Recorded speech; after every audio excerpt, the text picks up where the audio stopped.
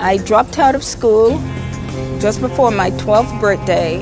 When my daughters were young, they used to ask me to help them with their homework, but I really couldn't do it because I didn't know how to read and write myself. Without education, the streets was the only thing to escape to. A young man got up and he said, I can't read, and I have a wonderful job, and I make my wife read to me at night all of my papers and things. And I thought, holy cow, we could teach this guy to read. So the origins of Literacy Partners are in the emancipation movement. Adult literacy tutoring in the United States really has its origin in the freedom schools, when teaching somebody to read and write was such a threat to the social order of the time that you could be arrested for it. It was a crime to teach African Americans to read and write in this country not so long ago. So out of that history, we started in the early 70s on the ethic of each one, teach one. If you knew how to read and write, it was your obligation to help your fellow New Yorker. And of course, the stars of Literacy Partners became these graduates who would reduce audiences, ballrooms, to tears. It opened up the whole world for me.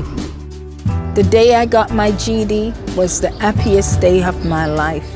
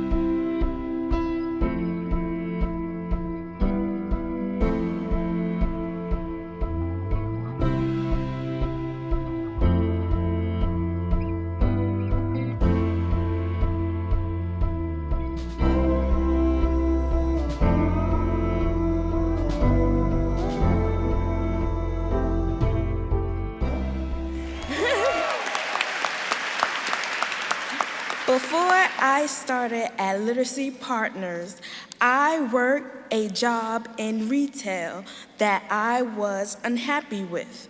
I was working overnight and felt stuck. The most difficult part of the job was all the employee surveys they had staff complete. I used to make excuses about why I needed help reading the questions. I would say things like, oh, what is this word? I forgot my glasses. Oh, or, girl, you know I'm blind. Can you help me out? I knew this job was not going to get me anywhere, and I knew it was not going to help what that I want to improve my reading. When the pandemic happened, I became more I became more, thank you so much. I became more motivated than ever to look at reading programs. Thank you so much, guys. Thank you.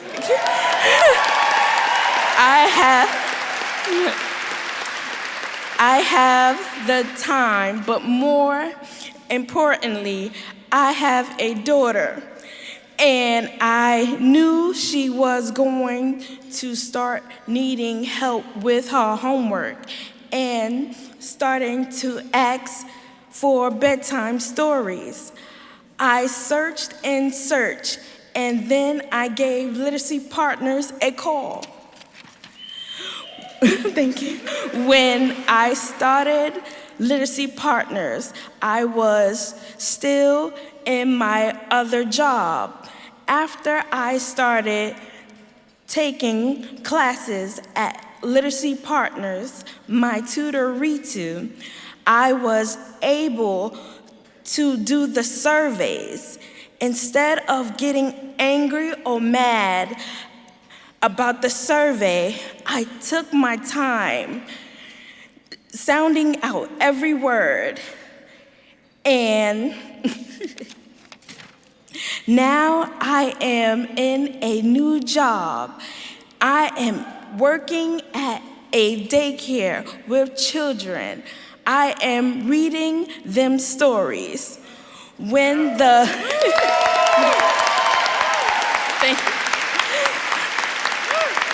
Thank you so much. Thank you.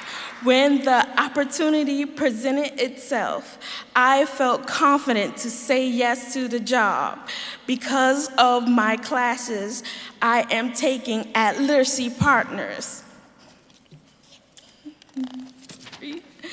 When my daughter Bliss asked me for help with her homework, I help her.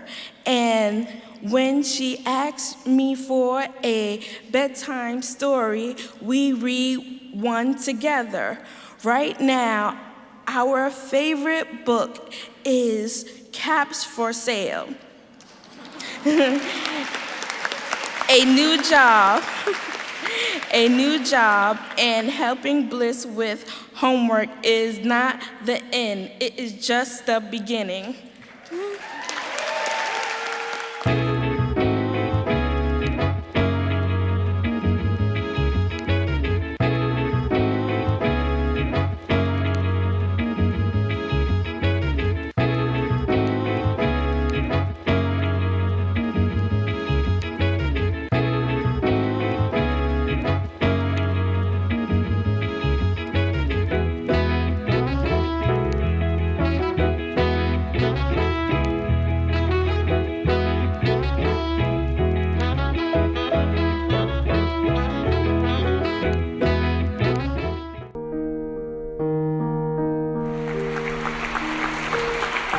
Since I was 5 years old, singing was my first ambition. It took me a while to learn songs because I had to learn by listening.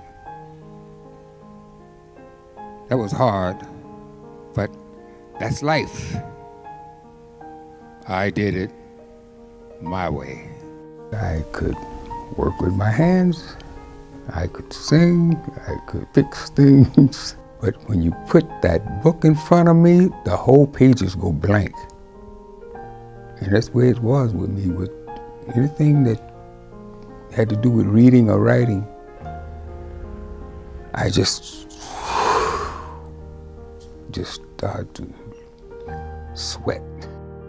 When he was in elementary school, he must have just fallen through the cracks. His teachers didn't pay attention to him. He somehow never gave up. He managed to get through school, get through life, and never quit. And he decided to go back to school to learn to read and write. One of his goals and one of his desires was to write an autobiography. I was going to put in the good and the bad and the things that happened to me as a child in school and couldn't read and write. And then COVID-19 happened, and we couldn't be together at Literacy Partners offices. And he was in Corona, and I was in the Upper East Side, and we were determined to finish up this biography. Hello? All right, are you all set up? Yes. Okay. We just started over the phone. And we managed to finish the biography and get it published last December. To think I did all that, and may I say, not in a shy way. Oh no, not me. I did it my way. For what is a man? What has he got? If not himself, then he has not to say the things he truly feels, and not the words of one who kneels.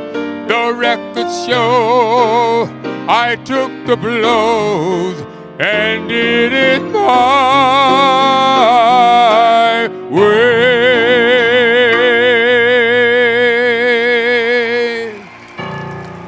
Thank you.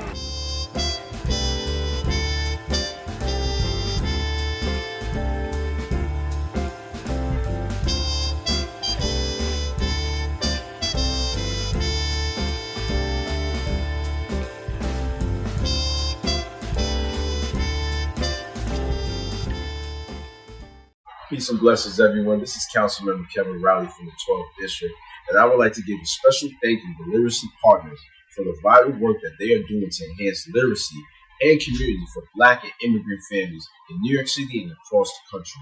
In celebration of Writers for Readers digital series, I would like to highlight the words from the great Toni Morrison. If there's a book that you want to read, but it hasn't been written yet, then you got to write it. This is a daily reminder that you are part of history. As you continue to write and live your own history and your own story, you must honor past leaders and pave the way for your generation. Happy Black History Month today and every single day moving forward. Peace.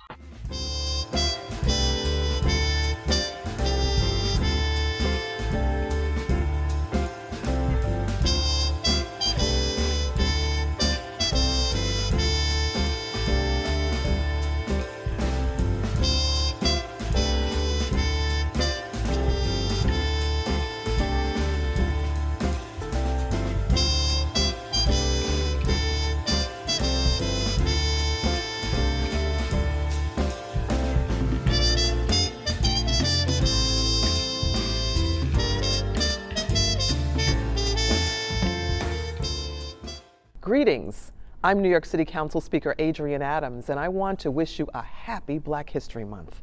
Black history is American history, and it's important that we celebrate, uplift, and reflect on the vast contributions of our Black communities. It's critical for our children and generations after us to know the full breadth and richness of our history, which must never be denied or erased. One of the best ways to share our history is through storytelling. That's why I support the mission of Literacy Partners. Developing adult literacy and language skills through community-based programs not only helps us reach our full potential, it also allows us to share our own stories. And as an avid reader and writer myself, my love for literacy and language shaped the person I am today. Let's make it our collective goal to empower all communities through the power of literacy. Thank you to our friends at Literacy Partners, and once again, I wish you all a happy Black History Month.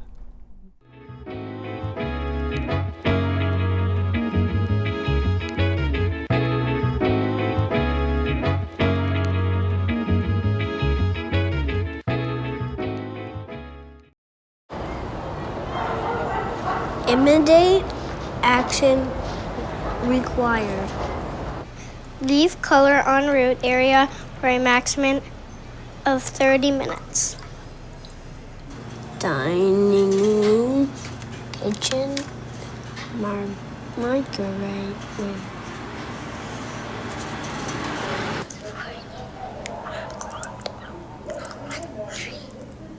Keep out of reach of children. Take 2 tablets orally every 5 hours as needed. Do not exceed 6 tablets daily. Thank you.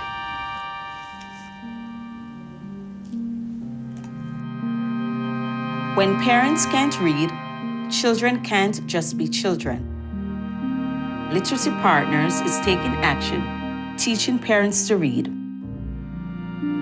Parents like me.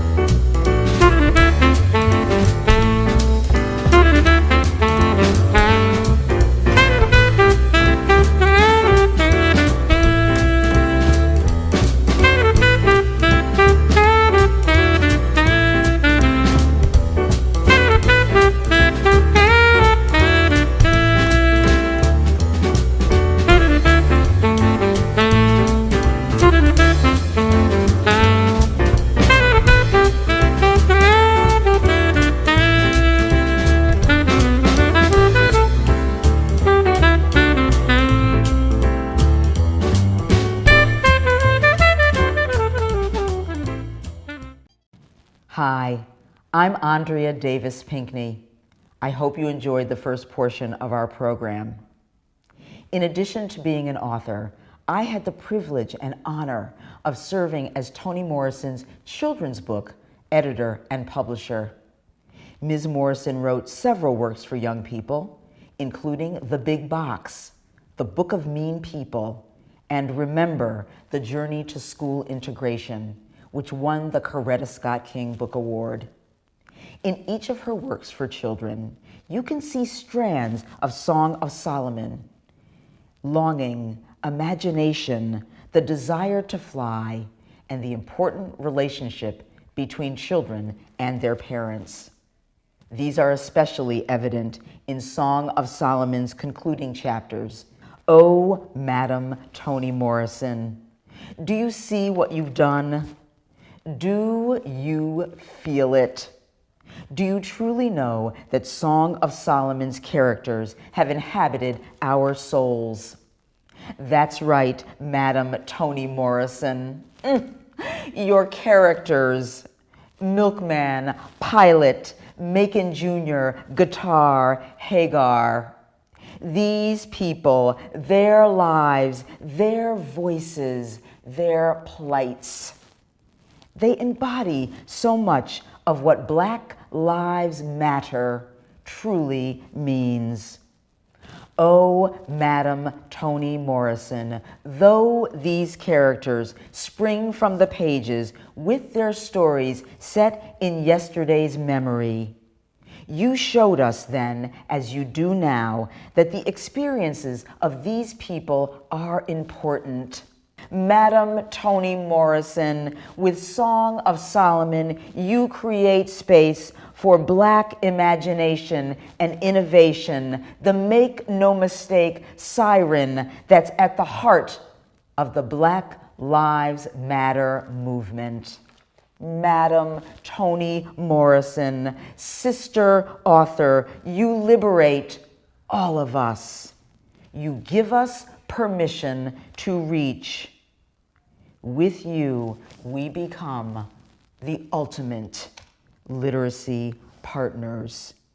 Speaking as one who has had the joy and pleasure of engaging with literacy partners, students, and instructors, I know that if any member of the Dead family walked into a literacy partner site, all of us would open our arms wide and say, your time has come to rise. This is Song of Solomon's power, the promise that we can all transcend. Please enjoy the next chapters of Toni Morrison's Song of Solomon. Thank you.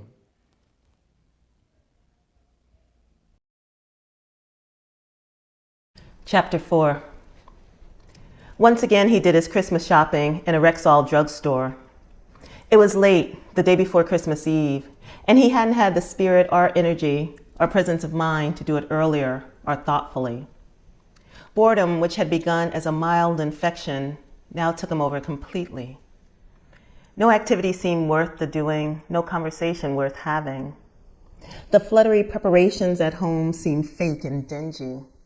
His mother was going on, as she did every year, about the incredible price of trees and butter, as though their tree would be anything other than it had always been, the huge shadowy thing in a corner, burdened with decorations she had had since she was a girl. As if her fruitcakes were edible, or her turkey done all the way to the bone. His father gave them all envelopes of varying amounts of money, never thinking that just once they might like something he actually went into a department store and selected. The gifts Milkman had to buy were few and easily chosen in a drugstore. Cologne and dusting powder for Magdalene called Lena, a compact for Corinthians, a 5-pound box of chocolates for his mother, and some shaving equipment for his father. In 15 minutes, he was done. The only problem gift was Hagar. It was hard to select something hurriedly for her since she liked everything but preferred nothing. More important, he wasn't sure he wanted to keep up the whole business of going with Hagar. He seldom took her anywhere except to the movies, and he never took her to parties where people of his own set danced and laughed and developed intrigues among themselves. Everybody who knew about him knew about Hagar, but she was considered his private honeypot, not a real or legitimate girlfriend, not someone he might marry. And only 1 or 2 of the various women he dated seriously ever put up a fight about her, since they believed she was less than a rival. Now, after more than a dozen years, he was getting tired of her. Her eccentricities were no longer provocative, and the stupefying ease with which he had gotten and stayed between her legs had changed from the great good fortune he had considered it to annoyance at her refusal to make him hustle for it, work for it, do something difficult for it. He didn't even have to pay for it. It was so free, so abundant, it had lost its fervor. There was no excitement, no galloping of blood in his neck or his heart at the thought of her. She was the 3rd beer, not the first one, which the throat receives with almost tearful gratitude, nor the 2nd that confirms and extends the pleasure of the first, but the 3rd, the one you drink because it's there, because it can't hurt, and because what difference does it make? Perhaps the end of the year was a good time to call it off. It wasn't going anywhere, and it was keeping him lazy, like a pampered honey bear who had only to stick out his paw for another scoop, and so had lost the agility of the tree climbers, the bee fighters, but not the recollection of how thrilling the search had been. He would buy her something for Christmas. Of course, something nice to remember him by, but nothing that would give her any ideas about marriage. There was some costume jewelry on display. She might like that, but it would pale before the diamond ring Reba had stuck down in her dress. A Timex? She would never look at it. Staring at the glass tube that housed the watches, he found himself getting angry. All this indecision about what to get Hagar was new. At Christmases past, he simply chose, or had his sisters choose, from a long list of things that Hagar had mentioned specifically. Things quite out of place in her household. A navy blue satin bathrobe, this for a woman who lived in a house that had no bathroom. A chubby, a snood with a velvet bow, a rhinestone bracelet with earrings to match, patent leather pumps, white shoulders cologne.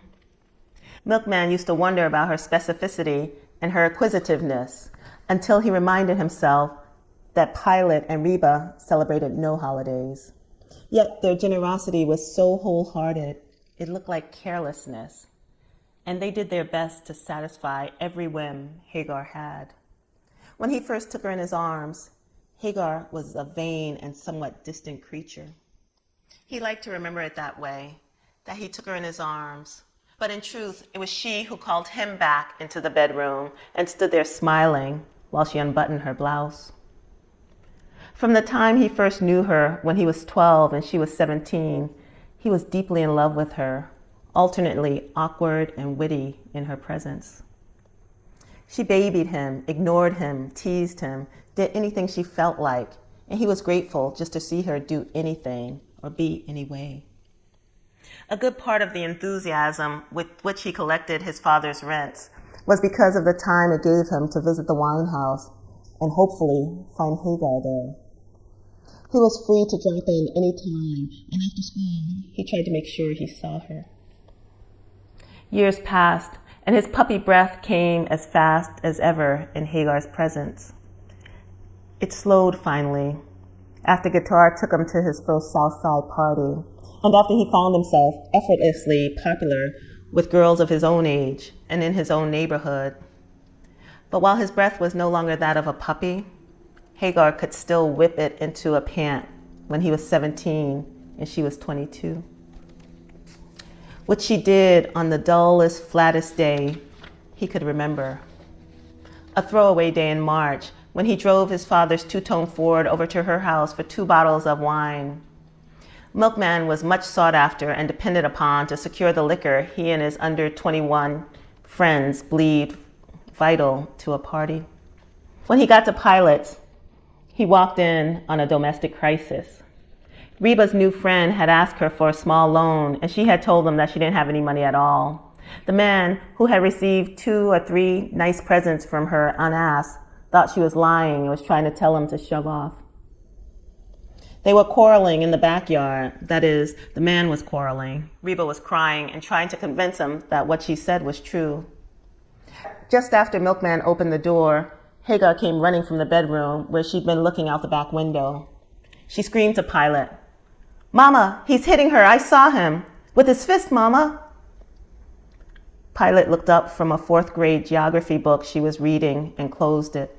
Slowly, it seemed to Milkman, she walked over to a shelf that hung over the dry sink, put the geography book on it, and removed a knife. Slowly, still, she walked out the front door. There was no back door. And as soon as she did, Milkman could hear Reba's screams and the man's curses. It didn't occur to him to stop Pilot. Her mouth was not moving, and her earring flashed fire.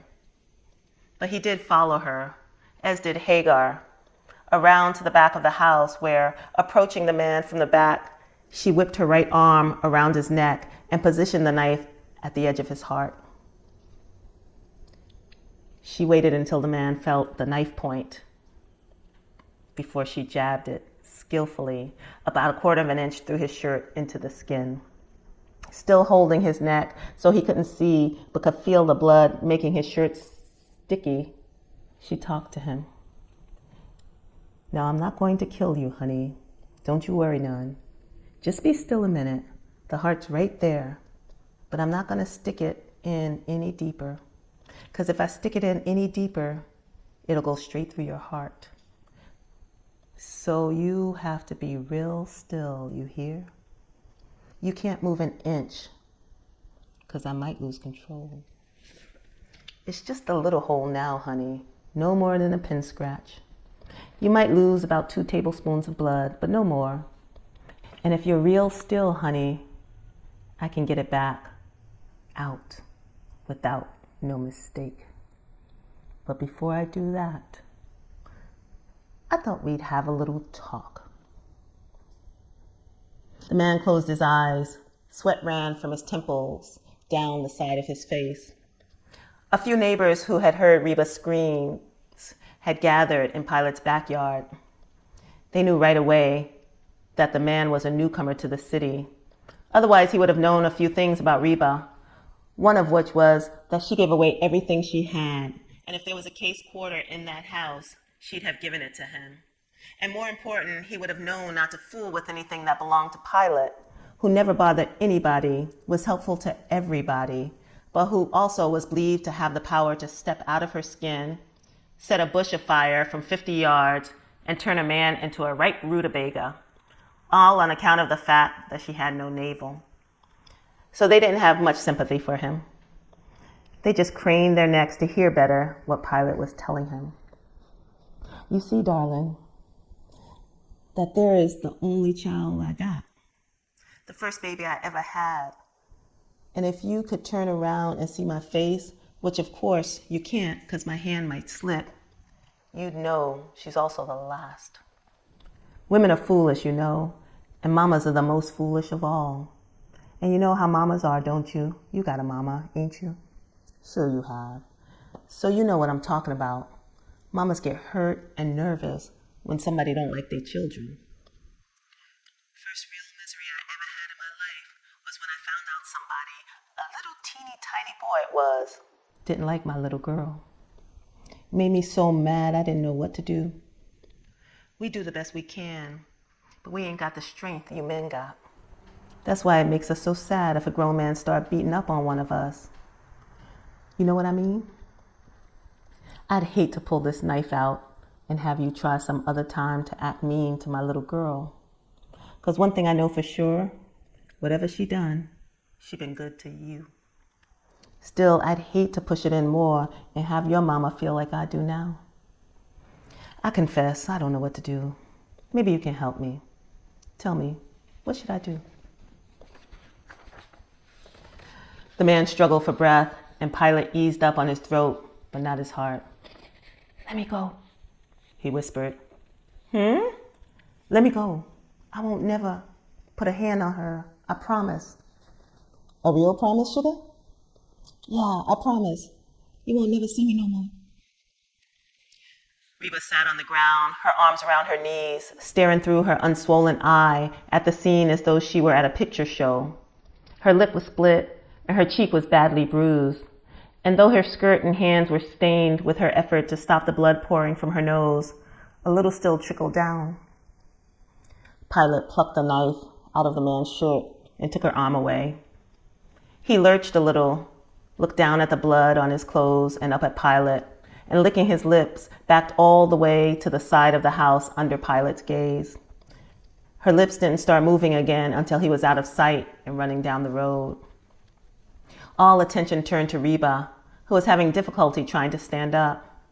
She said she thought something was broken inside the place where he kicked her.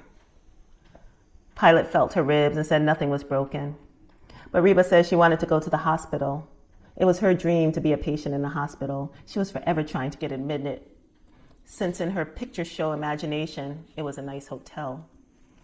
She gave blood there as often as they would let her, and stopped only when the blood bank was moved to an office-type clinic some distance away from Mercy. She was insistent now, and Pilate suspended her judgment to Reba's. A neighbor offered to drive them, and off they went, leaving Milkman to buy his wine from Hagar.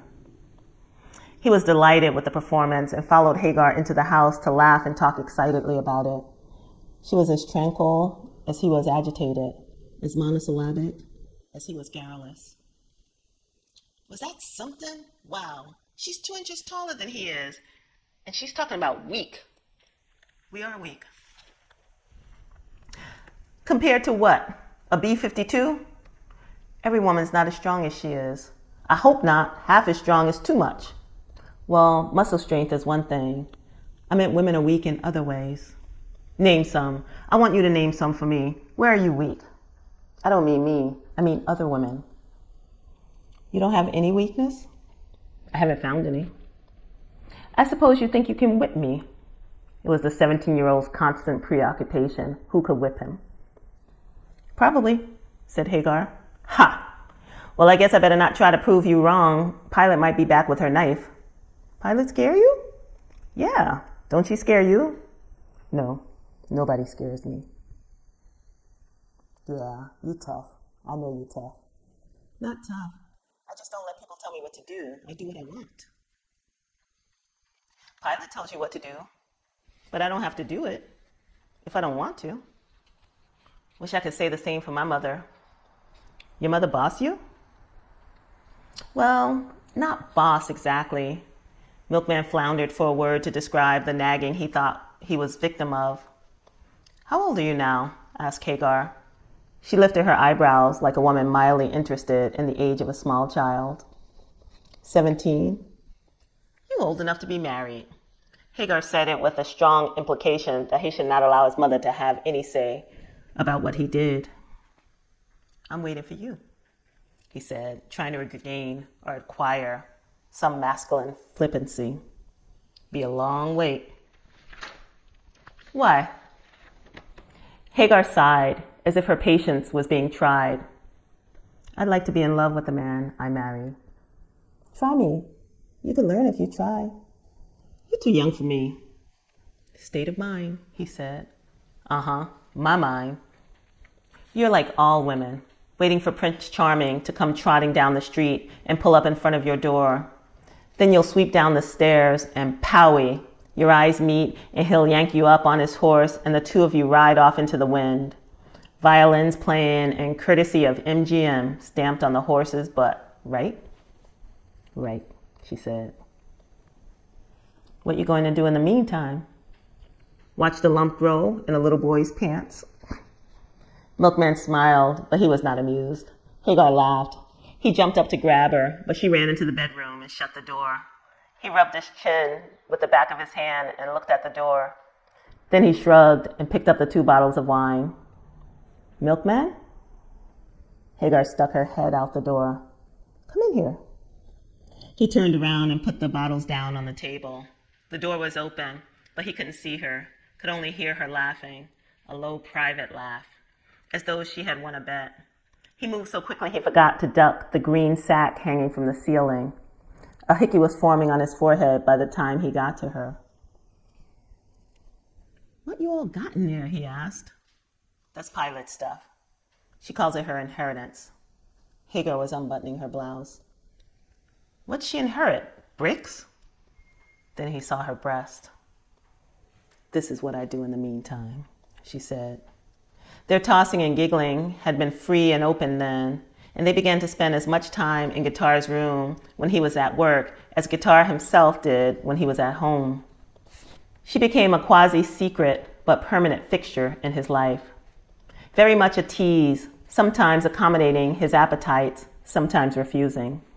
He never knew when or why she would do either.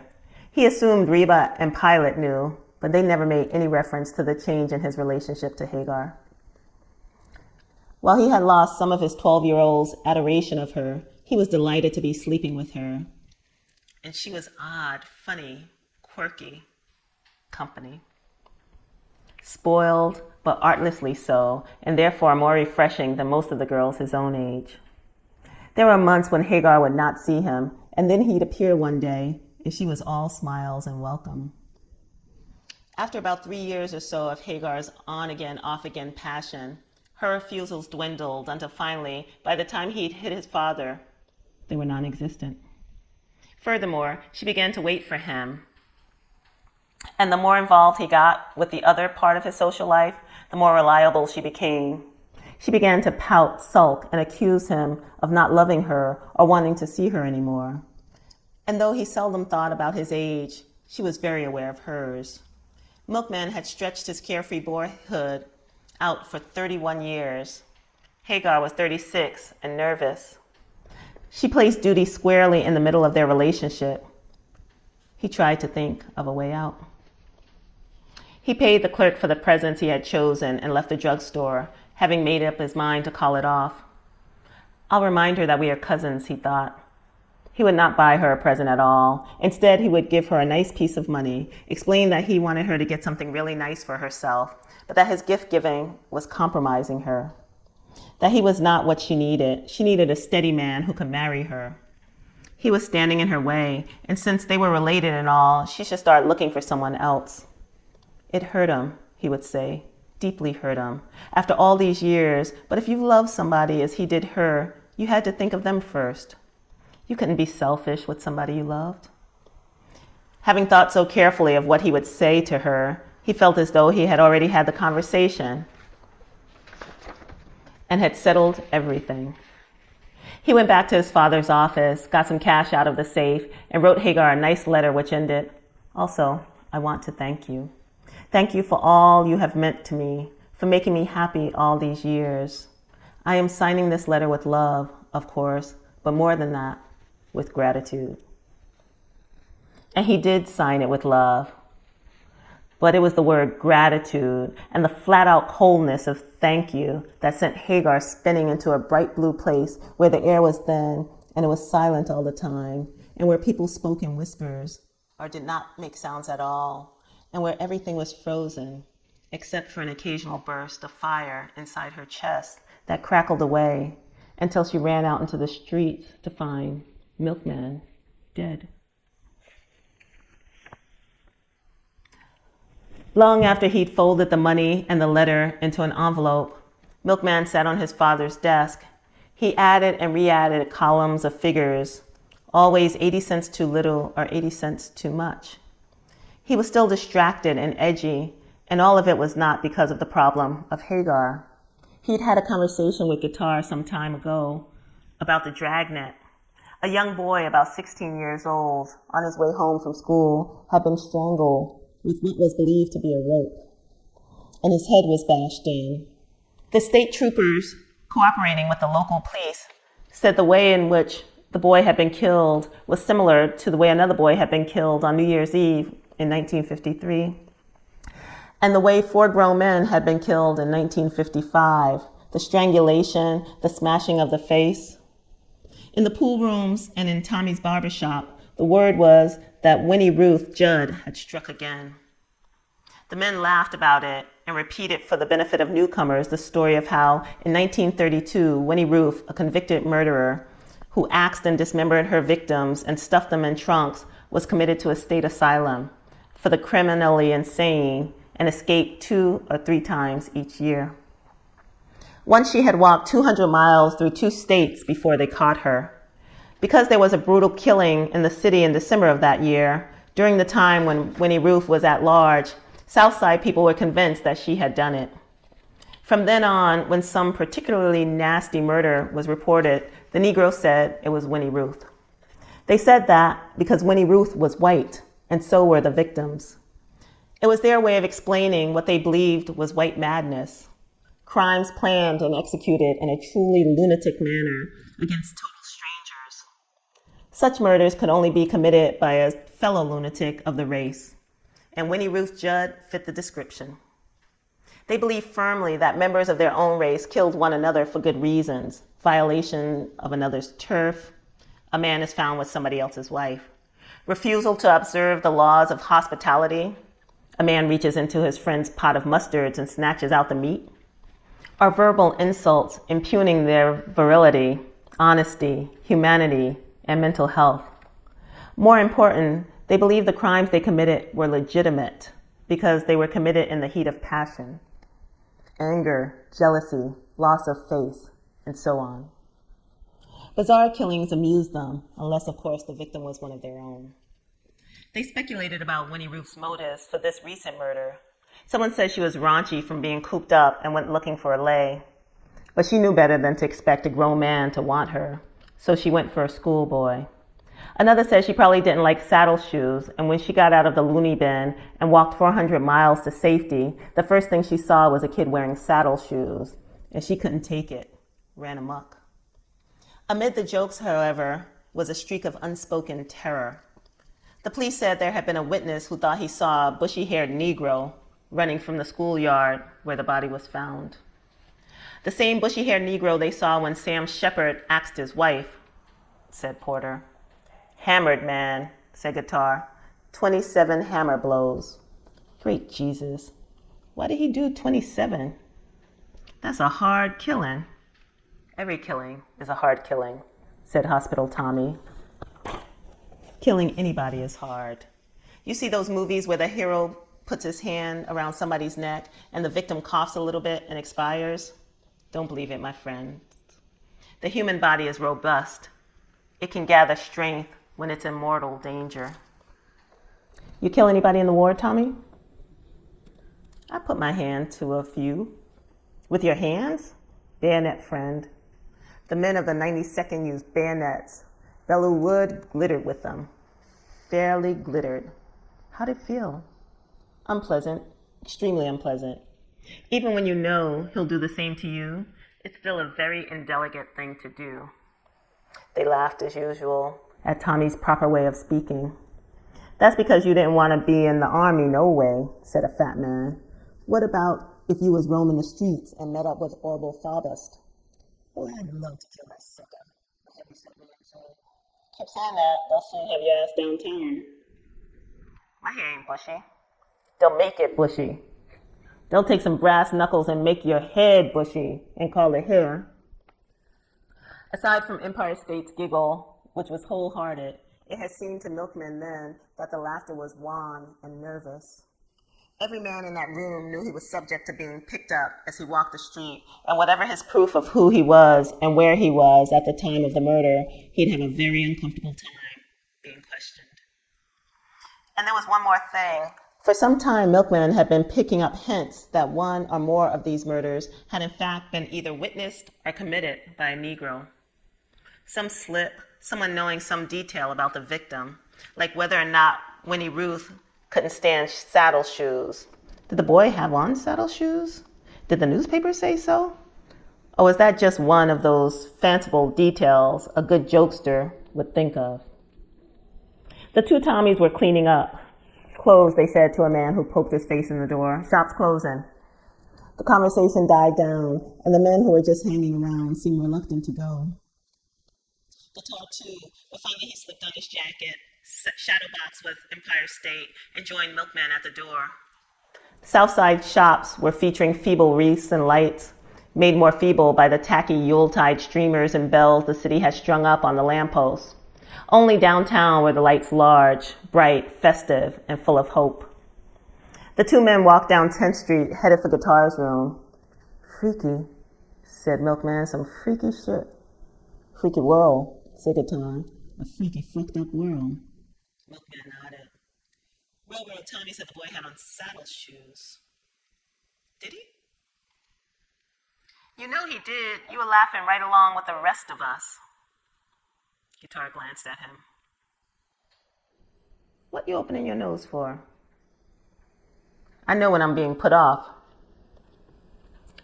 Then that's what it is, man. Nothing else. Maybe I don't feel like discussing it.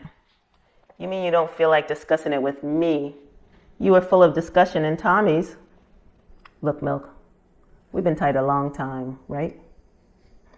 But that don't mean we're not different people. We can't always think the same way about things. Can't we leave it like that? There are all kinds of people in this world. Some are curious, some ain't. Some talk, some scream. Some are kickers, and other people are kicked. Take your daddy now. He's a kicker. First time I laid eyes on him, he was kicking us out of our house. That was a difference right there between you and me. But we got to be friends anyway. Milkman stopped and forced Guitar to stop too and turn around. I know you're not going to give me that bullshit lecture. No lecture, man. I'm trying to tell you something. Well, tell me. Don't give me no fucking bullshit lecture. What do you call a lecture? Asked Guitar. When you don't talk for 2 seconds, when you have to listen to someone else instead of talk, is that a lecture? A lecture is when someone talks to a 31-year-old man like he's a 10-year-old kid. You want me to talk or not? Go ahead, talk. Just don't talk to me in that funny tone like you a teacher and I'm some snot-nosed kid.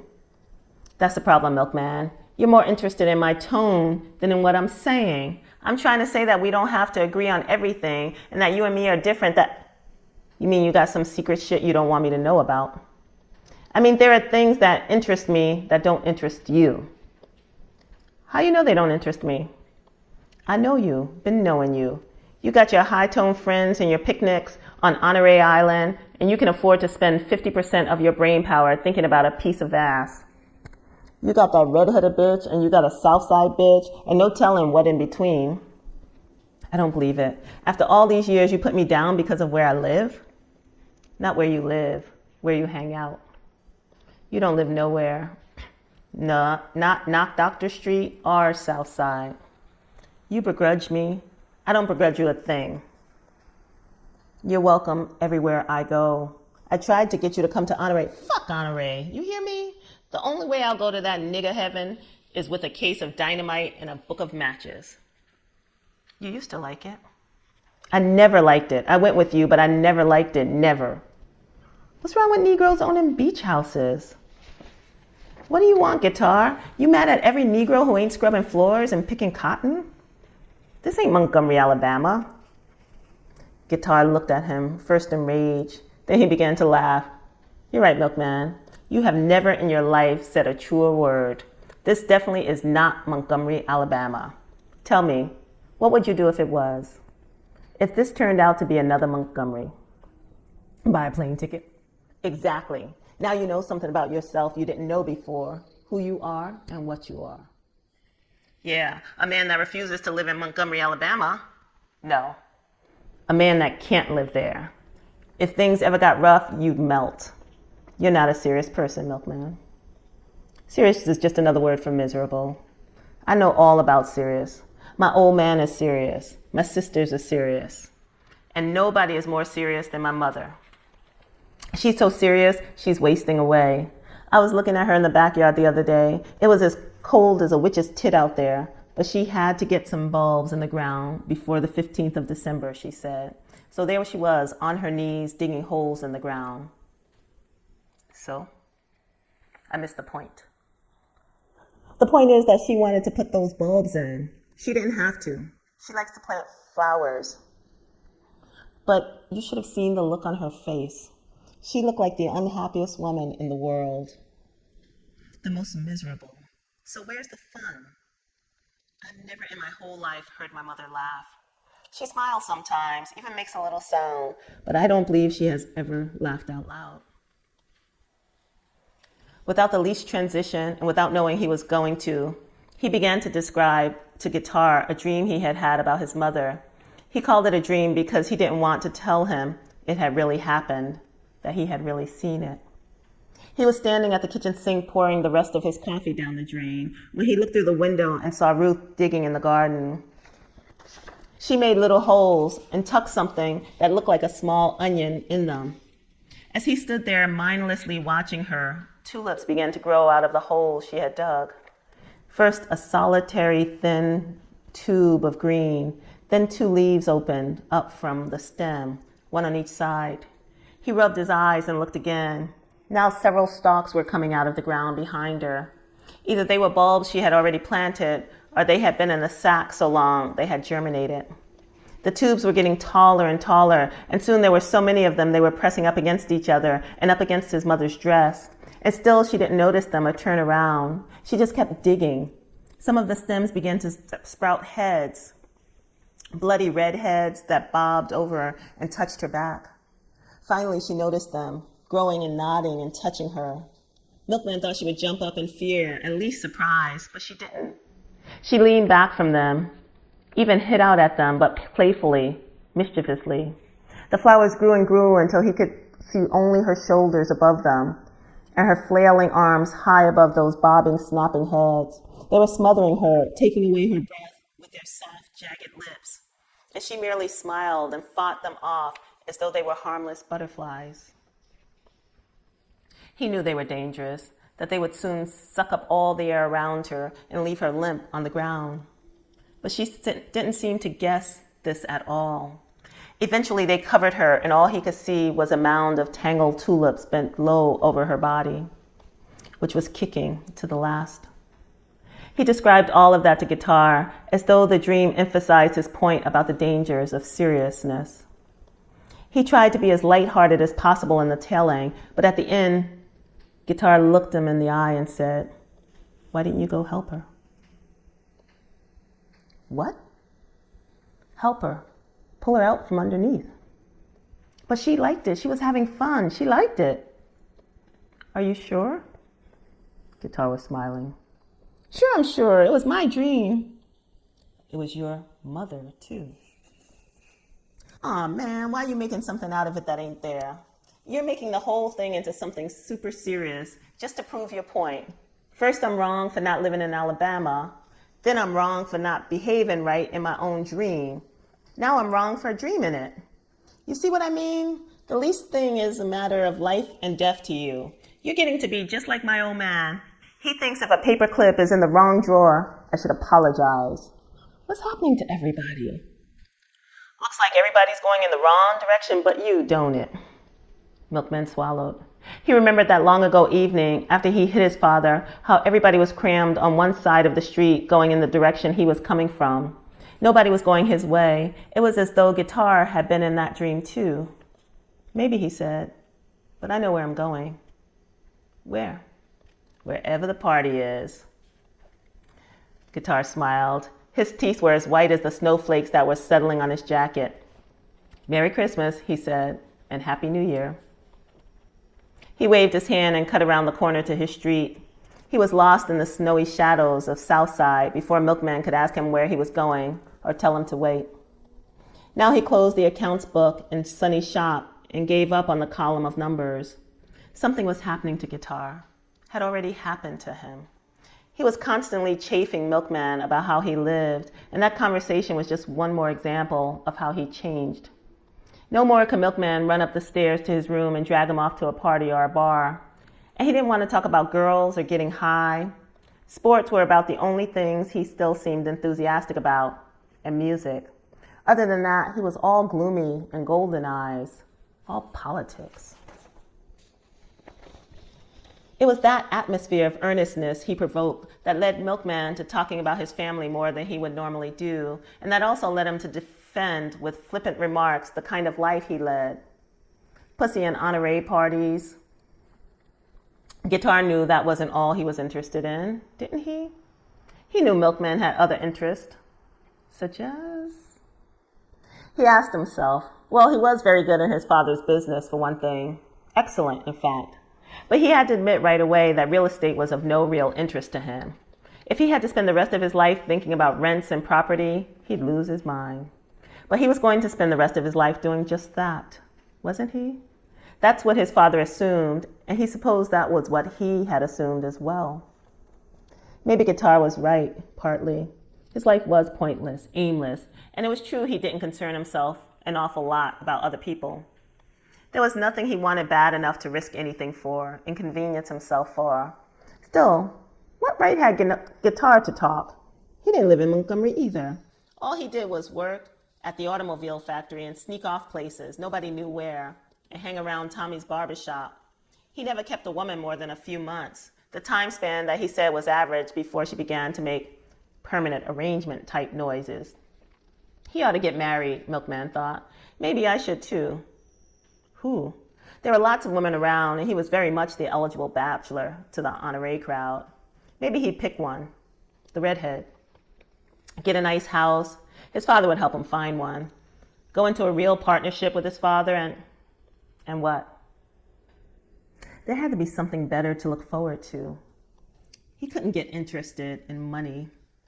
No one had ever denied him any, so it had no exotic attraction. Politics, at least barbershop politics and Guitar's brand, put him to sleep. He was bored. Everybody bored him. The city was boring. The racial problems that consumed Guitar were the most boring of all. He wondered what they would do if they didn't have black and white problems to talk about. Who would they be if they couldn't describe the insults, violence, and oppression that their lives and the television news were made up of? If they didn't have Kennedy or Elijah to quarrel about? They excused themselves for everything. Every job of work undone, every bill unpaid, every illness, every death was the man's fault. And Guitar was becoming just like them, except he made no excuses for himself, just agreed, it seemed, to Milkman with every grievance he heard. Milkman went into the bathroom, which served also as a pantry, and plugged in the hot plate to make himself some instant coffee. While he was there, he heard a rapid tapping on the window pane. He stepped back into the office and saw Freddie's eyes through the lettering. Milkman unlocked the door. "Hey, Freddie, what's up?" "Looking for a warm spot. They got me running tonight. Christmas coming and all. All I do is run up and down the block." Freddie's janitor duties at the department store was supplemented by his function as a messenger and package deliverer. "They give you a new truck yet?" Milkman asked him. "You crazy? The engine have to fall out on the ground before they give me a decent one." "I got some coffee water on. Have a cup." "Just what I'm looking for. Saw your lights and thought, there's got to be a hot cup of coffee in there. You wouldn't happen to have a little taste to go in it, would you?" "Just so happens I do." "Attaboy." Milkman went into the bathroom, lifted the lid from the toilet tank, and took out the half-pint bottle he kept hidden from Macon, who wouldn't have alcohol on the premises. He brought the bottle into the office, put it on the desk, and went back to make up 2 cups of coffee. When he re-entered, Freddie was trying to look as though he hadn't already turned the pint up to his mouth.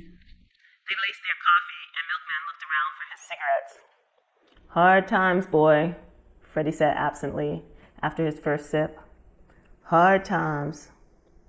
Then, as though he noticed something missing, he asked, "Where's your buddy?" "You mean Guitar?" "Yeah, Guitar. Where is he?" "Haven't seen him in a few days. You know Guitar. He'll disappear on you in a minute." Milkman noticed how white Freddie's hair was. "How old are you, Freddie?" "Who knows? They made dirt in the morning and me that afternoon." He giggled. "But I've been around a long, long time." "You born here?" "Nah, down south, Jacksonville, Florida. Bad country, boy. Bad, bad country. You know they ain't even got an orphanage in Jacksonville where colored babies can go? They have to put them in jail. I tell people that talk about them sit-ins I was raised in jail, and it don't scare me none." "I didn't know you were an orphan." "Well, not a regular orphan. I had people and all, but my mama died and nobody would take me in. It was on account of the way she died that nobody would take me." "How'd she die?" "Ghost." "Ghost? You don't believe in ghosts?" "Well," Milkman smiled, "I'm willing to, I guess." "You better believe, boy, they're here." "Here?" Milkman didn't glance around the office, but he wanted to. The wind howled outside in the blackness, and Freddie, looking like a gnome, flashed his gold teeth. "I don't mean in this room necessarily, although they could be." He cocked his head and listened. "Nah, I mean they're in the world." "You seen some?" Plenty, plenty. Ghosts killed my mother." "I didn't see that, of course, but I seen them since." "Tell me about them." "Nah, I don't do no talking about the ghosts I seen. They don't like that." "Well, tell me about the one you didn't see, the one that killed your mother." "Oh, well, that one. She was walking across the yard with this neighbor friend of hers, and they both looked up and saw a woman coming down the road. They stopped and waited to see who she was. When the woman got near, the neighbor called out, 'Howdy,' and as soon as she said the word, the woman turned into a white bull. Right before their eyes. My mama fell down on the ground in labor pain right then and there. When I was born, they showed me to her. She screamed and passed out. Never did come to. My father died 2 months before I was born, and they couldn't get none of my people and nobody else to take a baby brought here by a white bull." Milkman started laughing. He didn't mean to hurt Freddie's feelings, but he couldn't stop the laughter, and the more he tried, the more it came. Freddie looked more surprised than hurt. "You don't believe me, do you?" Milkman couldn't answer. He was laughing so loud. "Okay," Freddie said, and threw up his hands. "Okay, laugh on. But there's a lot of strange things you don't know nothing about, boy. You'll learn. Lots of strange things. Strange stuff going on right in this here town." Milkman's laughter was under control now. "What? What strange stuff is happening in this town? I haven't seen any white bulls lately." "Open your eyes. Ask your buddy. He knows." "What buddy?" "Your buddy Guitar. Ask him what strange stuff been happening. Ask him how come he running around with Empire State all of a sudden." "Empire State?" "That's right, Empire State." "Nobody runs around with Empire State. He's a nut. He just stands around with a broom, dribbling spit. He can't even talk." "He don't talk. That don't mean he can't. Only reason he don't is because he found his wife in bed with another man a long time ago and ain't found nothing to say since then." "Well, what's Guitar doing with him?" "Good question. Police would like to know the answer to that, too." "How'd you get from Empire State to the police?" "You ain't heard? People say the police is looking for a colored man what killed that white boy in the schoolyard." "I know that. Everybody knows that." "Well, the description fits state, and Guitar been taking him places, hiding him, I believe." "What's so strange about that? You know Guitar's like that. He'll hire anybody the law is looking for. He hates white people, especially cops, and everybody thereafter can count on him for help." "You don't understand. Him and State ain't acting like they just hiding him.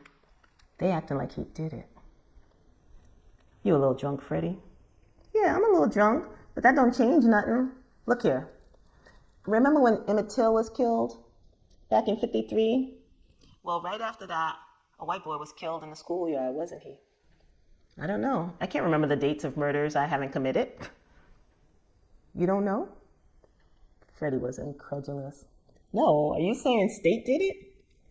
"I'm saying he acting like, and I'm saying Guitar knows, and I'm saying something strange is going on. That's what I'm saying." He's mad at me, thought Milkman, because I laughed at his mother and that white bull story. So he's trying to get back at me. Keep your eyes open, Freddie went on. Just keep them open. He looked in the pipe bottle, saw it was empty, and got up to leave. Yep, some strange things going on around here. But don't put my name in it if you hear anything. It was just like this when that insurance man jumped off the roof.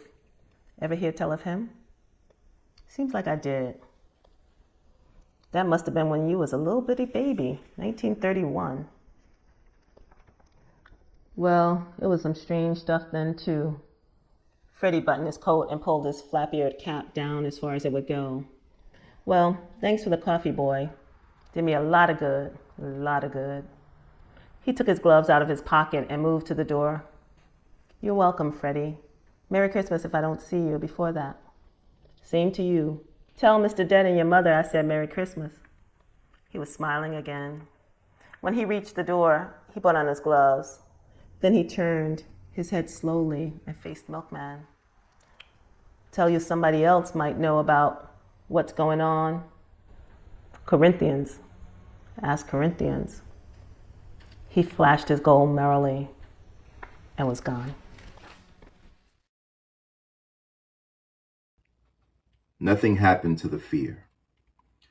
He lay in Guitar's bed face up in the sunlight, trying to imagine how it would feel when the ice pick entered his neck. But picturing a spurt of wine-red blood and wondering if the ice pick would make him cough didn't help. Fear lay like a pair of crossed paws on his chest. He closed his eyes and threw his arm over his face to keep the light from overexposing his thoughts. In the darkness that his arm made, he could see ice picks coming down faster than raindrops had when he tried as a little boy to catch them with his tongue. 5 hours ago, before he knocked on Guitar's door, he had stood on his top step, dripping in the summer rain that still patted the window, imagining that the drops were tiny, steely picks. Then he knocked on the door. Yeah? The voice was lightly aggressive. Guitar never opened his door to a knock anymore before finding out who it was. Me, Milkman, he answered and waited for the clicking sounds of 3 locks being released. Milkman walked in, hunching his shoulders under his wet suit jacket. Anything to drink? Now you know better than that. Guitar was smiling, his golden eyes dimmed for the moment. They had not seen much of each other since that argument about Honore versus Alabama, but the quarrel had been cleansing for both of them. They were easy with each other now that they didn't have to pretend. When in conversation they came to the battleground of difference, their verbal sparring was full of good humor. Furthermore, their friendship had been tested in more immediate ways. The last 6 months had been dangerous for Milkman, and Guitar had come to his aid over and over again. Coffee then, said Milkman. He sat on the bed with the heaviness of a very old man. How long you gonna keep that up? Forever. It's over, man. No booze. How about some tea? Jesus. Loose, too. Bet you thought tea grew in little bags.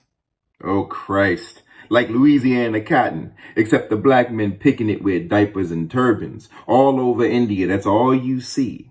Bushes with little bitsy white tea bags blossoming, right? Give me the tea, Guitar. Just the tea, no geography. No geography? Okay, no geography. What about some history in your tea? Or some socio-political? No, that's still geography. Goddamn, Milk, I do believe my whole life's geography. Don't you wash pots out for people before you cook water in them? For example, I live in the north now, so the first question come to mind is, north of what? Well, north of the south. So north exists because south does. But does that mean that north is different from south? No way. South is just south of north. You don't put the fucking leaves in the boiling water. You pour the water over the leaves in a pot, man, in a teapot. But there is some slight difference worth noticing. Northerners, for example, born and bred ones, that is, are picky about their food. Well, not about the food. They actually don't give a shit about the food. What they're picky about is the trappings. You know what I mean? The pots and shit. Now, they're real funny about pots. But tea? They don't know Earl Grey from Old Man Lipton's Instant. I want tea, man. not wonton shredded wheat. Old man Lipton dye him up some shredded New York Times and put it in a cute little white bag, and northern Negroes run amok. Can't contain themselves. Ever notice that? How they love them little white bags. Oh, Jesus. He's a northerner too. Lived in Israel, but a northerner in his heart. His bleeding heart. His cute little old bleeding red heart. Southerners think they own him, but that's just because the first time they laid eyes on him, he was strung up on a tree. They can relate to that, see? Both the stringer and the strung. But northerners know better. Who you talking about? Black people or white people? Black? White? Don't tell me you're one of those racial Negroes. Who said anything about black people? This is just a geography lesson. Guitar handed Milkman a steaming cup of tea. Yeah, well, if this is tea, I'm a soft fried egg. See what I mean? Picky. Why you gotta be a soft fried egg? Why can't you just be a fried egg? Or just a plain old egg? Or why an egg anyway? Negro's been a lot of things, but he ain't never been no egg. Milkman began to laugh. Guitar had done it again. He'd come to the door sopping wet, ready to roll over and die, and now he was laughing, spilling tea, and choking out his reply. How come a nigga can't be an egg? He can be an egg if he wants to. Nope, can't be no egg. It ain't in him. Something about his genes. His genes won't let him be no egg no matter how hard he tries. Nature says so. No, you can't be no egg, nigga. Now, you can be a crow if you want to, or a big baboon, but not no egg. Eggs is difficult, complicated, fragile too, and white. They got brown eggs. Miscegenation. Besides, don't nobody want them. French people do. In France, yeah, but not in the Congo. Frenchmen in the Congo won't touch a brown egg. Why won't he? Scared of him. Might do something to his skin, like the sun. French people love the sun. They're always trying to get in the sun. On the Riviera, they try to get in the French sun, but not the Congo sun. In the Congo, they hate the sun. Well, I got a right to be what I want to be, and I want to be an egg. Fried? Fried. Then somebody got to bust your shell. Quicker than a pulse beat, Guitar had changed the air. Milkman wiped his mouth, avoiding Guitar's eyes because he knew the phosphorus was back in them. The little room stood at attention in the quiet. It was a second-story porch walled in to make a room for rent so the landlady could get an income from it and have a watchman too. Its outside stairway made it perfect for a bachelor, especially a secretive one like Guitar Baines. "Can I have the pad tonight?" Milkman asked him. He examined his fingernails. "To cop?" Milkman shook his head. Guitar didn't believe him, didn't believe his friend really wanted to be alone the night before the day of his own murder. That's scary, man. Very scary. Milkman didn't answer. "You're not obliged to go through no number, you know. Not for me. Everybody knows you're brave when you want to be." Milkman looked up, but still did not answer. "Still and all," Guitar went on carefully, "you might get your heart cut out, then you'll be just another brave nigga what got wasted." Milkman reached for the Pall Mall package. It was empty, so he pulled the longish butt from the planter's peanut butter jar top that was Guitar's ashtray for the day. He stretched out on the bed, letting his long fingers rub the pocket places in his clothes where matches might be. "Everything's cool," he said. "Shit," said Guitar. "Ain't nothing cool. Nothing nowhere. Even the North Pole ain't cool." "You'd think so. Go on up there and watch them fucking glaciers ice your ass. And what the glaciers don't get, the polar bears will." Guitar stood up, his head almost touching the ceiling. Annoyed by Milkman's indifference, he relieved his agitation by straightening up the room. He pulled an empty crate from underneath the straight-back chair leaning in the corner and started dumping trash into the box, dead matches from the windowsill, pork bones from the barbecue he had eaten the day before. He crumpled the pleated paper cups that had been overflowing with coleslaw and fired them into the crate. "Every nigga I know wants to be cool. There's nothing wrong with controlling yourself, but can't nobody control other people." He looked sideways at Milkman's face, alert for any sign, any opening. This kind of silence was new. Something must have happened. Guitar was genuinely worried about his friend, but he also didn't want anything to happen in his room that would bring the police there. He picked up the peanut butter top ashtray. "Wait, there's still some good butts in there." Milkman spoke softly. Guitar dumped the whole ashtray into the box. What'd you do that for? You know we don't have no cigarettes. Then move your ass and go get some. Come on, Guitar, cut the shit. Milkman rose from the bed and reached out for the crate. He would have gotten it, except Guitar stepped back and flung it all the way across the room, letting the mess settle right back where it came from. Graceful and economical as a cat, he arched his arm out of the swing and slammed his fist up against the wall, forming a barrier to any move Milkman might make. Pay attention, Guitar's voice was low. Pay attention when I'm trying to tell you something. Head to head, toe to toe, they stood. Milkman's left foot hovered above the floor, and Guitar's eyes with their phosphorus lights singed his heart a little, but he took the stare. And if I don't? What then, man? You gonna do me in? My name is Macon, remember? I'm already dead. Guitar didn't smile at the familiar joke, but there was enough recognition of it in his face to soften the glare in his eyes. Somebody ought to tell your murderer that, said Guitar. Milkman gave a short laugh and moved back toward the bed. You worry too much, Guitar. I worry just enough. But right now I need to know how come you ain't worried at all. You come up here knowing it's the 30th day, knowing if anybody wants to find you, they come up here, if not first and last, and you ask me to leave you by yourself? Just tell me what you doing. Look, Milkman said, out of all those times, I was scared just twice. The first time and the third. I've been handling it ever since, right? Yeah, but something's funny this time. Ain't nothing funny. Yeah, it is. You funny. No, I'm not. Just tired. Tired of dodging crazy people. Tired of this jive town of running up and down these streets getting nowhere. Well, you're home free if tired is all you are. Soon you'll have all the rest you ever need. Can't promise you the bed's comfortable, but morticians don't make mattresses. Maybe she won't come this time. She ain't missed in 6 months. You counting on her taking a holiday or something? I can't hide from that bitch no more. I gotta stop it. I don't want to go through this again a month from now. Why don't you get her people to do something? I am her people. Listen, Milk, I'll split if you say so. But just listen to me a minute. That broad had a Carlson skinning knife last time. You know how sharp a Carlson skinning knife is? Cut you like a laser, man. I know. No, you don't know. You was up under the bar when me and Moon grabbed her. I know what she had. Won't be no Moon in this room tomorrow. And no Guitar either, if I listen to you. This time, she might have a pistol. Same fool that gave Porter a shotgun. That was years ago.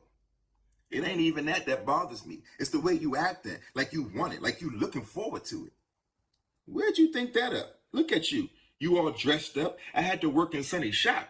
You know my old man makes me dress up like this when I'm behind the desk. You had time to change. It's past midnight. Okay. So I'm clean. So I'm looking forward to it. I just got through telling you I don't want to hide no more. It's a secret, ain't it? You got yourself a secret. That makes 2 of us. 2. You and her? No, you and me. You've been making some funny smoke screens lately. Milkman looked up at Guitar and smiled. Just so you don't think I ain't noticed. Guitar grinned back. Now that he knew there was a secret, he settled down into a groove of their relationship. Okay, Mr. Dead, sir. You on your own. Would you ask your visitor to kind of neaten things up a little before she goes? I don't want to come back and have to look through a pile of cigarette butts for your head. Be nice if it was laying somewhere I could spot it right off. And if it's her head that's left behind, well, there's some towels in the closet on the shelf in the back. Rest your mind, boy. Ain't nobody giving up no head. They laughed then at the suitableness of the unintended pun, and it was in the sound of this laughter that Guitar picked up his brown leather jacket and started out the door. Cigarettes, Milkman called after him. Bring me some cigarettes before you disappear. Gotcha, Guitar was halfway down the stairs. Already his thoughts had left Milkman and had flown ahead to the house where 6 old men waited for him. He didn't come back that night. Milkman lay quietly in the sunlight, his mind a blank, his lungs craving smoke. Gradually, his fear of and eagerness for death returned. Above all, he wanted to escape what he knew, escape the implications of what he had been told, and all he knew in the world about the world was what other people had told him. He felt like a garbage pail for the actions and hatreds of other people. He himself did nothing.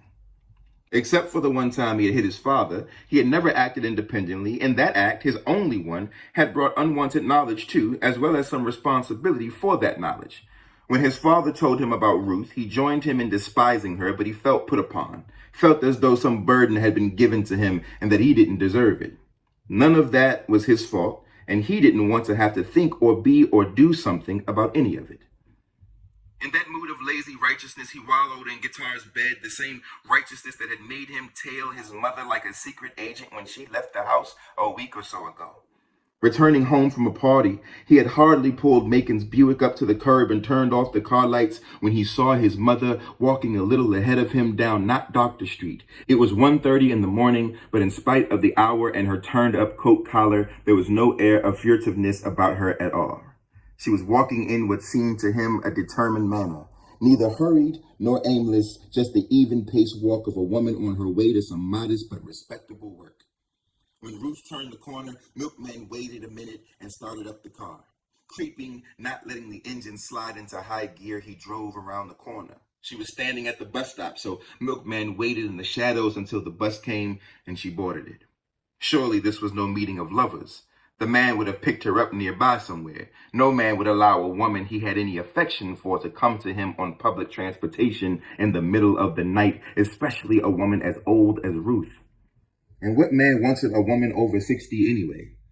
Following the bus was a nightmare. It stopped too often, too long, and it was difficult to tail it, hard and weird to see if she got off. His nerve ends only splayed. He was very nervous and thought seriously about turning back.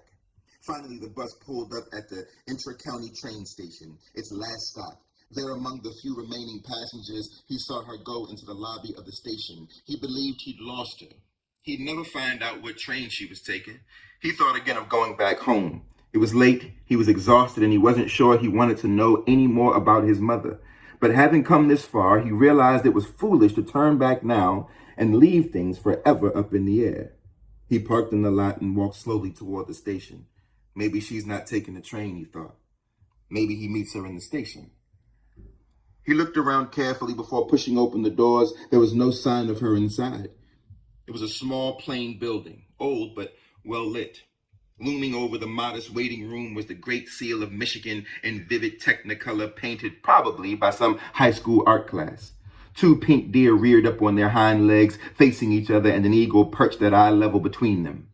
The eagle's wings were open and looked like raised shoulders. Its head was turned to the left, one fierce eye bored into that of a deer. Purple Latin words stretched in a long ribbon beneath the seal, Sequeris peninsulum aminum circumspice. Milkman didn't understand the Latin, and he didn't understand why the Wolverine state had a buck painted on the seal or where they does. He remembered Guitar's story about killing one. A man shouldn't do that. Milkman felt a quick beat of something like remorse, but he shook it off and resumed his search for his mother. He walked to the back of the station, still no sight of her. Then he noticed that there was an upper platform, stairs leading to it, and an arrow with the words Fairfield and Northeastern Suburbs painted on it. Perhaps she was up there. He moved cautiously toward the stairs, glancing up and all around lest he see her or miss her. A loudspeaker broke the silence, announcing the arrival of the 2:15 train to Fairfield Heights, leaving from the upper platform. He dashed up the stairs, then just in time to see Ruth step into a car and to jump into another car himself. The train made 10 stops at about 10-minute intervals. He leaned out between the cars at each stop to see if she was getting off. After the 6th stop, he asked the conductor when the next train returned to the city. 5:45 a.m., he said. Milkman looked at his watch. It was already 3 o'clock. When the conductor called out Fairfield Heights' last stop, a half hour later, Milkman looked out again, and this time he saw her disembark. He darted behind the 3-sided wooden structure that sheltered waiting passengers from the wind until he heard her wide rubber heels padding down the steps. Beyond the shelter along the street below were stores, all closed now, newsstands and coffee shops, stationery shops, but no houses. The wealthy people of Fairfield did not live near a train station, and very few of their houses could even be seen from the road. Nevertheless, Ruth walked in her even pace way down the street, and in just a few minutes was at her wide, winding lane that led into Fairfield Cemetery.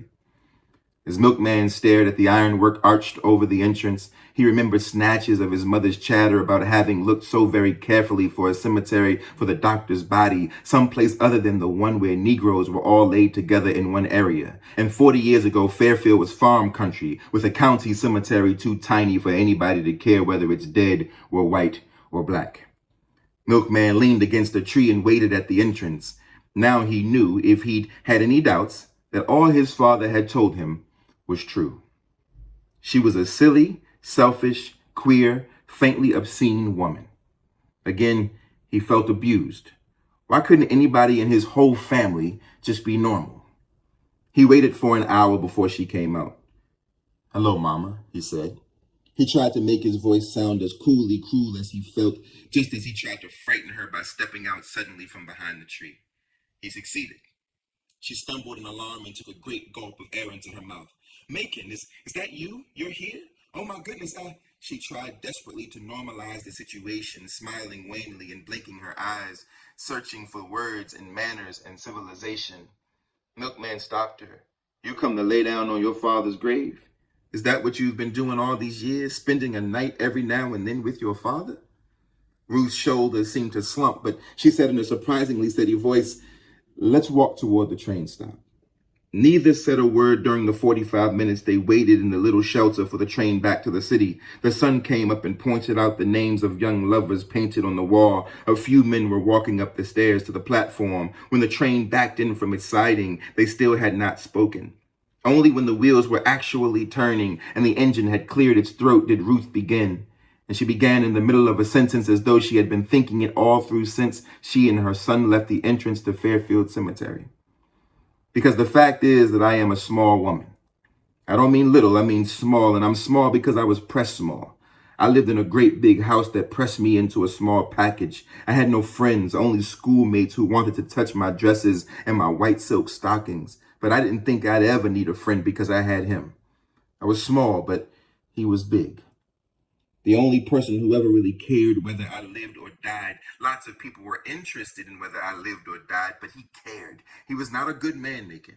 Certainly he was an arrogant man and often a foolish and destructive one, but he cared whether and he cared how I lived, and there was and is no one else in the world who ever did. And for that, I would do anything. It was important for me to be in his presence among his things, the things he used, had touched. Later, it was just important for me to know that he was in the world. When he left it, I kept on reigniting that cared-for feeling that I got from him. I am not a strange woman. I am a small one. I don't know what all your father has told you about me down in that shop you all stay in, but I know as well as I know my own name that he told you only what was flattering to him. I know he never told you that he killed my father and that he tried to kill you, because both of you took my attention away from him. I know he never told you that. And I know he never told you that he threw my father's medicine away, but it's true. And I couldn't save my father. Macon took away his medicine and I just didn't know it. And I wouldn't have been able to save you except for Pilot. Pilot was the one brought you here in the first place. Pilot, Milkman was coming awake. He had begun listening to his mother with the dulled ear of someone who was about to be conned and knew it. Pilot, old crazy sweet Pilot. Your father and I hadn't had physical relations since my father died when Lena and Corinthians were just toddlers. We had a terrible quarrel. He threatened to kill me. I threatened to go to the police about what he had done to my father. We did neither. I guess my father's money was more important to him than the satisfaction of killing me, and I would have happily died except for my babies. But he did move into another room, and that's the way things stayed until I couldn't stand it anymore. Until I thought I'd really die if I had to live that way. With nobody touching me or even looking as though they'd like to touch me, that's when I started coming to Fairfield. To talk to somebody who wanted to listen and not laugh at me. Somebody I could trust, somebody who trusted me, somebody who was interested in me for my own self. I didn't care if that somebody was under the ground, you know. I was 20 years old when your father stopped sleeping in the bed with me. That's hard, Macon, very hard. By the time I was 30, I think I was just afraid I'd die that way. Then Pilot came to town. She came into this city like she owned it. Pilot, Reba, and Reba's little baby, Hagar. Pilot came to see Macon right away, and soon as she saw me, she knew what my trouble was. And she asked me one day, "Do you want him?" "I want somebody," I told her. "He's as good as anybody," she said. "Besides, you'll get pregnant and your baby ought to be his. He ought to have a son. Otherwise, this be the end of us." She gave me funny things to do and some greenish-gray, grassy-looking stuff to put in his food, Ruth laughed. I felt like a doctor, like a chemist doing some big, important scientific experiment. It worked, too. Macon came to me for 4 days. He even came home from his office in the middle of the day to be with me. He looked puzzled, but he came. Then it was over. And 2 months later, I was pregnant. When he found out about it, he immediately suspected Pilot, and he told me to get rid of the baby. But I wouldn't, and Pilot helped me stand him off. I wouldn't have been strong enough without her. She saved my life, and yours, Macon. She saved yours, too. She watched you like you were her own until your father threw her out. Milkman leaned his head against the cold handbar that was attached to the seat in front of him. He held it there, letting its chills circle his head. Then he turned to his mother. "Were you in the bed with your father when he was dead? Naked?" "No, but I did kneel there in my slip at his bedside and kiss his beautiful fingers. They were the only part of him that wasn't. You nursed me, yes, until I was old, too old." Ruth turned toward her son. She lifted her head and looked deep into his eyes. "And I also prayed for you, every single night and every single day on my knees. Now you tell me, what harm did I do you on my knees?" That was the beginning. Now it was all going to end. In a little while, she would walk in the door, and this time he would let her do it. Afterward, there would be no remembrance of who he was or where. Of Magdalene called Lena and 1 Corinthians, of his father trying to stop him dead before he was born, of the brilliant bitterness between his father and his mother, a bitterness as smooth and fixed as steel, and he wouldn't have those waking dreams or hear those awful words his mother had spoken to him. What harm did I do you on my knees? He could hear her footsteps and then the sound of the doorknob turning, sticking, and turning again. He knew without uncovering his eyes that she was right there looking at him through the window. Hagar, killing ice pick wielding Hagar, who shortly after a Christmas thank you note found herself each month searching the barrels and cupboards and basement shelves for some comfortably portable weapon with which to murder her true love. The thank you cut her to the quick, but it was not the reason she ran scurrying into cupboards looking for weapons. That had been accomplished by the sight of Milkman's arms around the shoulders of a girl whose silky copper-colored hair cascaded over the sleeve of his coat.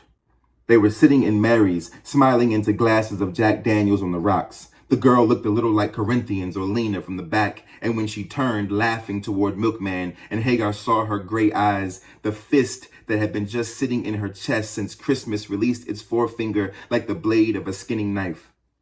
As regularly as the new moon searched for the tide, Hagar looked for a weapon and then slipped out of her house and went to find the man for whom she believed she had been born into the world.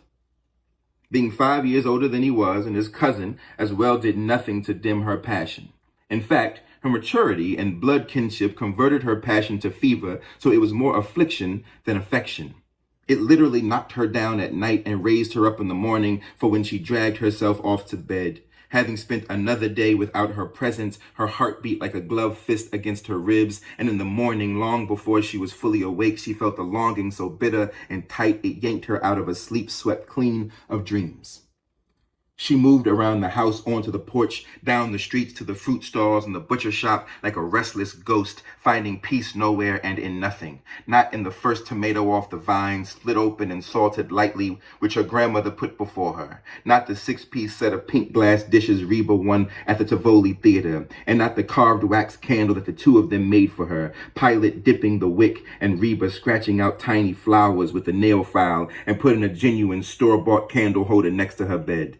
Not even the high, fierce sun at noon, nor the ocean dark evenings. Nothing could pull her mind away from the mouth Milkman was not kissing, the feet that were not running toward him, the eye that no longer beheld him, the hands that were not touching him. She toyed sometimes with her unsucked breast, but at some point her lethargy dissipated of its own accord, and in its place was wilderness, the focused meanness of a flood or an avalanche of snow which only observers flying in a rescue helicopter believed to be be an indifferent natural phenomenon, but which the victims in their last gulp of breath knew was both directed and personal. The calculated violence of a shark grew in her, and like every witch that ever rode a broom straight through the night to a ceremonial infanticide, as thrilled by the black wind as by the rod between her legs, like every fed up to the teeth bride who ever worried about the consistency of the grits she threw at her husband, as well as the potency of the lies she had stirred into them, and like every queen and every courtesan who was struck by the beauty of her emerald ring as she tipped its poison into the old red wine, Hagar was energized by the details of her mission. She stalked him. Whenever the fist that beat in her chest became that pointing finger, when any contact with him at all was better than none, she stalked him. She could not give his love, and the possibility that he did not think of her at all was intolerable, so she settled for his fear. On those days, her hair standing out from her head like a thundercloud, she haunted Southside and not Dr. Street until she found him. Sometimes it took 2 days or 3, and the people who saw her passed the word along that Hagar done took off after Milkman again. Women watched her out of their windows. Men looked up from their checker games and wondered if she'd make it this time. The lengths to which lost love drove men and women never surprised them. They had seen women pull their dresses over their heads and howl like dogs for lost love. And men who sat in doorways with pennies in their mouths for lost love. Thank God, they whispered to themselves. Thank God I ain't never had one of them graveyard loves. Empire State himself was a good example of one. He'd married a white girl in France and brought her home. Happy as a fly and just as industrious, he lived with her for 6 years until he came home to find her with another man, another black man. And when he discovered that his white wife loved not only him, not only this other black man, but the whole race, he sat down, closed his mouth, and never said another word. Railroad Tommy had given him a janitor's job to save him from the poorhouse, workhouse, or nuthouse one. So Hagar's forays were part and parcel of the mystery of having been lifted by love, and while the manifestation it took was a source of great interest to them, the consequences were not. After all, it served him right messing with his own cousin. Luckily for Milkman, she had proved so far to be the world's most inept killer. Awed, even in the midst of her anger, by the very presence of her victim, she trembled violently, and her knife thrusts and hammer swings and ice-pick jabs were clumsy. As soon as the attempt had been thwarted by a wrist grab from behind or a body tackle from the front or a neat clip on the jaw, she folded up into herself and wept cleansing tears right there and later under Pilate's strap, to which she submitted with relief.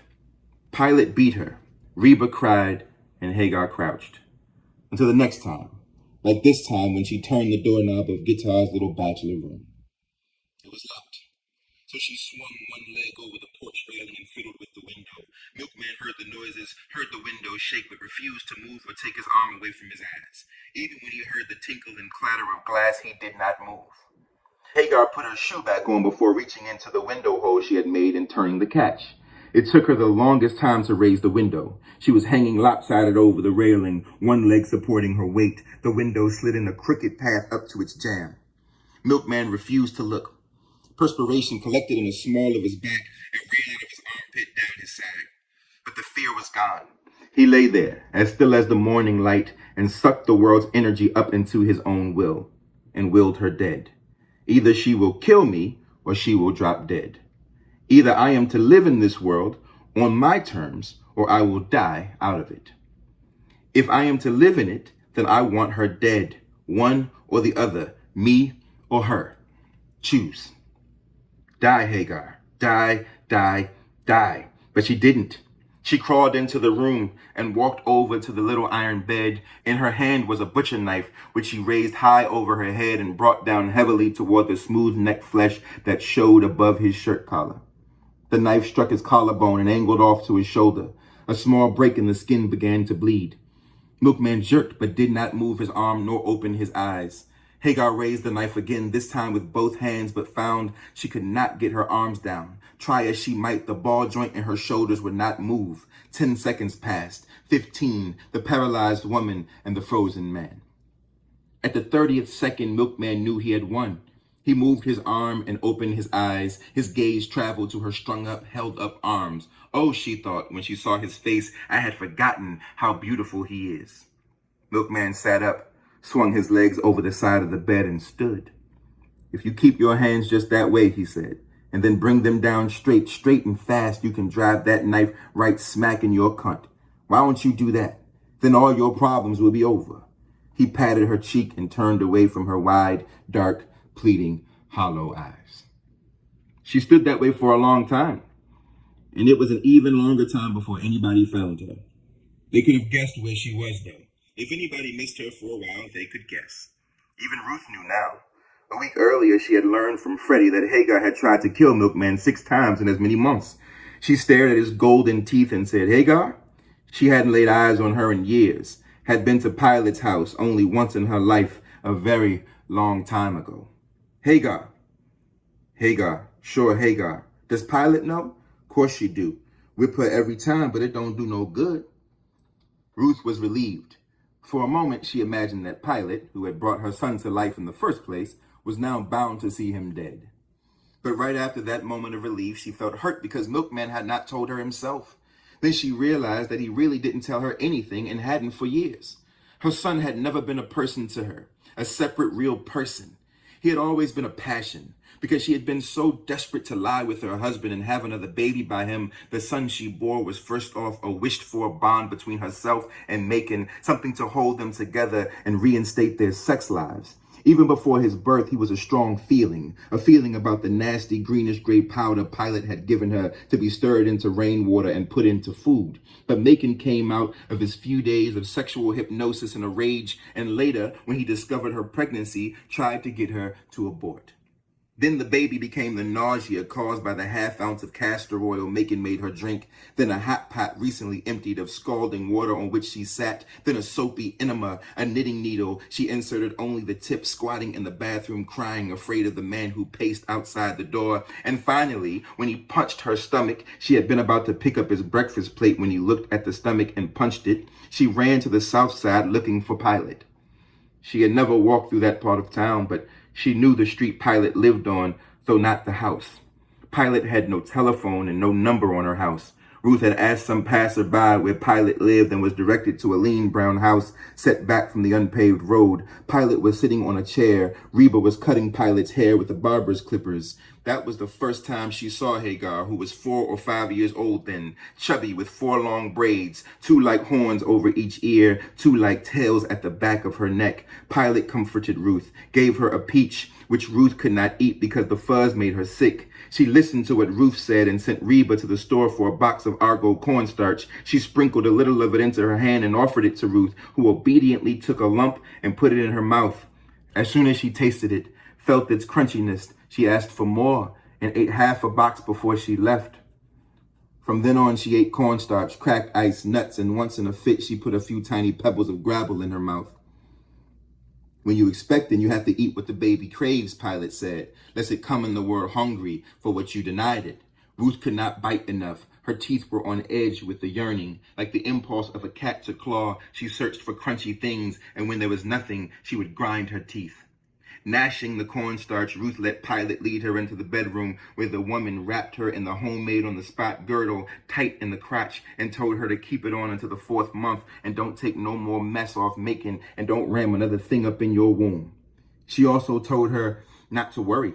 Macon wouldn't bother her no more. She, Pilot, would see to it. Years later, Ruth learned that Pilot put a small doll on Macon's chair in his office, a male doll with a small painted chicken bone stuck between its legs and a round red circle painted on its belly. Macon knocked it out of the chair and with a yardstick pushed it into the bathroom where he doused it with alcohol and burned it. It took 9 separate burnings before the fire got down to the straw and cotton ticking off its insides. But he must have remembered the round fire-red stomach, for he left Ruth alone after that. When the baby was born, the day after she stood in the snow with cloth roses at her feet and a man with blue wings above her head, she regarded him as a beautiful toy, a respite, a distraction, a physical pleasure as she nursed him until Freddie, again Freddie, caught her at it. Then he was no longer her velveteen toy. He became a plane on which, like the cowboys and Indians in the movies, she and her husband fought. Each one befuddled by the values of the other. each one convinced of his own purity and outraged by the idiocy he saw in the other. She was the Indian, of course, and lost her land, her customs, her integrity to the cowboy and became a spread-eagled footstool, resigned to her fate and holding fast to tiny, irrelevant defiances. But who was this son of hers? This tall man who had flesh on the outside and feelings on the inside that she knew nothing of, but somebody did, knew enough about him to want to kill him. Suddenly the world opened up for her like one of her imperial tulips and revealed its evil yellow pistol. She had been husbanding her own misery, shaping it, making of it an art and a way. Now she saw a larger, more malevolent world outside her own, outside the four-poster bed where Doctor had bubbled and rotted, all but his beautiful hands, which were the only things his grandson had inherited, outside her garden and the fishbowl where her goldfish died. She had thought it was all done, that she had won out over the castor oil and the pot of steam that had puckered and burned her skin so she could not bear to urinate or sit with her daughters at the table where they cut and sewed. She had had the baby anyway, and although it did nothing to close the break between herself and Macon, there he was, a single triumph. Now, Freddie was telling her that it wasn't done and over yet. Somebody was still trying to kill him, to deprive her of the one aggressive act brought to the royal completion, and the person who was threatening his life was someone who shared Macon's blood. That hurts, she said aloud to Freddie as she folded into her pocket the rent money he handed her. That hurts, you know. She climbed the porch steps and went into the kitchen. Without knowing what her foot was planning to do, she kicked the cabinet with the worn lock under the sink. It answered her kick with a tiny whine before it sneaked open again. Ruth looked at it and kicked it closed once more. Again it whined and opened right back up. I want you closed, she whispered. Closed. The door stayed open. Closed, you hear me? Closed, closed, closed. She was screaming by now. Magdalene called Lena, hearing her shouts, ran down the stairs and into the kitchen. She found her mother staring at the sink and commanding it. Mother? Lena was frightened. Ruth looked up at her. What is it? I don't know. I thought I heard you saying something. Get somebody to fix that door. I want it shut. Tight. Lena stared as Ruth hurried past, and when she heard her mother running up the stairs, she put her fingers to her lips in disbelief. Ruth was 62 years old. Lena had no idea she could move that fast. Her passions were narrow but deep. Long deprived of sex, long dependent on self-manipulation, she saw her son's imminent death as the annihilation of the last occasion she had been made love to. With the same determined tread that took her to the graveyard 6 or 7 times a year, Ruth left the house and caught the number 26 bus and sat down right in the back of the driver. She took her glasses off and wiped them on the hem of her skirt. She was serene and purposeful in all ways when death turned his attention to someone who belonged to her, as she was when death breathed in her father's wispy hair and blew the strands about. She had the same calmness and efficiency with which she cared for the doctor, putting her hand on Death's chest and holding him back, denying him, keeping her father alive even past the point where he wanted to be alive, past pain on into disgust and horror at having to smell himself in his next breath, past that until he was too sick to fight her efforts to keep him alive, lingering in absolute hatred of this woman who would not grant him peace, but kept her shining lightish eyes fixed on him like magnets, holding him from the narrow earth he longed for. Ruth wiped her glasses clean so she could see the street signs as they passed. Eat cherries, Pilot had told her, and you won't have to wear them little windows over your eyes. Her mind empty except for getting there, to Darling Street, where Pilot lived and where she supposed Hagar lived too. How had that chubby little girl weighed down with hair become a knife-wielding would-be killer out to get her son? Maybe Freddie lied. Maybe. She'd see. When the banks disappeared and small shops in between rickety houses came into view, Ruth pulled the cord. She stepped down and walked toward the underpass that cut across Darling Street. It was a long walk and she was sweating by the time she got to Pilot's house. The door was open, but nobody was inside. The house smelled fruity, and she remembered how the peach had nauseated her the last time she was there. Here was the chair she had collapsed in. There the candle maker's rack, the pan where Pilot's homemade soap hardened into a yellowish-brown slab. This house had been a haven then, and in spite of the cold anger she felt now, it still looked like an inn, a safe harbor. A flypaper roll entirely free of flies curled down from the ceiling, not far from a sack that hung there too. Ruth looked into the bedroom and saw 3 little beds, and like Goldilocks, she walked over to the nearest one and sat down. There was no back door to this 2-room house.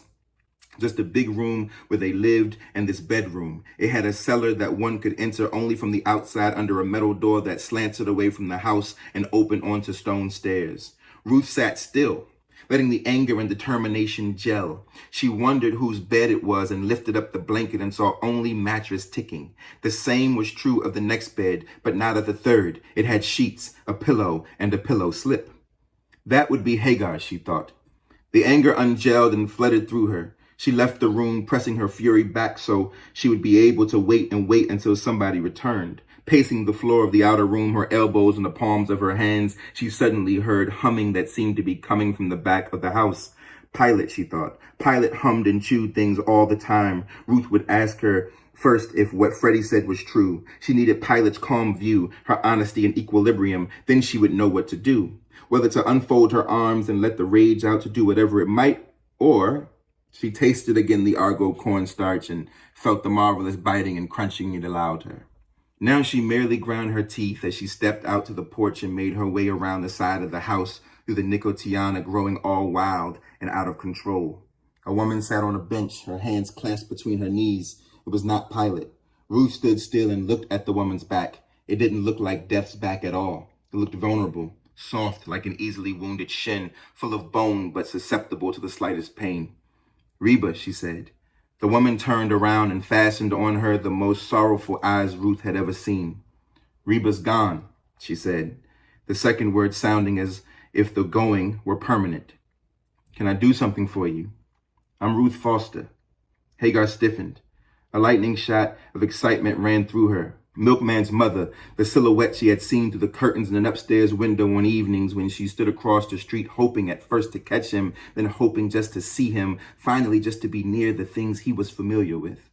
Private vigils held at night, made more private because they were expressions of public lunacy. The outline she'd seen once or twice when the side door opened and a woman shook crumbs from a tablecloth or dust from a small rug onto the ground. Whatever Milkman had told her about his mother, whatever she had heard from Pilot and Reba, she could not remember, so overwhelmed was she in the presence of his mother. Hagar let her morbid pleasure spread across her face in a smile. Ruth was not impressed. Death always smiled and breathed and looked helpless like a shin bone or a tiny speck of black on the Queen Elizabeth roses or film on the eye of a dead goldfish. You are trying to kill him. Ruth's voice was matter of fact. If you so much as bend a hair on his head, so help me Jesus, I will tear your throat out. Hagar looked surprised. She loved nothing in the world except this woman's son, wanted him alive more than anybody, but hadn't the least bit of control over the predator that lived inside her. Totally taken over by the anaconda love, she had no self left, no fears, no wants, no intelligence that was her own. So it was with a great deal of earnestness that she replied to Ruth. I'll try not to, but I can't make you a for certain promise. Ruth heard the supplication in her words, and it seemed to her that she was not looking at a person, but at an impulse, a cell, a red corpuscle that neither knows nor understands why it is driven to spend its whole life in one pursuit, swimming up a dark tunnel toward the muscle of a heart or an eye's nerve end that it both nourished and fed from. Hagar lowered her eyelids and gazed hungrily down the figure of the woman who had been only a silhouette to her. The woman who slept in the same house with him and who could call him home and he would come, who knew the mystery of his flesh, had memory of him as long as his life. The woman who knew him had watched his teeth appear, stuck her finger in his mouth to soothe his gums, cleaned his behind, vaselined his penis, and caught his vomit in a fresh white diaper, had fed him from her own nipples, carried him close and warm and safe under her heart, who had opened her legs far, far wider than she herself ever had for him, who even now could walk freely into his room if she wanted to and smell his clothes, stroke his shoes, and lay her head on the very spot where he had lain his. But what was more, so much more, this thin lemon yellow woman knew with absolute certainty what Hagar would willingly have her throat torn out to know, that she would see him this very day. Jealousy loomed so large in her it made her tremble. Maybe you, she thought. Maybe it's you I should be killing. Maybe then he will come to me and let me come to him. He is my home in this world. And then aloud, he is my home in this world. And I am his, said Ruth, and he wouldn't give a pile of swan shit for either one of you. They turned then and saw Pilate leaning on the windowsill. Neither knew how long she'd been there. Can't say as I blame him neither. Two growed up women talking about a man like he was a house or needed one. He ain't a house. He's a man. And whatever he need, don't none of you got it. Leave me alone, mama. Just leave me alone. You already alone. If you want more alone, I can knock you into the middle of next week and leave you there. You bothering me, Hagar was shouting and digging her fingers in her hair. It was an ordinary gesture of frustration, but its awkwardness made Ruth know that there was something truly askew in this girl. That here was the wilderness of Southside, not the poverty or dirt or noise, not just extreme unregulated passion where even love found its way with an ice pick, but the absence of control. Here, one lived knowing that at any time, anybody might do anything. Not wilderness where there was a system or the logic of lions, trees, toads, and birds, but wild wilderness where there was none. She had not recognized it in Pilate, whose equilibrium overshadowed all her eccentricities and who was, in any case, the only person she knew of strong enough to counter Macon. Although Ruth had been frightened of her the first time she saw her, when she knocked on the kitchen door way back then, looking, as she said, for her brother Macon. Ruth was still frightened of her a little, not just her short hair cut regularly like a man's, or her large sleepy eyes and busy lips, or the smooth skin, hairless, scarless, and wrinkleless. For Ruth had actually seen it, the place on her stomach where a navel should have been and was not. Even if you weren't frightened of a woman who had no navel, you certainly had to take her very seriously. Now she held up her hand imperiously and silenced Hagar's whines. Sit down there. Sit down and don't leave this yard. Hagar slumped and moved slowly back to her bench. Pilate turned her eyes to Ruth. Come on in. Rest yourself before you hop on that bus again. They sat down at the table facing each other. Peaches kind of dried up on me in this heat, said Pilate, and she reached for a peck basket which held about half a dozen. But there should be some good ones left in here. Can I slice you up some?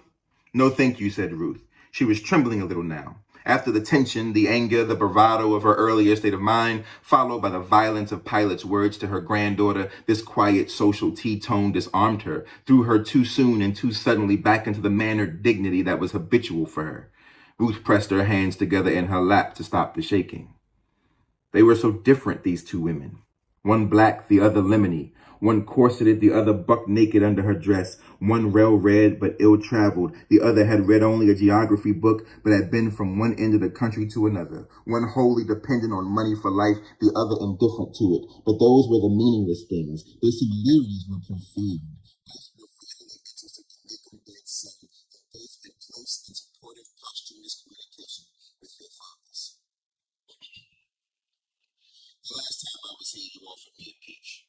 My visit was about my son then, too. Pilate nodded her head and with her right thumbnail slit the peach open. You won't never be able to forgive her. For just trying to do it, you won't never be able to forgive her. But it looks to me like you ought to be able to understand her. Think on it a minute. You ready now to kill her? Well, maim her anyway, because she's trying to take him away from you. She's the enemy to you because she wants to take him out of your life. Well, in her eyes, there's somebody who wants to take him out of her life too. Him. So he's her enemy. He's the one who's trying to take himself out of her life, and she'll kill him before she lets him do that. What I'm saying is that you both got the same idea. I do my best to keep her from it. She's my baby too, you know, but I tear her up every time she try. Just for the trying, mind you, because I know one thing sure, she'll never pull it off. He come in the world trying to keep from getting killed. Laying in your stomach, his own papa was trying to do it. And you helped some too. He had to fight off castor oil and knitting needles and being blasted with hot steam, and I don't know what all you and Macon did, but he made it. When he was at his most helpless, he made it. Ain't nothing gonna kill him but his own ignorance, and won't no woman ever kill him. What's likely is that it'll be a woman to save his life. Nobody lives forever, Pilate. Don't? Of course not. Nobody? Of course nobody. I don't see why not. Death is as natural as life. Ain't nothing natural about death. It's the most unnatural thing there is. You think people should live forever? Some people, yeah. Who's to decide which ones should live and which ones shouldn't? The people themselves. Some folks want to live forever, some don't. I believe they decide on it anyway. People die when they want to and if they want to. Don't nobody have to die if they don't want to. Ruth felt a chill. She'd always believed that her father wanted to die. I wish I could count on your faith as far as my son was concerned, but I think I'd be a really foolish woman if I did that. You saw your own father die just like I did. You saw him killed. Do you think he wanted to die? I saw Papa shot, blown off a fence 5 feet in the air. I saw him wiggling on the ground, but not only did I not see him die, I seen him since he was shot. Pilot, you all buried him yourselves. Ruth spoke as if she were talking to a child. Macon did. It's the same thing. Macon seen him too. After he buried him, after he was blown off that fence, we both seen him. I see him still. He's helpful to me, real helpful. Tells me things I need to know.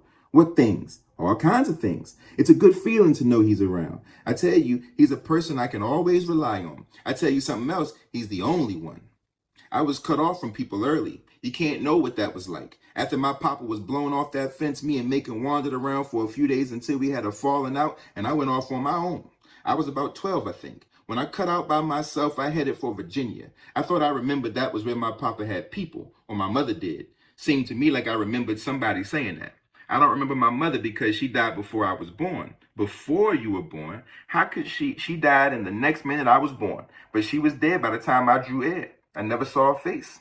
I don't even know what her name was, but I do remember thinking she come from Virginia. Anyway, that's where I struck out for. I looked around for somebody to take me in, give me a little work for a while so I could earn some money to get on down there. I walked for 7 days before I found a place with a preacher's family. A nice place, except they made me wear shoes. They sent me to school, though, a one-room place where everybody sat. I was 12. But since this was my first school, I had to sit over there with the little bitty children. I didn't mind it too much. Matter of fact, I liked a lot of it.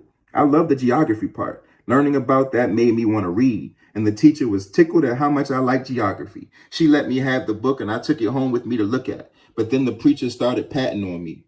I was so dumb, I didn't know enough to stop him. But his wife caught him at it, thumbing my breast and put me out. I took my geography book off with me. I could have stayed in that town because there was plenty of colored people to take me in. In them days, anybody too old to work kept the children. Grown folks worked and left their kids in other people's houses. But him being the preacher and all like that, I figured I ought to make tracks. I was broke as a hank because the place didn't carry no wages, just room and board. So I just took my geography book and a rock I picked up for a souvenir and lit out. It was a Sunday when I met up with some pickers. Folks call them migrants nowadays. Then they was just called pickers. They took me in and treated me fine. I worked up in New York State picking beans. Then we'd move to another place and pick a different crop.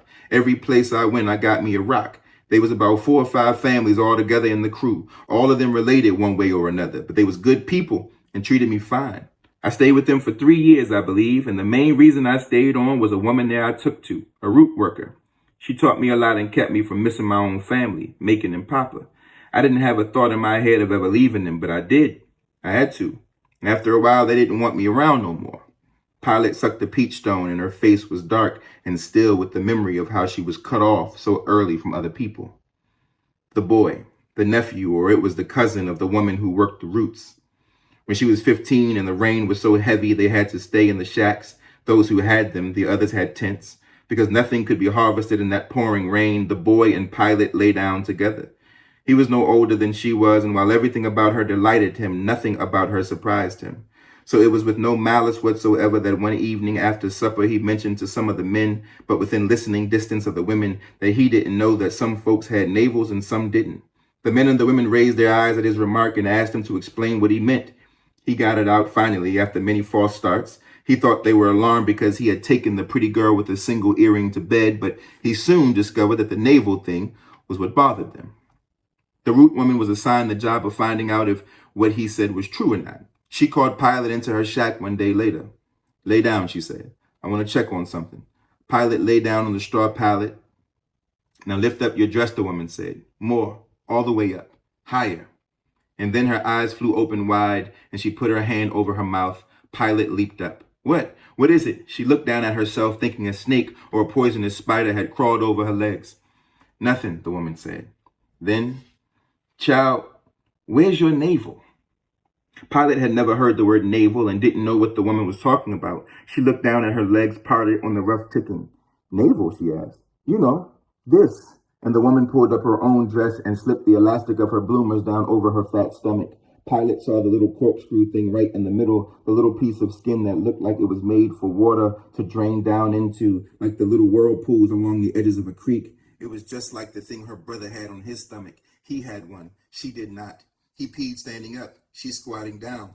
He had a penis like a horse did. She had a vagina like the mare. He had a flat chest with 2 nipples. She had teats like the cow. He had a corkscrew in his stomach. She did not. She thought it was one more way in which males and females were different. The boy she went to bed with had one too, but until now she had never seen another woman's stomach. But from the horror on the older woman's face, she knew there was something wrong with not having it.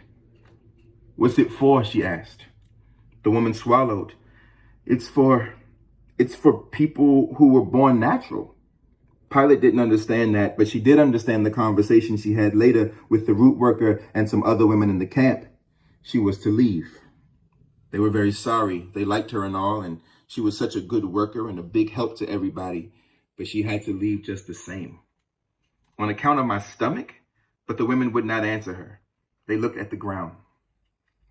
Pilot left with more than her share of earnings because the women did not want her to go away angry. They thought she might hurt them in some way if she got angry, and they also felt pity along with their terror of having been in the company of something God never made. Pilot went away.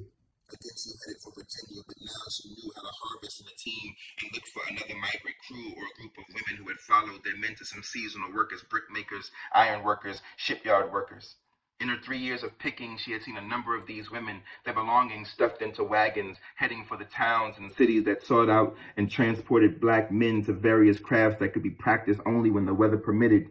The companies did not encourage the women to come. They did not want an influx of poor-colored settlers in those towns, but the women came anyway and took jobs as domestics and farm helpers in the towns and lived wherever housing was free or dirt cheap.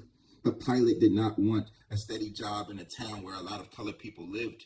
All her encounters with Negroes who had established themselves in businesses or trades in those small Midwestern towns had been unpleasant. Their wives did not like the trembling, unhampered breasts under her dress and told her so. And though the men saw many raggedy black children, Pilot was old enough to disgrace them. Besides, she wanted to keep moving.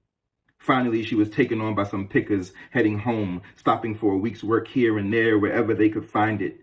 Again, she took a man to bed, and again she was expelled. Only this time there was no polite but firm pronouncement nor any generous share of profits. They simply left her one day, moved out while she was in the town buying thread. She got back to a campground to find nothing but a dying fire, a bag of rocks, and her geography book popped up on a tree. They even took her tin cup.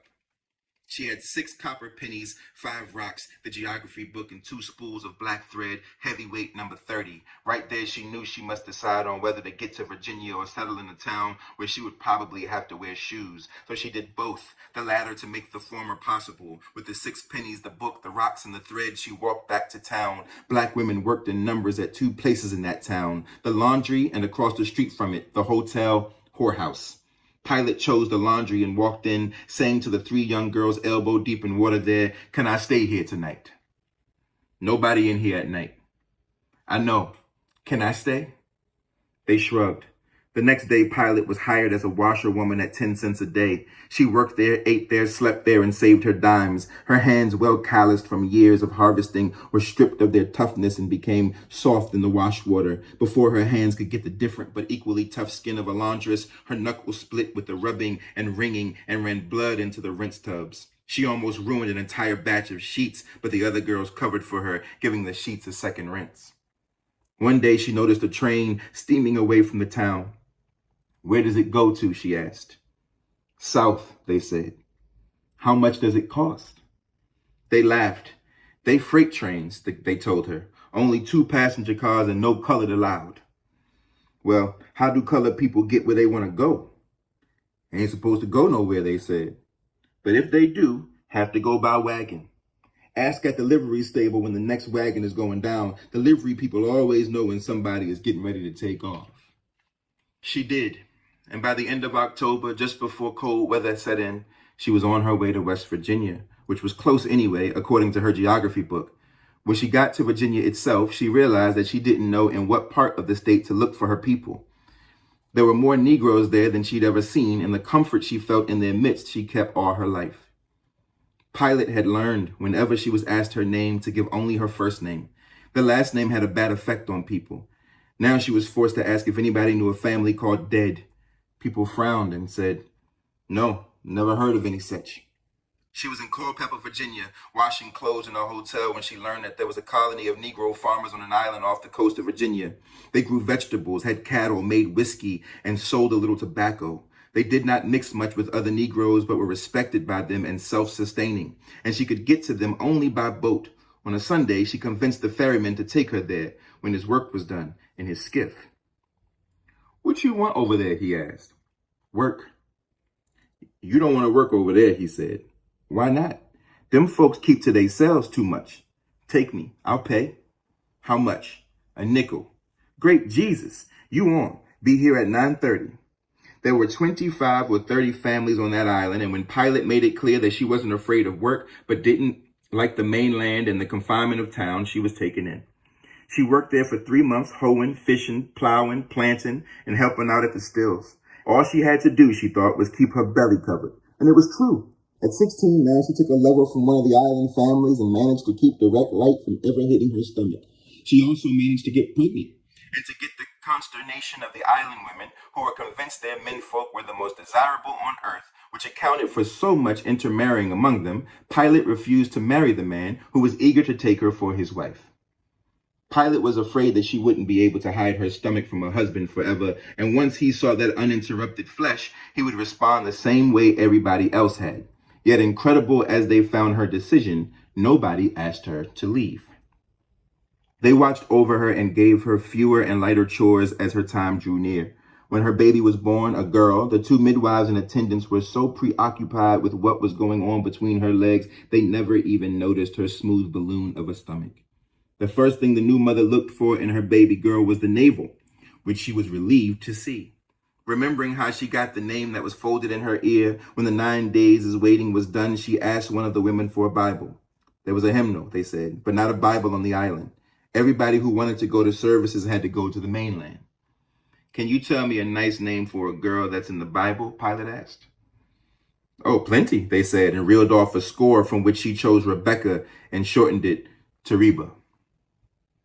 It was right after Reba was born that her father came to her again. Pilot had become extremely depressed and lonely after the birth. The baby's father was forbidden to see her since she had not healed yet, and she spent some dark, lonely hours along with the joyous ones with the baby. Repeat. The baby's father was forbidden to see her since she had not healed yet, and she spent some dark, lonely hours along with the joyous ones with the baby. Clear as day, her father said, "Sing, sing," and later he leaned in at the window and said, "You just can't fly on off and leave a body." Pilot understood all of what he told her. To sing, which she did beautifully, relieved her gloom immediately, and she knew he was telling her to go back to Pennsylvania and collect what was left of the man she and Macon had murdered. The fact that she had struck no blow was irrelevant. She was part of her brother's act because then she and he were one. When the child was 6 months old, she asked her mother of the baby's father to keep it and left the island for Pennsylvania. They tried to discourage her because it was getting to be winter, but she paid them no attention. A month later, she returned with a sack, the contents of which she never discussed, which she added to her geography book, The Rocks, and the 2 spools of thread. When Reba was 2 years old, Pilot was seized with restlessness. It was as if her geography book had marked her to roam the country, planting her feet in each pink, yellow, blue, or green state. She left the island and began the wandering life that she kept up for the next 20-some-odd years and stopped only after Reba had a baby. No place was like the island ever again. Having had one long relationship with a man, she sought another, but no man was like that island man ever again either. After a while, she stopped worrying about her stomach and stopped trying to hide it. It occurred to her that although men fucked armless women, one-legged women, hunchbacks and blind women, drunken women, razor-toting women, midgets, small children, convicts, boys, sheep, dogs, goats, liver, each other, and even certain species of plants, they were terrified of fucking her, a woman with no navel. They froze at the sight of that belly that looked like a back, became limp even, or cold if she happened to undress completely and walk straight toward them, showing them deliberately a stomach as blind as a knee. "What are you, some kind of mermaid?" one man had shouted and reached hurriedly for his socks. It isolated her. Already without family, she was further isolated from her people, for except for the relative bliss on the island, every other resource was denied her. Partnership and marriage, confessional friendship, and communal religion. Men frowned, women whispered and shoved their children behind them. Even a traveling sideshow would have rejected her, since her freak quality lacked that important ingredient, the grotesque. There was really nothing to see. Her defect, frightening and exotic as it was also a theatrical failure. It needed intimacy, gossip, and the time it took for curiosity to become drama. Finally, Pilot began to take offense, although she was hampered by huge ignorances, but not in any way unintelligent. When she realized what her situation in the world was and would probably always be, she threw away every assumption she had learned and began at zero. First off, she cut her hair. That was one thing she didn't want to have to think about anymore. Then she tackled the problem of trying to decide how she wanted to live and what was valuable to her. When am I happy? And when am I sad? And what is the difference? What do I need to know to stay alive? What is true in the world? Her mind traveled crooked streets and aimless goat paths, arriving sometimes at profundity, other times at the revelations of a 3-year-old. Throughout this fresh, if common pursuit of knowledge, one conviction crowned her efforts. Since death held no terrors for her, she spoke often to the dead, she knew there was nothing to fear.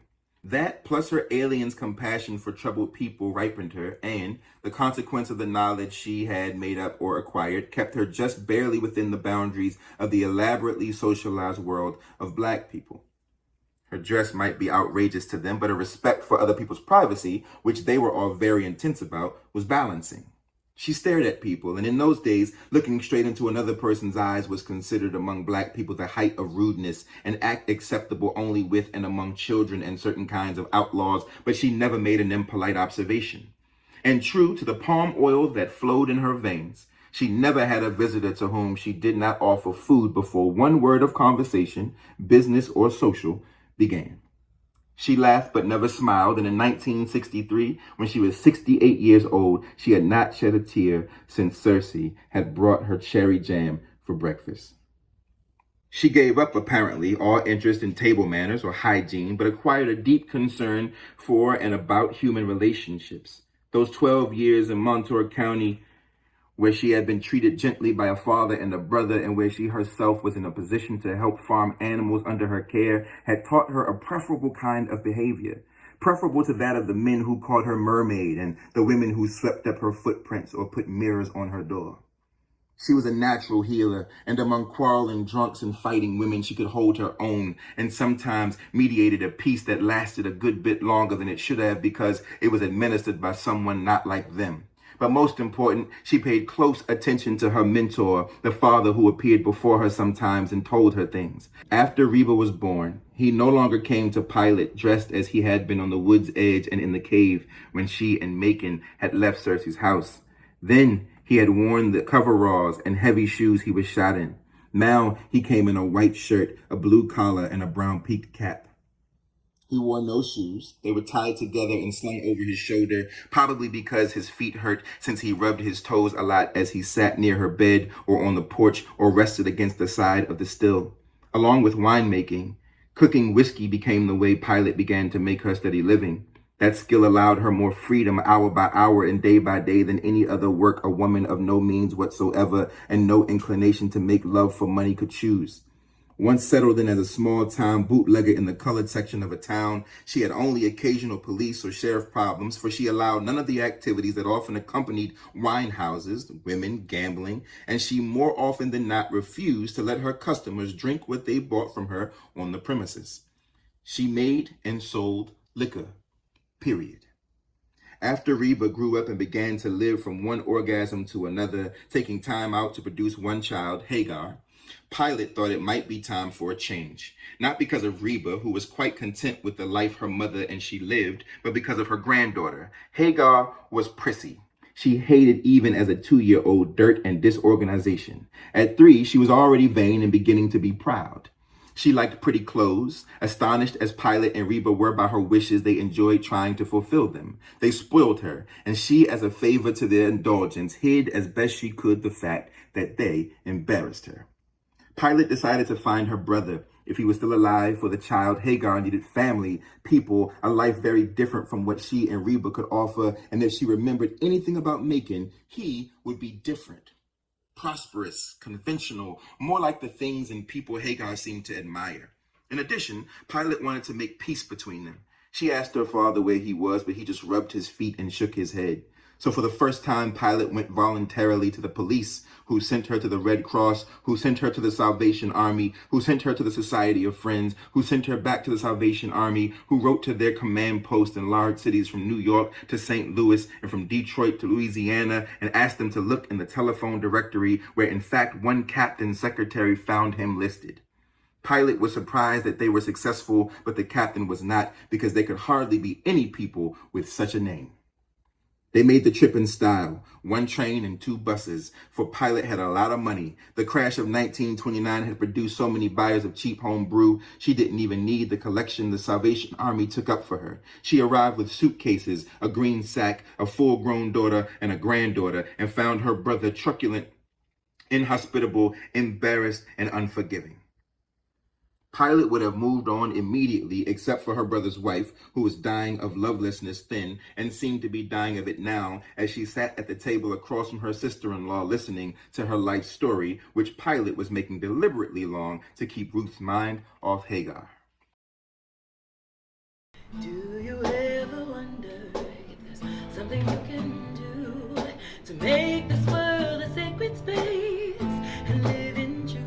If you watch the birds, if you watch the bees, when you feel the sun, well, when you feel the breeze, you'll see they know what they're doing. You'll see, oh, oh, oh, what about you? What about you? What about you? What about you? Can you feel what you're doing? Can you be what you're giving? Step completely for your love.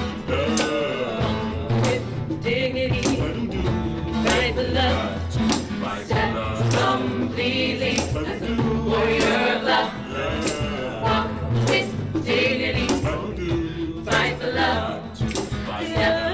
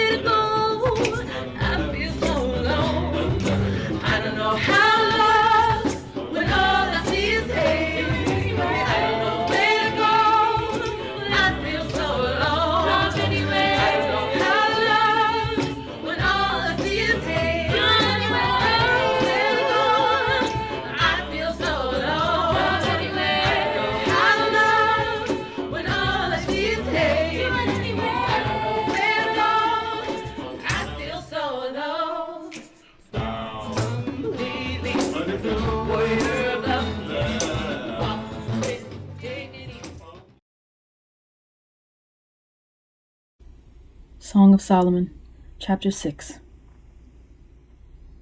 I took her home. She was standing in the middle of the room when I got there, so I just took her home. Pitiful, really pitiful. Milkman shrugged. He didn't want to talk about Hagar, but it was a way to sit guitar down and get around to asking her something else. What'd you do to her? I asked Guitar. What'd I do to her? You saw her with a butcher knife and you asked me that? I mean before. That's a messed up lady. I did what you do to some woman every 6 months. Called the whole thing off. I don't believe you. It's the truth. No, it had to be something more. You calling me a liar? Take it any way you want. That girl's hurt, and the hurt came from you. What's the matter with you? You've been watching her try to kill me for months, and I never laid a hand on her. Now you sit there worried about her. All of a sudden, you're police. You've been wearing a halo a lot lately. You got a white robe, too? What's that supposed to mean?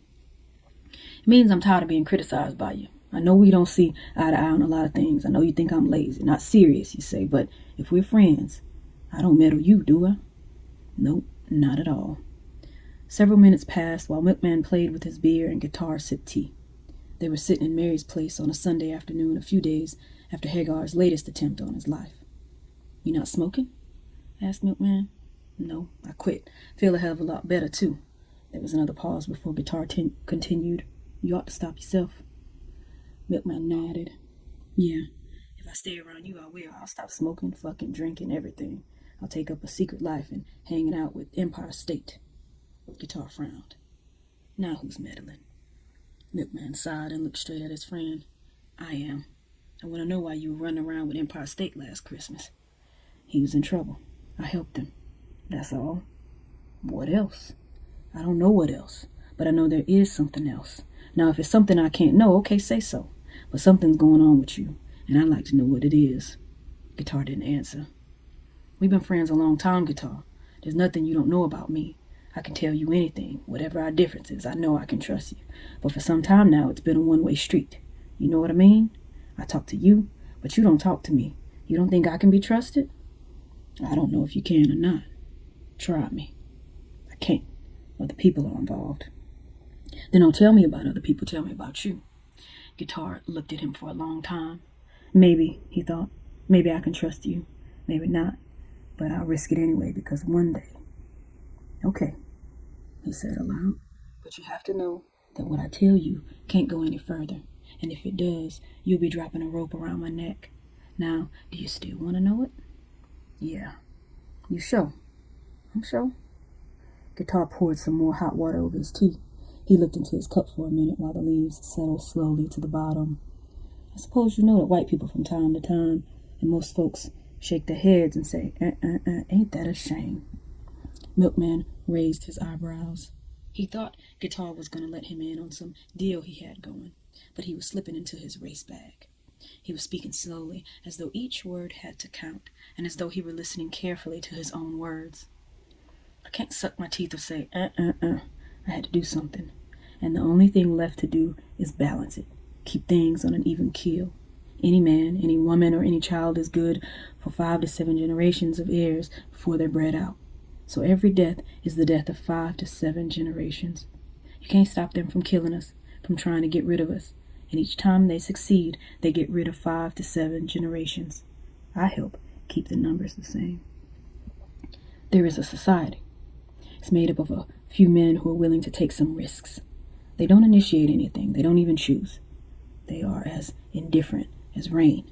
But when a Negro child, Negro woman, or Negro man is killed by whites and nothing is done about it by their law and their courts, this society selects a similar victim at random, and they execute him or her in a similar manner if they can. If the Negro was hanged, they hang. If a Negro was burnt, they burned. Raped and murdered, they rape and murder. If they can. If they can't do it precisely in the same manner, they do it any way they can, but they do it. They call themselves the 7 days. They are made up of 7 men, always 7, and only 7.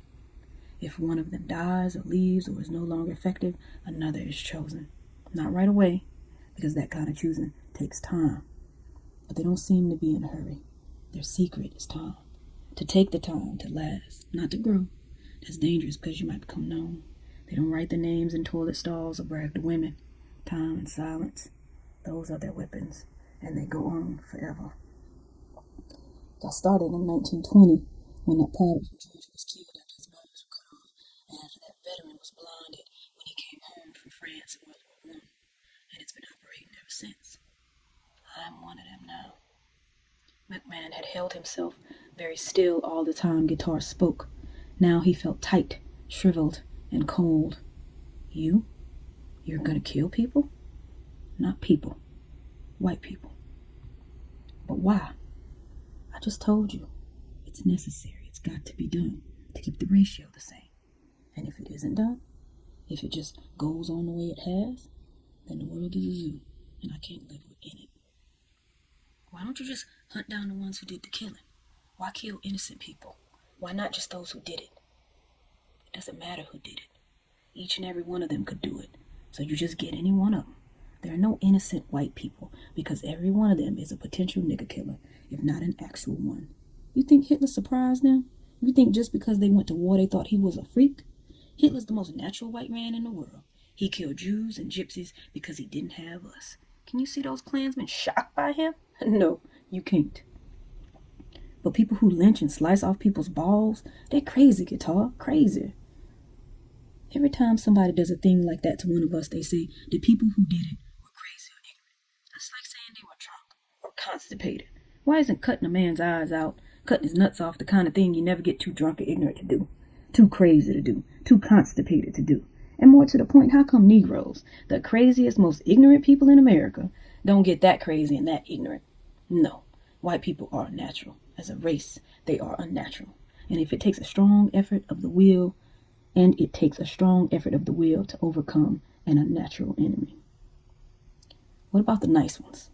Some whites made sacrifices for Negroes, real sacrifices.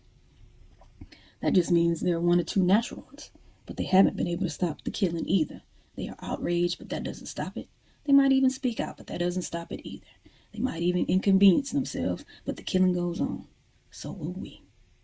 You missing the point. There's not just one or two. There are a lot. Are there? Milkman, if Kennedy got drunk and bored and was sitting around a pot-bellied stove in Mississippi, he might join a lynching party just for the hell of it. Under those circumstances, his unnaturalness would surface. But I know I wouldn't join one no matter how drunk I was or how bored, and I know you wouldn't either, nor any black man I know or ever heard tell of, ever. In any world, at any time, just get up and go find somebody white to slice up. But they can do it. And they don't even do it for profit, which is why they do most things. They do it for fun. Unnatural. What about... Milkman searched his memory for some white person who had shown himself unequivocally supportive of Negroes. Schweitzer. Albert Schweitzer. Would he do it? In a minute. He didn't care anything about those Africans. They could have been rats. He was in a laboratory testing himself, proving he could work on human dogs. What about Eleanor Roosevelt? I don't know about the women. I can't say what their women would do, but I do remember that picture of those white mothers holding up their babies so they could get a good look at some black men burning on a tree. So I have my suspicions about Eleanor Roosevelt, but none about Mr. Roosevelt. You could have taken him in his wheelchair and put him in a small dusty town in Alabama and given him some tobacco, a checkerboard, some whiskey, and a rope, and he'd have done it too. What I'm saying is, under certain conditions, they would all do it. And under the same circumstances, we would not. So it doesn't matter that some of them haven't done it. I listen. I read, and now I know that they know it too. They know they are unnatural. Their writers and artists have been saying it for years, telling them they are unnatural, telling them they are depraved. They call it tragedy. In the movies, they call it adventure. It's just depravity that they try to make glorious, natural, but it ain't. The disease they have is in their blood, in the structure of their chromosomes. So you can prove this, I guess, scientifically? No. Shouldn't you be able to prove it before you act on something like that? Did they prove anything scientifically about us before they killed us? No. They killed us first and then tried to get some scientific proof about why we should die. Wait a minute, Guitar. If they are as bad, as unnatural as you say, why do you want to be like them? Don't you want to be better than they are? I am better. But now you're doing what the worst of them do. Yes, but I am reasonable. Reasonable? How? I am not, 1, having fun, 2, trying to gain power or public attention or money or land, 3, angry at anybody. You're not angry. You must be. Not at all. I hate doing it. I'm afraid to do it. It's hard to do it when you are angry or drunk or doped up or don't have a personal grudge against the person. I can't see how it helps. I can't see how it helps anybody. I told you. Numbers, balance, ratio, and the earth, the land. I'm not understanding you. The earth is soggy with black people's blood, and before us, Indian blood. Nothing can cure them, and if it keeps on, there won't be any of us left, and there won't be any land for those who are left. So the numbers have to remain static. But there are more of them than us. Only in the West, but still the ratio can't widen in their favor. But you should want everybody to know that the society exists. Then maybe that would help stop it. What's the secrecy for? To keep from getting caught. Can't you even let other Negroes know about it? I mean, to give us hope? No. Why not? Betrayal. The possibility of betrayal. Well, let them know. Let white people know. Like the mafia or the Klan, frighten them into behaving. You talking foolishness. How can you let one group know and not the other? Besides, we are not like them. The mafia is unnatural. So is the Klan. One kills for money, the other kills for fun. And they have huge profits and protection at their disposal. We don't. But it's not about other people knowing. We don't even tell the victims. We just whisper to him, your day has come. The beauty of what we do is its secrecy, its smallness. The fact that nobody needs the unnatural satisfaction of talking about it, telling about it. We don't discuss it among ourselves, the details. We just get an assignment. If the Negro's killed on a Wednesday, the Wednesday man takes it. If he was killed on Monday, the Monday man takes that one. And we just notify one another when it's completed, not how or who. And if it ever gets to be too much, like it was for Robert Smith, we do that rather than crack and tell somebody. Like Porter, it was getting him down. They thought somebody would have to take over his day. He just needed a rest and he's okay now. Milkman stared at his friend and then let the spasm he had been holding back run through him. I can't buy a guitar. I know that. There's too much wrong with it. Tell me. Well, for one thing, you get caught eventually. Maybe. But if I'm caught, I'll just die earlier than I'm supposed to. Not better than I'm supposed to. And how I die or when doesn't interest me. What I die for does. It's the same as what I live for. Besides, if I'm caught, they'll accuse me and kill me for one crime, maybe two, never for all. And there are still 6 other days in the week. We've been around for a long, long time. And believe me, we'll be around for a long, long time to come. You can't marry? No. Have children? No. What kind of life is that? Very satisfying. There's no love in it. No love. No love. Didn't you hear me? What I'm doing ain't about hating white people. It's about loving us. About loving you. My whole life is love. Man, you confused. Am I? When those concentration camp Jews hunt down Nazis? Are they hating Nazis or loving dead Jews? It's not the same thing. Only because they have money and publicity. No, because they turn them over to the courts. You kill, and you don't kill the killers. You kill innocent people. I told you there are no, and you don't correct a thing by, we poor people, milkman. I work at an auto plant. The rest of us barely eke out a living. Where's the money, the state, the country to finance our justice? You say Jews try their catches in a court. Do we have a court? Is there one courthouse in one city in the country where a jury would convict them? There are places right now where a Negro still can't testify against a white man, where the judge, the jury, the court are legally bound to ignore anything a Negro has to say. What that means is that a black man is a victim of a crime only when a white man says he is. Only then. If there was anything like or near justice or courts when a cracker kills a Negro, there wouldn't have to be no 7 days. But there ain't. So we are. And we do it without money, without support, without costumes, without newspapers, without senators, without lobbyists, and without illusions. You sound like that red-headed Negro named X. Why don't you join him and call yourself Guitar X? X, Baines, what difference does it make? I don't give a damn about names. You miss his point. His point is to let white people know you don't accept your slave name. I don't give a shit what white people know or even think. Besides, I do accept it. It's a part of who I am. Guitar is my name. Baines is the slave master's name. And I'm all of that. Slave names don't bother me, but slave status does. And knocking off white folks changes your slave status? Believe it. Does it do anything for my slave status? Guitar smiled. Well, doesn't it? Hell no, Milkman frowned. Am I gonna live any longer because you all read the newspaper and then ambush some poor old white man? It's not about you living longer. It's about how you live and why. It's about whether your children can make other children. It's about trying to make a world where one day white people will think before they lynch. Guitar, none of that shit is going to change how I live or how any other Negro lives. What you're doing is crazy. And something else, it's a habit. If you do it enough, you can do it to anybody. You know what I mean? A torpedo is a torpedo. I don't care what his reasons. You can off anybody you don't like. You can off me. We don't off Negroes. You hear what you said? Negroes. Not milkman. No, I can't touch you, milkman, but we don't off Negroes. Shit, man. Suppose you all changed your parliamentary rules. The days are the days. It's been that way a long time. Milkman thought about that. Any other young dudes in it? Are all the others older? You the only young one? Why? 'Cause young dudes are subject to change the rules. You worried about yourself, Milkman? Guitar looked amused. No, not really. Milkman put his cigarette out and reached for another one. Tell me, what's your day? Sunday. I'm the Sunday man. Milkman rubbed the ankle of his short leg. I'm scared for you, man. That's funny. I'm scared for you, too.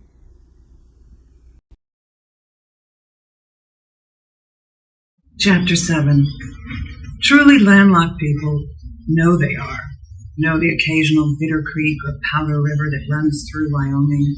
That the large, tidy salt lake of Utah is all they have of the sea. And that they must content themselves with bank, shore, and beach, because they cannot claim a coast. And having none, seldom dream of flight. But the people living in the Great Lakes region are confused by their place on the country's edge, an edge that is border but not coast. They seem to be able to live a long time believing, as coastal people do, that they are at the frontier where final exit and total escape are the only journeys left. But those 5 Great Lakes, which the St. Lawrence feeds with memories of the sea, are themselves landlocked, in spite of the wandering river that connects them to the Atlantic. Once the people of the lake region discover this, the longing to leave becomes acute, and a break from the area, therefore, is necessarily dream-bitten but necessary nonetheless. It might be an appetite for other streets, other slants of light, or yearning to be surrounded by strangers. It may even be a wish to hear the solid click of a door closing behind their backs. For Milkman, it was the door click. He wanted to feel the heavy white door on Not Doctor Street close behind him and know that he might be hearing the catch settle into its groove for the last time. You'll own it, all of it, you'll be free. Money is freedom, Megan, the only real freedom there is. I know, Daddy, I know, but I have to get away just the same. I'm not leaving the country. I just want to be on my own, get a job on my own, live on my own. You did it at 16, guitar at 17, everybody. I'm still living at home, working for you, not because I sweated for the job, but because I'm your son. I'm over 30 years old. I need you here, Macon. If you were going to go, you should have gone 5 years ago. Now I've come to depend on you. It was difficult for him to beg, but he came as close to it as he could. Just a year, 1 year, stake me for a year and let me go.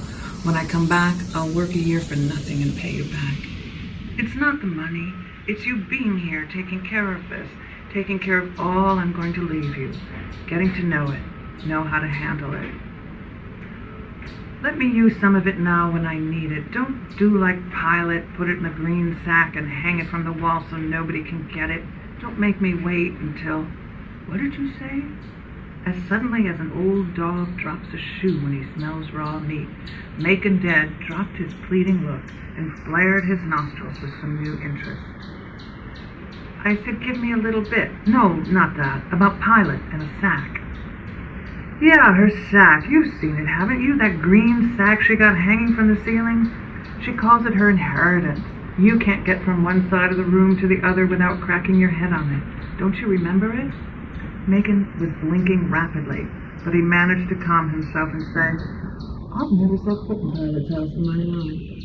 I looked in there once, but it was dark, and I didn't see anything hanging down from the ceiling. When's the last time you saw it? Maybe 9 or 10 months ago. What about it? You think it's still there? Why wouldn't it be? You say it's green? You know for sure it's green? Yeah, green, grass green. What is it? What's bothering you? She told you it was her inheritance, huh? Macon was smiling, but so craftily that milkman could hardly recognize it as a smile. No, she didn't. Hagar did. I was walking across the room toward the other side, and I'm tall enough for it to be in my way. I bumped my head on it. Made a hickey, too. When I asked Hagar what it was, she said, pilot's inheritance. And it made a hickey on your head? Yeah, it felt like bricks. What are you going to do, sue her? You had any lunch? It's 10:30, Daddy. Go to Mary's, get us a couple of orders of barbecue. Meet me in the park across from Mercy. We'll eat lunch there. Daddy. Go on now, do what I say. Go on, Macon. They met in the little public park across the street from Mercy Hospital. It was full of pigeons, students, drunks, dogs, squirrels, children, trees, and secretaries. The two colored men sat down on an iron bench a little away from the most crowded part, but not the edge. They were very well dressed, too, well dressed to be eating pork out of a box. But on that warm September day, it seemed natural, a perfect addition to the mellowness that pervaded the park. Milkman was curious about his father's agitation, but not alarmed. So much had been going on, so many changes.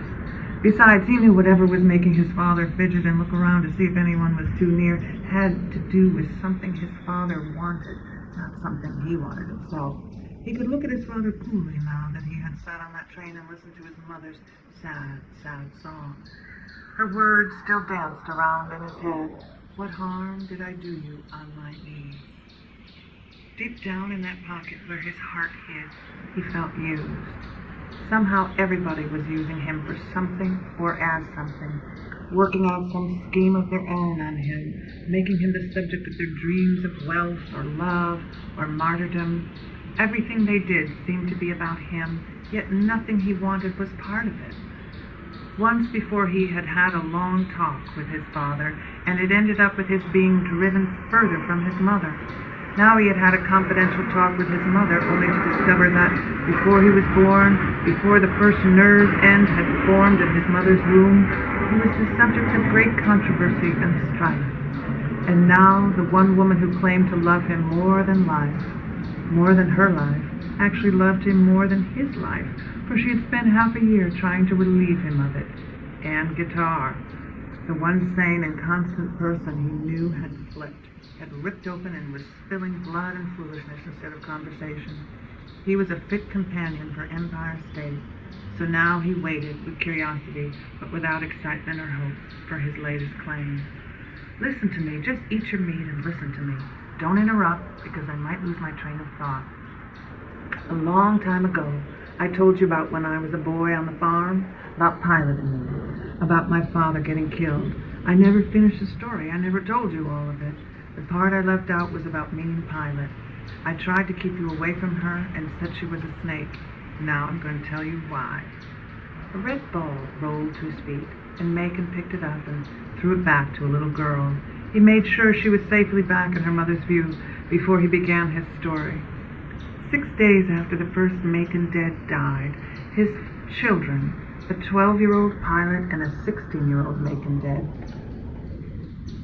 found themselves homeless. Bewildered and grieving, they went to the house of the closest colored person they knew, Circe, the midwife who had delivered them both, and who was there when their mother died and when Pilot was named. She worked in a large house, a mansion outside Danville, for a family of what was then called gentlemen farmers.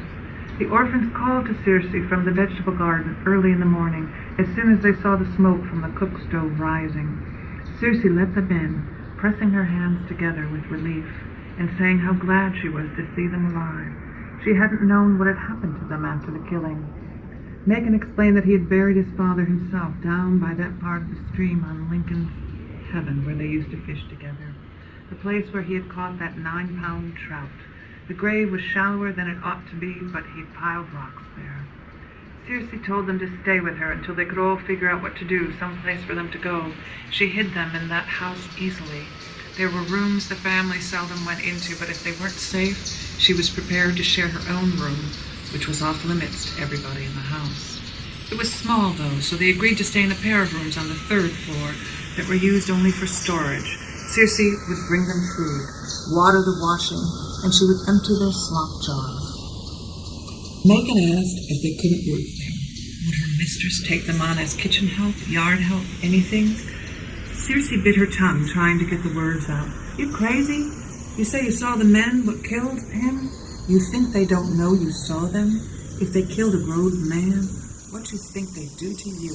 Be sensible. We got a plan and figure this thing out. Macon and Pilot stayed there 2 weeks, not a day longer. He'd been working hard on the farm since he was 5 or 6 years old, and she was born wild.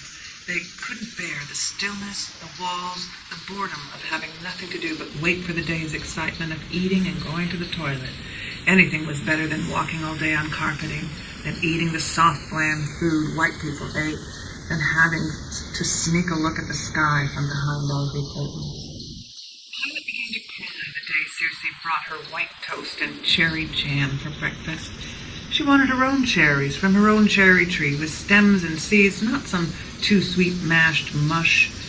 She thought she would die if she couldn't hold her mouth under Ulysses S. Grant's teat and squirt the warm milk into her mouth, or pull a tomato off its vine and eat it where she stood.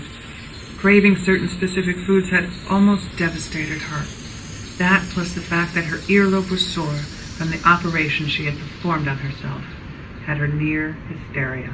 Before they left the farm, she'd taken the scrap of brown paper with her name on it from the Bible, and after a long time trying to make up her mind between a snuff box and a sunbonnet with blue ribbons on it, she took the little brass box that had belonged to her mother.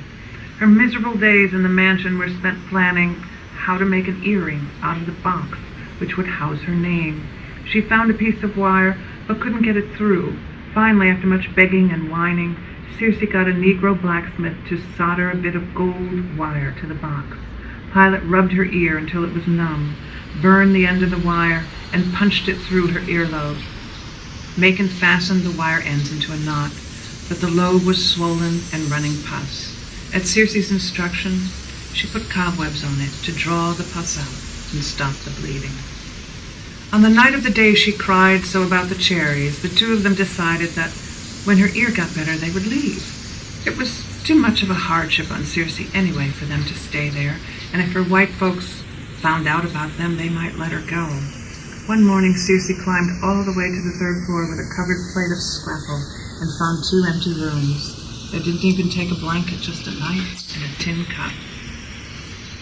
The first day out was joyous for them. They ate raspberries and apples. They took off their shoes and let the dewy grass and sun-warmed dirt soothe their feet. At night they slept in a haystack, so grateful for open air. Even the field mice and the ticks were welcome bedmates. The next day was pleasant but less exciting. They bathed in a curve of the Susquehanna and then wandered in a southerly direction, keeping to the fields, woods, stream beds, and little-used paths, headed, they thought, for Virginia, where Macon believed they had people. On the 3rd day they woke to find a man that looked just like their father, sitting on a stump not 50 yards away. He was not looking at them. He was just sitting there. They would have called out to him or run toward him, except he was staring right past them with such distance in his eyes he frightened them. So they ran away. All day long at various intervals they saw him, staring down into duck ponds, framed by the Y of a sycamore tree, shading his eyes from the sun as he peered over a rock at the wide valley floor beneath them. Each time they saw him, they backed off and went in the opposite direction. Now the land itself, the only one they knew and knew intimately, began to terrify them. The sun was blazing down, the air was sweet, but every leaf that the wind lifted, every rustle of a pheasant hen in a clump of ryegrass, sent needles of fear through their veins.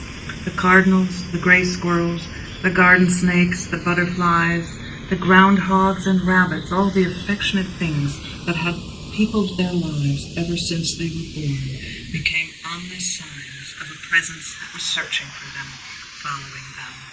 Even the river's babbling sounded like the call of a liquid throat, waiting, just waiting for them. That was in the daylight. How much more terrible was the night. Just before dark, when the sun had left them alone, when they were coming out of some woods, looking around for the crest of the hill where they could see, perhaps, a farm, an abandoned shed, any place where they could spend the night. They saw a cave, and at its mouth stood their father. This time he motioned for them to follow him.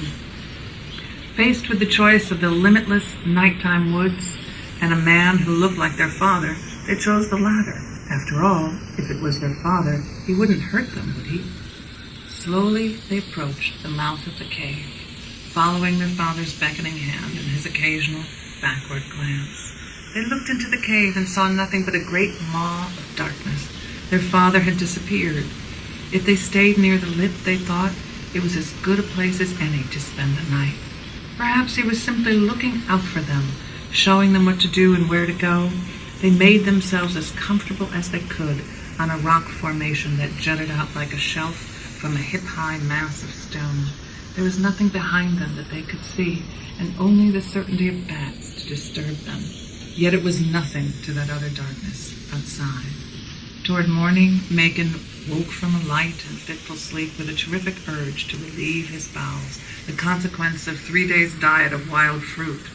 Without waking his sister, he climbed up the shelf, and shy of squatting on the crown of a hill in a new sun, he walked a little farther back into the cave.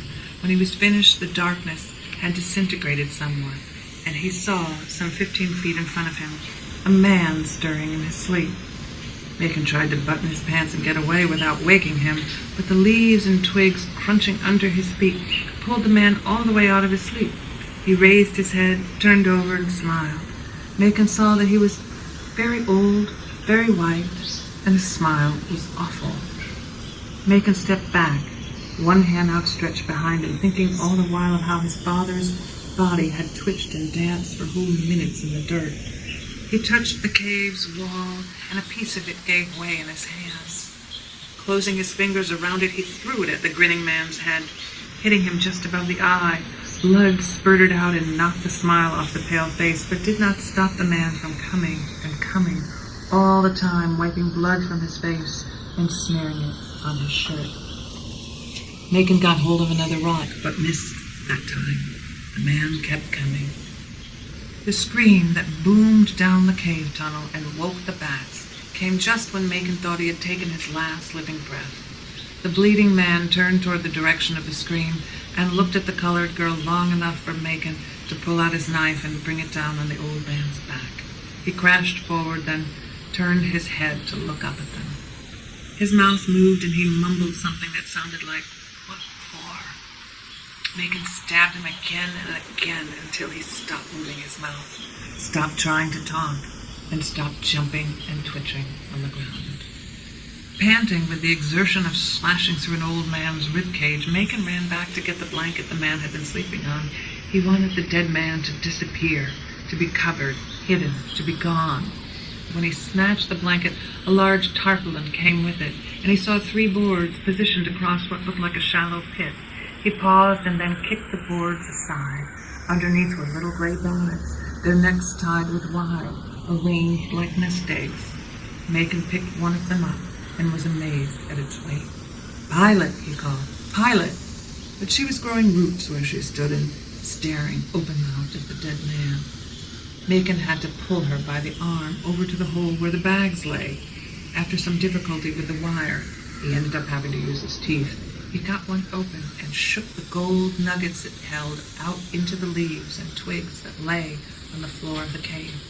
"Gold," he whispered, and immediately, like a burglar out on his first job, stood up to pee. Life, safety, and luxury fanned out before him like the tail spread of a peacock, and as he stood there trying to distinguish each delicious color, he saw the dusty boots of his father standing just on the other side of the shallow pit. "It is Papa," said Pilot, and as if in answer to her recognition, he took a deep breath, rolled his eyes back, and whispered, "Sing, sing," in a hollow voice, before he melted away again. Pilot darted around the cave, calling him, looking for him, while Macon piled the sacks of gold into the tarpaulin. "Let's go, Pilot, let's get out of here." "We can't take that," she pointed a finger at his bundle. "What? Not take it? You lost your mind? That's stealing. We killed a man. They'll be after us all over. If we take his money, then they'll think that's why we did it." "We got to leave it, Macon. We can't get caught without bags of money.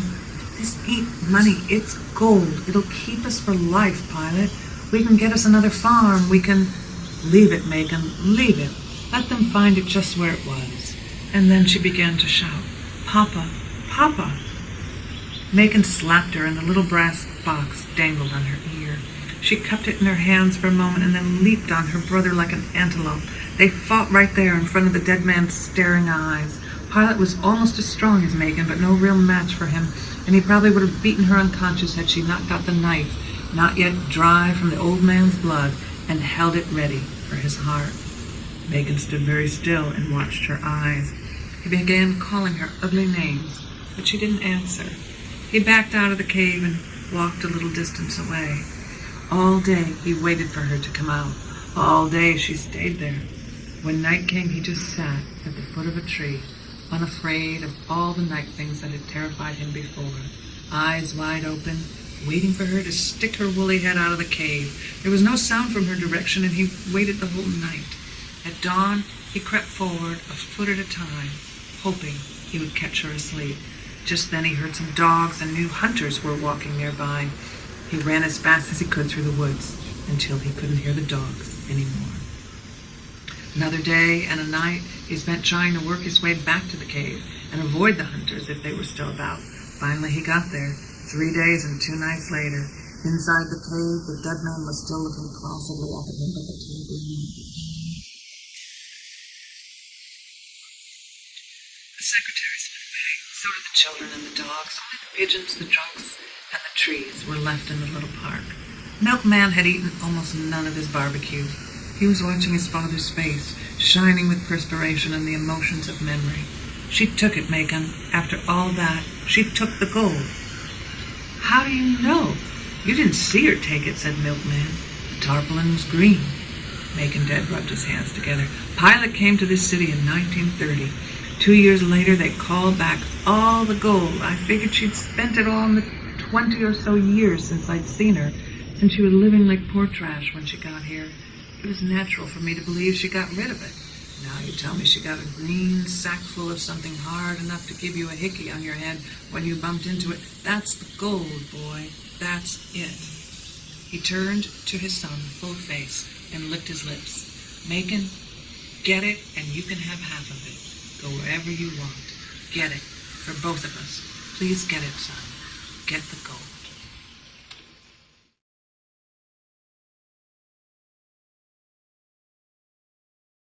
Chapter 8.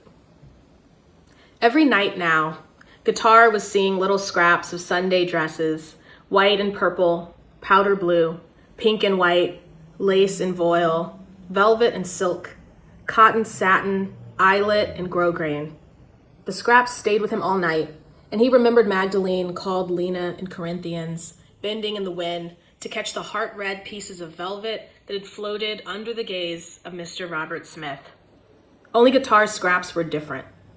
The bits of Sunday dresses that he saw did not fly. They hung in the air quietly, like the whole notes in the last measure of an Easter hymn.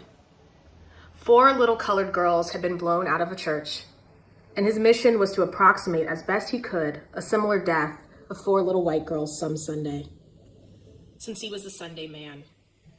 He couldn't do it with a piece of wire or switchblade. For this, he needed explosives or guns or hand grenades, and that would take money.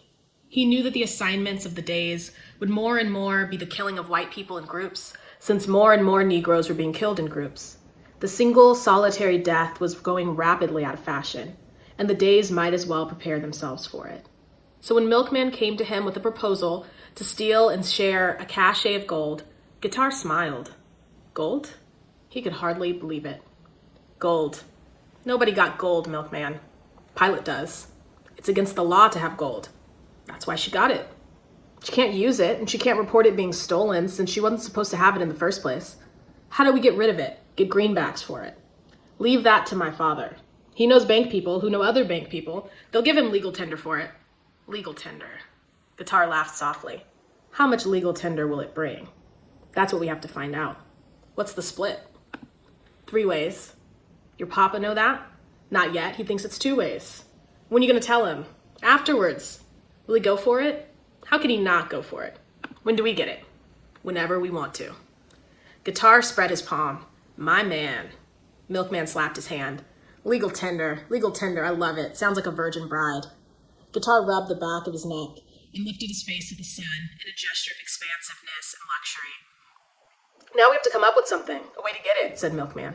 Be a breeze, a cool, cool breeze. Guitar continued smiling at the sun, his eyes closed as though to ready himself for the gold by trying out a little bit of the sun's. A breeze? Now the guitar was completely enthusiastic. Milkman's own excitement was blunted. Something perverse made him not want to hand the whole score to his friend on a platter.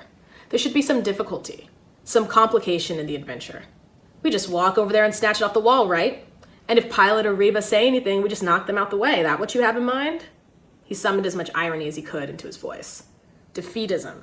That's what you got, defeatism. Common sense is what I got. Come on, old dude.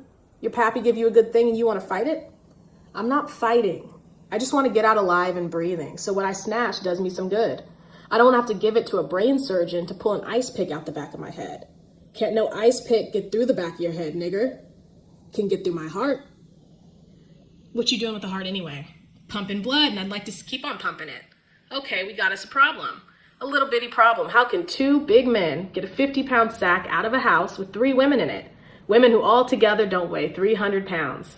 What you have to weigh to pull a trigger? What trigger? Nobody in that house got a gun.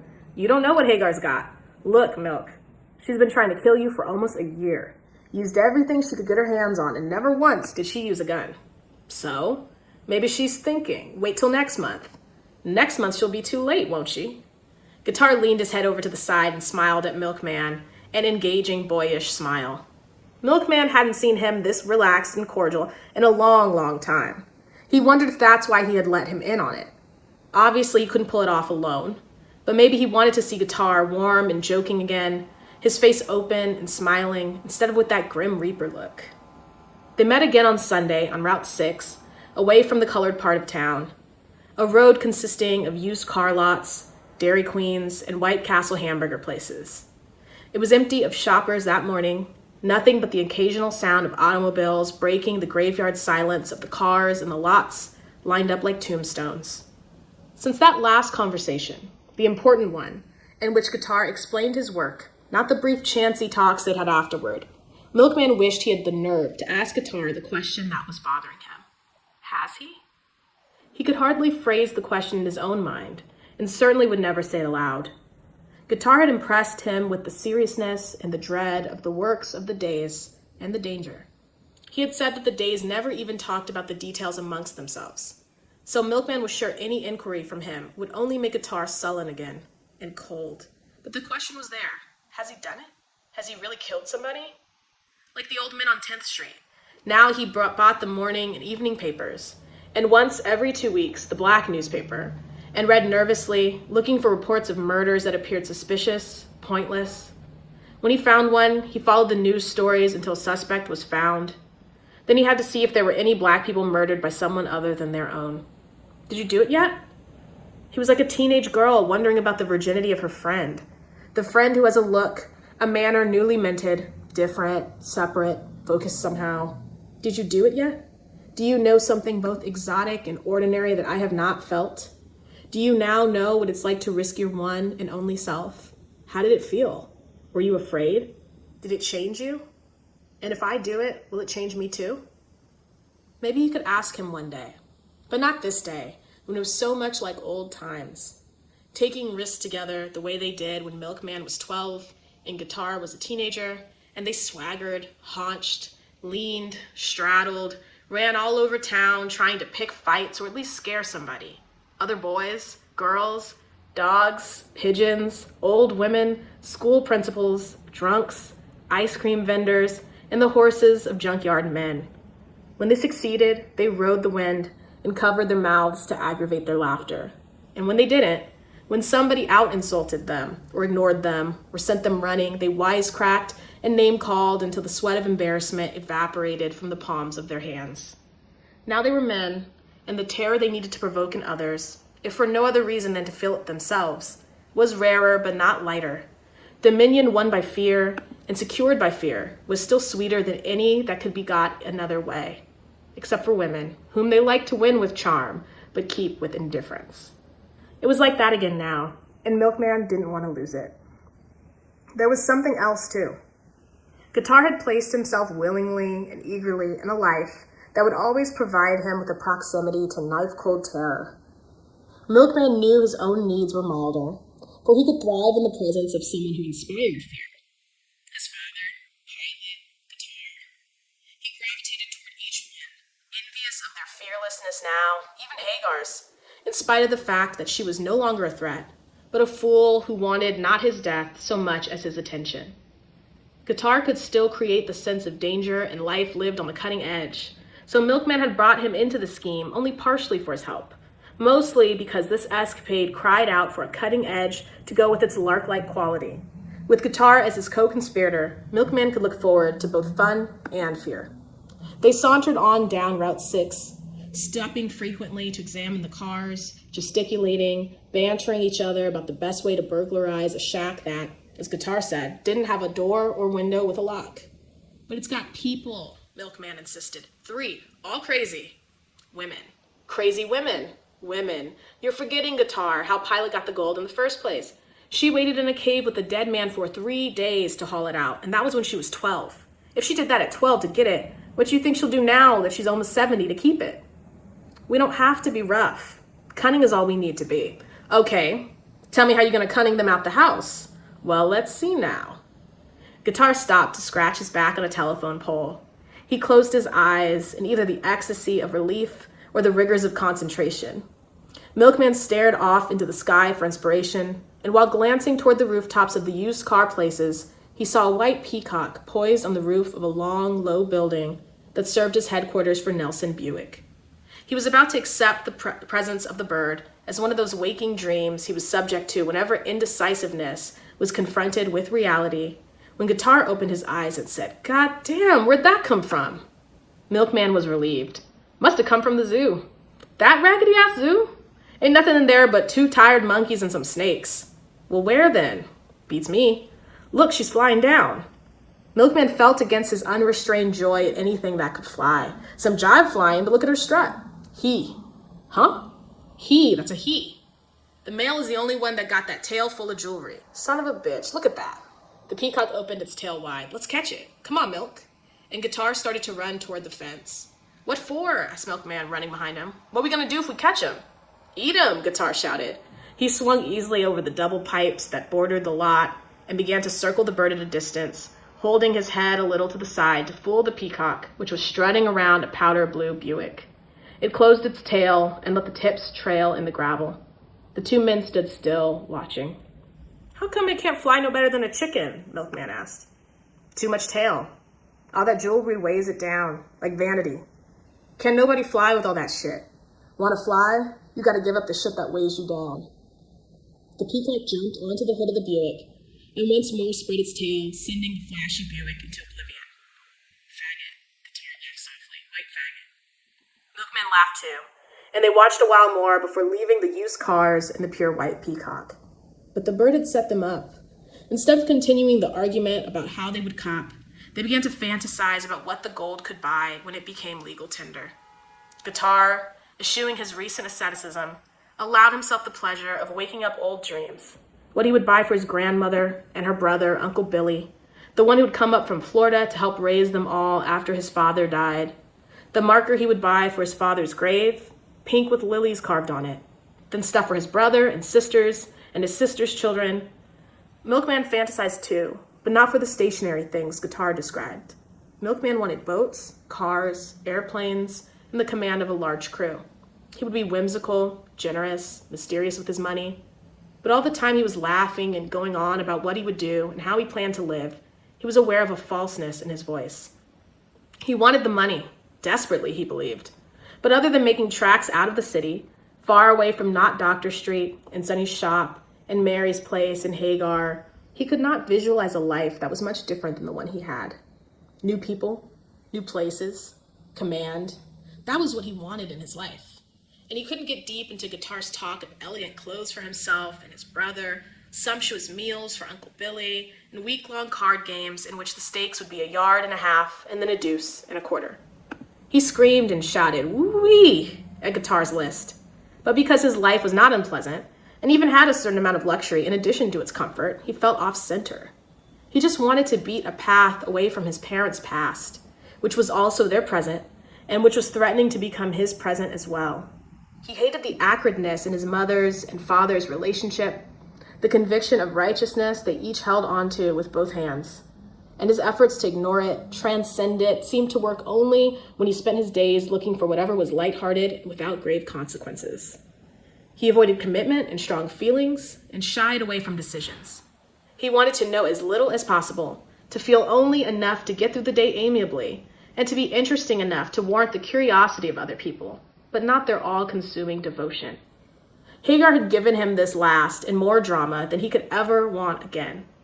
He'd always believed his childhood was sterile, but the knowledge Macon and Ruth had given him wrapped his memory of it in septic sheets, heavy with the odor of illness, misery, and unforgiving hearts. His rebellions, minor as they were, had all been in the company of or shared with Qatar. And this latest Jack and the Beanstalk bid for freedom, even though it had been handed to him by his father, assigned almost, stood some chance of success. He'd half expected his friend to laugh at him, to refuse with some biting comment that would remind Milkman that Qatar was a mystery man now, a man with blood-deep responsibilities. But when he watched Qatar's face as he described what could be had almost for the asking, he knew right away he hadn't guessed wrong. Maybe the professional assassin had had enough, or changed his mind. Had he? Did you? As he listened to him go over each detail of meals, clothes, tombstones, he wondered if Qatar simply could not resist the lure of something he had never had: money.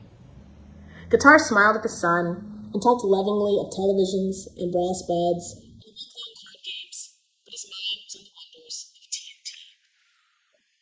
By the time they'd exhausted their imaginative spending, it was almost noon, and they were back on the edge of Southside. They picked up where they'd left off in the discussion of the scheme. Qatar was ready now. Milkman was still cautious. Too cautious for Qatar. "I don't understand you. You come running after me with a dynamite proposition, and for 3 days we talk about it. The best news I've had since Pussy. But when we get down to business, you come up with some shit about how it can't be done. You shucking me or what? What would I be shucking for? I didn't have to tell you about it. I don't know. I don't even know why you're doing it. You know about me. You can guess why I'm in it, but money had never been what you needed or couldn't get."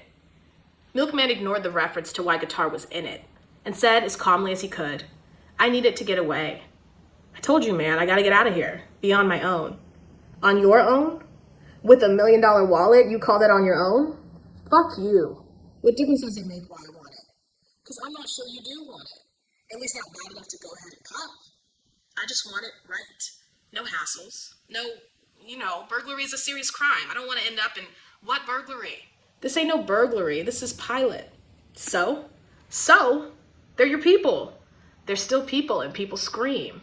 What's the worst? What's the worst can happen? We bust in, right? Suppose all 3 of them are there. They're women. What can they do? Whip us? Maybe. Come on. Who? Hagar? Right in your face, she blows it? Pilot? She loves you, boy. She wouldn't touch you. You believe that? Yeah, I believe it. Look, you got qualms. Tell me about them. Because you related. Your daddy's more related than you are, and it's his idea. It's not that. Then what? They're crazy, Qatar. Nobody knows what they'll do. They don't even know. I know they're crazy.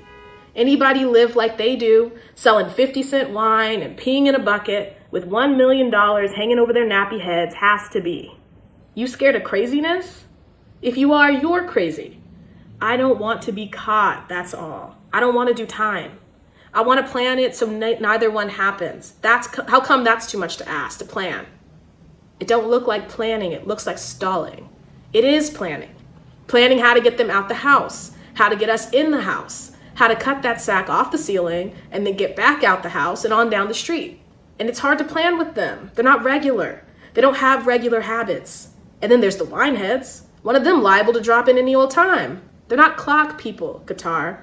I don't believe Pilot knows how to tell time except by the sun. They sleep at night. Anybody sleep can wake up. Anybody woke up can be knocked down. I don't want to knock nobody down. I want them gone when we hit. And what's going to make them leave? Milkman shook his head. An earthquake, maybe. Then let's make an earthquake. How? Set the house on fire. Put a skunk in there, a bear, something, anything. Be serious, man. I'm trying, baby. I'm trying. Don't they go nowhere? All together? All together.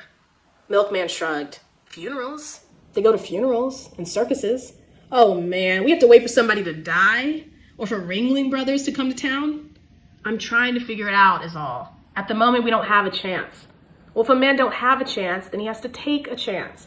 Be reasonable. Reasonable? You can't get no pot of gold being reasonable. Can't nobody get no gold being reasonable. You have to be unreasonable. How come you don't know that? Listen to me. I just quit listening. You listen. You got a life? Live it. Live the motherfucking life. Live it. Milkman's eyes opened wide. He tried hard not to swallow, but the clarion call in Guitar's voice filled his mouth with salt. The same salt that lay in the bottom of the sea and in the sweat of a horse's neck. A taste so powerful and necessary that stallions galloped miles and days for it. It was new, it was delicious, and it was his own. All the tentativeness, doubt, and inauthenticity that plagued him slithered away without a trace, a sound. Now he knew what his hesitation had been all about. It was not to give an unnatural complexity to a simple job, nor was it to keep Guitar on hold. He had simply not believed in it before. When his father told him that long story, it really seemed like Jack and the Beanstalk, some fairy tale mess. He hadn't believed it was really there, or really gold, or that he could really have it for the taking. It was too simple. But Guitar believed it, gave it a crisp concreteness, and what's more, made it into an act, an important, real, and daring thing to do. He felt a self inside him emerge, a clean-lined, definite self. A self that could join the chorus at Railroad Tommy's with more than laughter. He could tell this. The only other real confrontation he'd had was hitting his father, but that wasn't the kind of story that stirred the glitter up in the eyes of the old men in Tommy's. Milkman didn't think through any of this clearly. He only tasted the salt and heard the hunter's horn in Guitar's voice. Tomorrow, he said. Tomorrow night. What time? 1:30, I'll pick you up. Beautiful. Far down the road, a long way from Milkman and Guitar, the peacock spread its tail. On autumn nights, in some parts of the city, the wind from the lake brings a sweetish smell to shore. An odor like crystallized ginger or sweet iced tea with a dark clove floating in it. There was no explanation for the smell either, since the lake, on September 19th, 1963, was so full of mill refuse and the chemical waste of a plastics manufacturer that the hair of the willows that stood near the shore was thin and pale. Carp floated belly up to the beach, and the doctors at Mercy knew, but did not announce, that ear affections were a certainty for those who swam in those waters. Yet there was this heavy, spice-sweet smell that made you think of the East and striped tents and the shh-shh-shh of leg bracelets. The people who lived near the lake hadn't noticed the smell for a long time now, because when air conditioners came, they shut their windows and slept a slight surface sleep under the motor's drone. So the ginger sugar blew unnoticed through the streets, around the trees, over the roofs, until, thinned out and weakened a little, it reached Southside. There, where some houses didn't even have screens, let alone air conditioners, the windows were thrown wide open to whatever the night had to offer. And there, the ginger smell was sharp enough to distort dreams and make the sleeper believe the things he hungered for were right at hand. To the Southside residents who were awake on such nights, it gave all their thoughts and activity a quality of being both intimate and far away. The two men standing near the pines on Darling Street, right near the brown house where wine drinkers went, could smell the air, but they didn't think of ginger. Each thought it was the way freedom smelled, or justice, or luxury, or vengeance. Breathing the air that could have come straight from a marketplace in Accra, they stood for what seemed to them a very long time. One leaned against a tree, his foot hovering off the ground. Finally, one touched the elbow of the other, and they both moved toward an open window. With no trouble at all, they entered. Although they had stood deliberately in the dark of the pine trees, they were unprepared for the deeper darkness that met them there in that room. Neither had seen that kind of blackness, not even behind their own eyelids. More unsettling than the darkness, however, was the fact that in contrast to the heat outside, the slumbering, ginger-laden heat that had people wiping sweat from their neck folds, it was as cold as ice in Pilot's house. Suddenly the moon came out and shone like a flashlight right into the room. They both saw it at the same time. It hung heavy, hung green like the green of Easter eggs left too long in the dye. And like Easter, it promised everything. The risen sun and the heart's lone desire. Complete power, total freedom, and perfect justice. Guitar knelt down before it and wove his fingers together into a footstep. Milkman hoisted himself up, one hand on Guitar's head, and shifted himself until he sat on Guitar's shoulders. Slowly, Guitar stood up. Milkman felt upward along the sack until he found its neck. He thought the rope would have to be cut and was annoyed to find the sack hung by a wire instead. He hoped the knife would be enough because they hadn't figured on the wire and had bought neither pinchers nor a wire cutter. The sound of the grating knife filled the room. No one, he thought, could sleep through that. At last, some few strands broke, and it was only a moment before the entire blackness was severed. They'd figured on the weight of the sack being enough to tumble them the minute it was cut free, and planned that at a whispered signal, Guitar would bend his knees and sink down, so Milkman's feet would hit the floor almost immediately. But there was no need for this graceful footwork. The bag was much lighter than they had anticipated, and Milkman made it down quite easily. As soon as they both regained balance, there was a huge, airy sigh that each one believed was made by the other. Milkman handed his knife to Guitar, who closed it and tucked it in his back pocket. There was the deep sigh again, and an even more piercing chill. Holding the sack by its neck and its bottom, Milkman followed Guitar to the window. Once Guitar had cleared the sill, he reached back to help Milkman over. The moonlight was playing tricks on him, for he thought he saw the figure of a man standing right behind his friend. Enveloped by the heat they'd left a few minutes earlier, they walked swiftly away from the house and out onto the road. At another open window on the same side of the house, the one next to the sink where Hagar washed her hair and where Reba put pintos to soak, a woman's face appeared. What the devil they want that for, she wondered. Then she picked at the windowsill till she had a splinter of wood and put it in her mouth.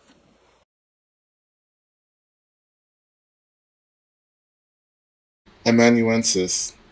That was the word she chose, and since it was straight out of the 19th century, her mother approved, relishing the blank stares she received when she told her lady guests what position her daughter had acquired with the state poet laureate.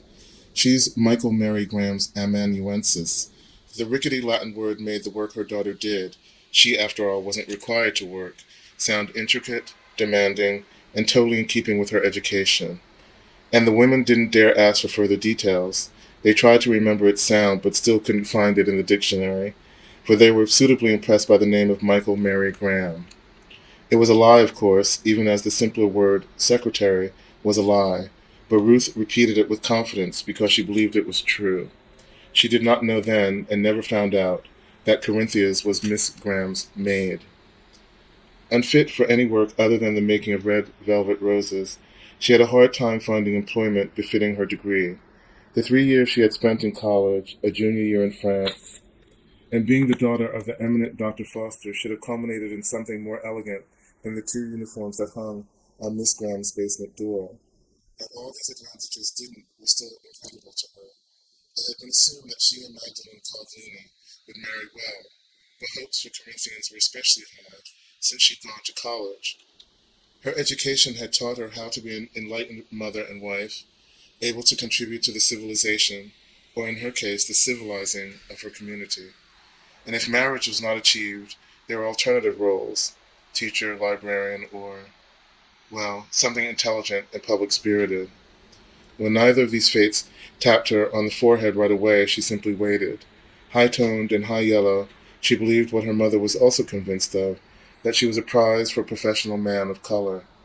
So there were vacations and weekends in other cities, as well as visits and teas in her own, where and when such men appeared.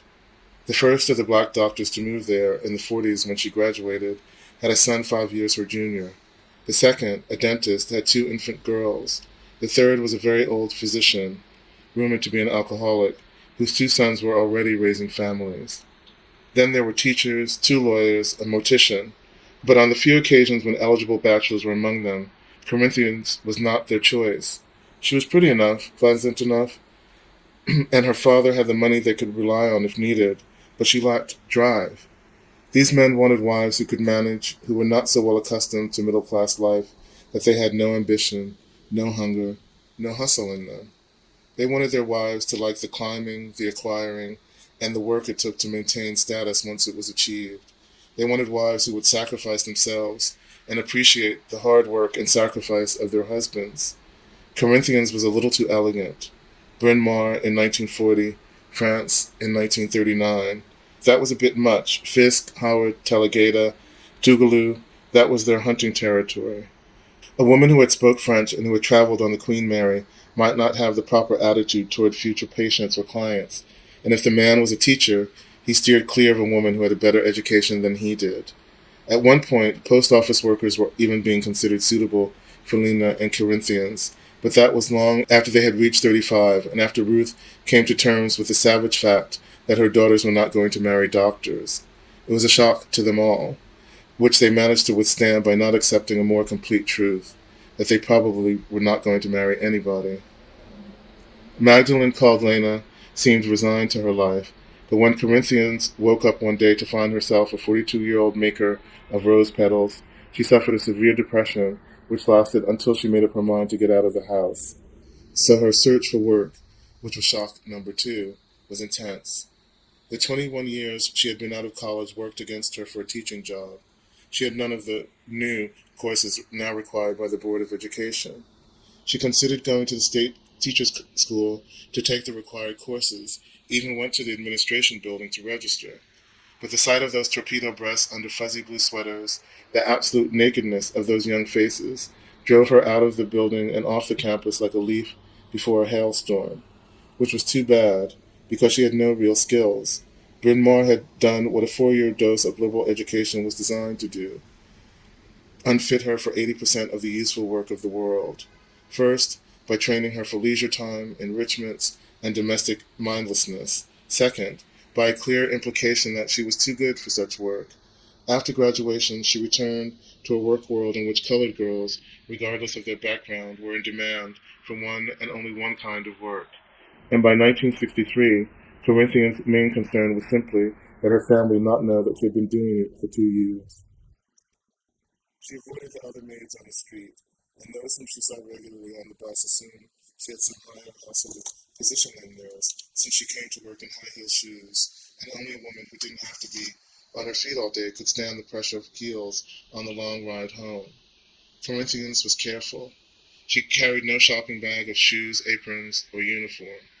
Instead, she had a book, a small gray book on which Conte de Doudet was printed in gold lettering on its cover. Once she was inside Miss Graham's house, she changed into her uniform, which was a discreet blue anyway, not white, and put on a pair of loafers before she dropped to her knees with a pail of soapy water. Miss Graham was delighted with Corinthians' dress and slightly uppity manners. It gave her house the foreign air she liked to affect, for she was the core, the very heartbeat of the city's literary world. Michael Mary Graham was very considerate of Corinthians. When she had large dinner parties, a Swedish cook was hired, and the heavy work was done by the old white rummy she shared with the Goodwill Industries. Nor was she impatient with Corinthians' undistinguished everyday cooking, for Michael Mary ate several small, plain meals. It was also a pleasure and a relief to have a maid who read, and who seemed to be acquainted with some of the great masters of literature. So nice to give a maid a copy of Walden for Christmas, rather than that dreary envelope, and to be able to say so to her friends. In the world Michael Mary Graham inhabited, her mild liberalism, a residue of her bohemian youth, and her posture of sensitive lady poet passed for anarchy. Corinthians was naive, but she was not a complete fool. She never let her mistress know she had ever been to college or Europe, or could recognize one word of French that Miss Graham had not taught her, entrée, for example. Actually, the work Corinthians did was good for her.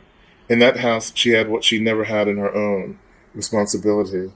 She flourished in a way and exchanged arrogance occasionally for confidence. The humiliation of wearing a uniform, even if it was blue, and deceiving people, was tempered by the genuine lift which came of her having her own money, rather than receiving an allowance like a child. And she was surprised to discover that the amount of neatly folded bills Michael Mary handled her every Saturday at noon was within $2 of the amount real secretaries took home each week. Other than scrubbing the kitchen tile and keeping a hard shine on the wooden floors, the work was not hard. The poetess lived alone and shaped her time and activities carefully, in order to meet the heavy demands of artistic responsibility. Being a poet, she could, of course, do little else. Marriage, children, all had been sacrificed to the great agony, and her home was a tribute to the fastidiousness of her dedication and the generosity of her father's will. Colors, furnishings, and appointments had been selected for their inspirational value, and she was fond of saying and deprecating some item, "I couldn't write a line with that in the house." That might be a vase, the new toilet bowl the plumbers hauled in, a plant, or even the Christmas wreath St. John's third grade class presented to her in gratitude for the moving reading she'd given at their holiday assembly. Every morning between 10 and noon she wrote, and every afternoon between 3 and 4:15. Evenings were often given over to discussions and meetings with local poets, painters, musicians, and writers of fiction, at which they praised or condemned other artists, scorned the marketplace, and courted it. Of this group, Michael Mary Graham was the queen, for her poetry had been published, first in 1938 in a volume called Seasons of My Soul. There was a second collection in 1941 called Farther Shores. What was more, her poems had appeared in at least 20 small literary magazines, 2 Slicks, 6 college journals, and the Sunday supplements of countless newspapers. She was also the winner between 1938 and 1958 of 9 Poet of the Year awards, culminating finally in the much-coveted State Poet Laureateship. At the ceremony, her most famous poem, Watchword, was performed by the Choral Speech Society of St. John's High School. None of that, however, had mitigated the reluctance of her publishers to bring out her complete collected works, tentatively called The Farthest Shore, but there was no question in her mind that they would come around. When Miss Graham first saw Corinthians, she was not at all impressed with her. First, because the prospective employee came 10 minutes early for the interview, and Michael Mary, who adhered to her schedule to the minute, was forced to answer the door in a print peignoir. Already irritated by this lapse, she was further disenchanted by the woman's delicate frame. Obviously, she could not put up the screens, take down the storm windows, or endure any sustained heavy cleaning. But when she learned the woman's name, Michael Mary was so charmed by the sound of Corinthians Dead, she hired her on the spot. As she told her friends later, her poetic sensibility overwhelmed her good judgment. They got on well together, mistress and maid, and by the 6th month of her stay, Michael Mary suggested that she learn how to type. So Corinthians was almost on her way to becoming an amanuensis after all. Shortly after Miss Graham encouraged her to take typing so she might be helpful with some of her mistress's work, a black man sat down next to Corinthians on the bus. She took little notice of him, only that he was ill-dressed and appeared elderly. But soon she became aware that he was staring at her. A quick corner-of-the-eye peek to verify this was met by his radiant smile. Corinthians turned her head and kept it so until he got off. The next day he was there again. Once more she made her disdain clear. The rest of the week passed without his watchful eyes. But on the following Monday he was back, looking at her with an expression that stopped just short of a leer. These occasional meetings went on for a month or so. Corinthians thought she should be afraid of him, for something in his manner suggested waiting, a confident, assured waiting. Then one morning he dropped a white envelope on the seat beside her just before he got off the bus. She let it lie there all the way to her stop, but couldn't resist scooping it up as surreptitiously as possible when she stood to pull the cord.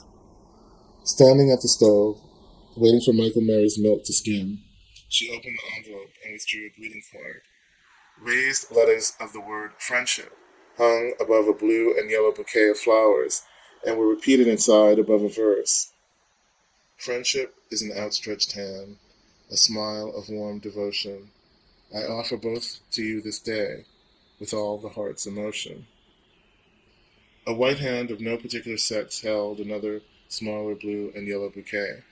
There was no signature. Corinthians threw it in the brown paper bag open for the day's garbage. It stayed there all day, but it also stayed on her mind. When evening came, she reached down through the grapefruit rind, the tea leaves, and the salami casing to find it, brush it clean, and transfer it to her purse. She couldn't explain to herself why. The man was a complete nuisance, and his flirtation an insult. But no one, not anyone at all, had made any serious attempt, to flirt with her in a long time. At the very least, the card was good for conversation. She wished he had signed it, not because she wanted to know his name, but so it would look more authentic. Otherwise, somebody might think she bought it herself. For 2 weeks afterward, the man was not on the bus. When he did appear, it was hard for Corinthians not to speak or acknowledge his presence. As they neared the place where he usually got off, he leaned over to her and said, "I truly hope you didn't mind." She looked up, gave him a small smile, and shook her head. He said nothing more. But on subsequent days, they did exchange greetings, and finally, they began to talk. In a while, they were chatting, carefully, guardedly, and she, at least, was looking forward to his being there. By the time she knew that his name was Henry Porter, and that he had occasionally guard work in that part of town, she was glad she had never shown or mentioned either the card or the man to anyone. Pleasant as their conversations were, they were also curious. Each took care not to ask the other certain questions, for fear he or she would have to volunteer the same information. What part of town did you live in? Do you know Mr. So-and-so?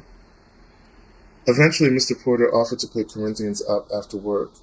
He didn't own a car, he said, but borrowed a friend's sometimes. Corinthians agreed, and the result was a pair of middle-aged lovers who behaved like teenagers, afraid to be caught by their parents in a love relationship they were too young for. He took her for rides in an old gray Oldsmobile, to the country to drive-in movies, and they sat over bad coffee in certain dime stores where they were not likely to be recognized. Corinthians knew she was ashamed of him, that she would have to add him to the other secret, the nature of her work, that he could never set foot in her house. And she hated him a lot for the shame she felt. Hated him sometimes right in the middle of his obvious adoration of her, his frequent compliments about her looks, her manners, her voice. But those swift feelings of contempt never lasted long enough for her to refuse those drive-in movie sessions where she was the sole object of someone's hunger and satisfaction. At some point, Corinthians began to suspect that Porter's discretion was not only in deference to who she was, her position and all, but also because he didn't want to be discovered. Her first thought was that he was married. His denials, accompanied by a wistful smile, which she interpreted as a sly one, only aggravated her suspicions. Finally, to prove his bachelorhood as well as to indulge himself in a real bed, he invited her to his room. She declined immediately and repeatedly for several days, until he accused her of the very thing that was absolutely true, that she was ashamed of him. Ashamed of you? Her eyes and mouth went wide with surprise, genuine surprise, because she never thought he would guess it. If I were ashamed, I wouldn't see you at all, let alone this way. Her hand pointed toward the world outside the car they sat in, the row upon row of automobiles in the hot drive-in movie lot. Porter traced her cheek line with his knuckle. Well then, the things you tell me can't be true and not true at the same time. I've never told you anything except what was true. I thought we both knew, understood the problem. Maybe, he said. Let's hear it, Corey. His knuckles stroked her jawline. Let's hear the problem. My father. It's only my father, the way he is. How is he? Corinthians shrugged. You know as well as I do. He never wanted us to mix with people. He's very strict. And that's the reason you won't come home with me? I'm sorry, I have to live there. I can't let him know about us, not yet. But when, she thought. If not at 44, then when? If not now, when even my pubic hair is turning gray, and when my breasts have dropped of their own accord, then when? Porter spoke her own question aloud. When then? And she could not answer him right away. She put her fingers to her forehead and said, I don't know. I honestly don't know. It was such a fake gesture to go along with her fake feelings of moral and filial commitment that she knew right away how foolish she seemed. The things they did in that old car, the things she'd let her tongue say as recently as 5 minutes ago, and now to caress her temples and say, in Michael Mary's reading voice, I don't know, embarrassed her and must have disgusted Porter, for he took his hand from her face and put it on the steering wheel. Right at the beginning of the second feature, he started the car and moved it slowly down the gravel aisle. Neither spoke until the car entered downtown traffic. It was 10:30. She told her mother She would be typing manuscripts for Miss Graham until very late. "In this heat," was all her mother said. Corinthians sat quietly, feeling shame but not thinking the word, until she realized that he was driving her to the bus stop, where he always let her out to walk home the way she normally would. In a sudden flash, she knew he was never going to see her again, and the days rolled out before her like a dingy gray carpet in an unfurnished, unpeopled hall for rent. "Are you taking me home?" She succeeded in keeping the anxiety out of her voice, succeeded too well, for her words sounded arrogant and careless. He nodded and said, "I don't want a doll baby. I want a woman, a grown-up woman that's not scared of her daddy. I guess you don't want to be a good grown-up woman, Corey." She stared through the windshield. A grown-up woman? She tried to think of some. Her mother? Lena? The dean of women at Bryn Mawr? Michael Mary? The ladies who visited her mother and ate cake? Somehow none of them fit. She didn't know any grown-up women. Every woman she knew was a doll baby. Did he mean like the women who rode on the bus? The other maids who were not hiding what they were? Or the black women who walked the streets at night? "You mean like those women on the bus? You can have one of them, you know. Why don't you drop a greeting card in one of their laps?" His words had hit home. She had been compared unfavorably, she believed, with the only people she knew for certain she was superior to. They'd love to have a greeting card dropped in their lap, just love it. But oh, I forgot. You couldn't do that, could you? Because they wouldn't be able to read it. They'd have to take it home and wait till Sunday and give it to the preacher to read it to them. Of course, when they heard it, they might not know what it meant, but it wouldn't matter. They'd see the flowers and the curlicues all over the words, and they'd be happy. It wouldn't matter a bit. It was the most ridiculous, most cliched, most commercial piece of tripe the drugstore world has to offer. They wouldn't know mediocrity if it punched them right in their fat faces. They'd laugh and slap their fat thighs and take you right into their kitchens, right up on the breakfast table. But you wouldn't give them a 15-cent greeting card, would you? No matter how silly and stupid it was, because they're grown-up women, and you don't have to court them. You can just come right out and say, "Hello there, come on up to my room tonight," right? Isn't that so? Isn't that so? She was close to screaming. But no, you wanted a lady. Somebody who knows how to sit down, how to dress, how to eat the food on her plate. Well, there's a difference between a woman and a lady, and I know you know which one I am. Porter pulled the car over to the curb, and without shutting off the motor, leaned across her and opened the door. Corinthians got out and did her best to slam it, but the rusty hinges of the borrowed Oldsmobile did not accommodate her. She had to settle for the gesture. By the time she reached number 12 Mount Doctor Street, her trembling had become uncontrollable. Suddenly the shaking stopped and she froze at the steps. 2 seconds later she turned on her heel and ran back down the street to where Porter had stopped the car. The moment she had put her foot on the step leading up to the porch, she saw her ripeness mellowing and rotting before a heap of red velvet scraps on a round oak table. The car was still there, its motor purring.